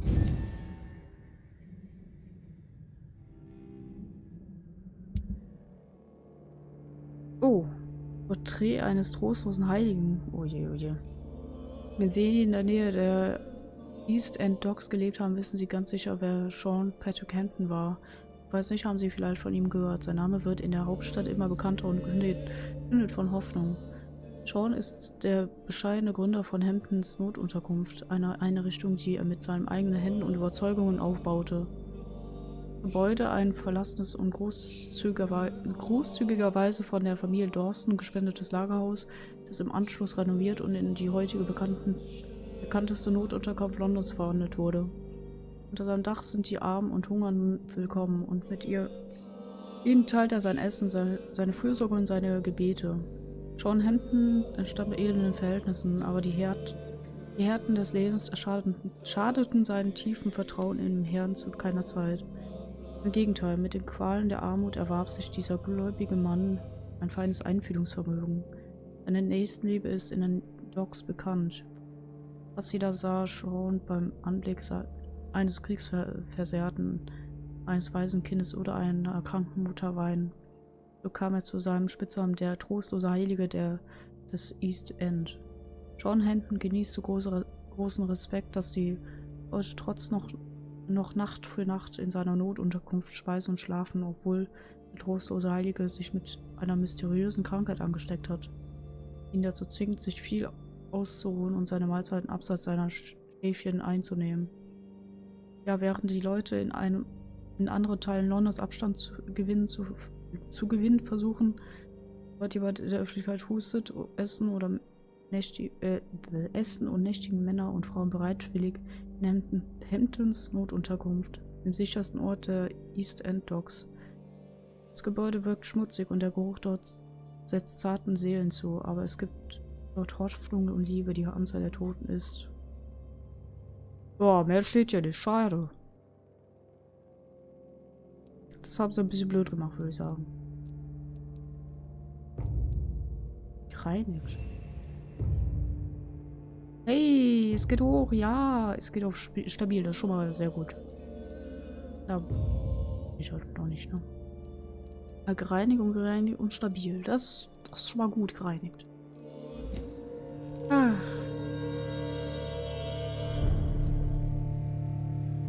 So, ich hoffe, er hat gespeichert. Warte mal, speichert er eigentlich kurz, wenn ich drauf gehe? Ja, er speichert dadurch. Das ist gut. Ja, dann mache ich das nächste Mal weiter.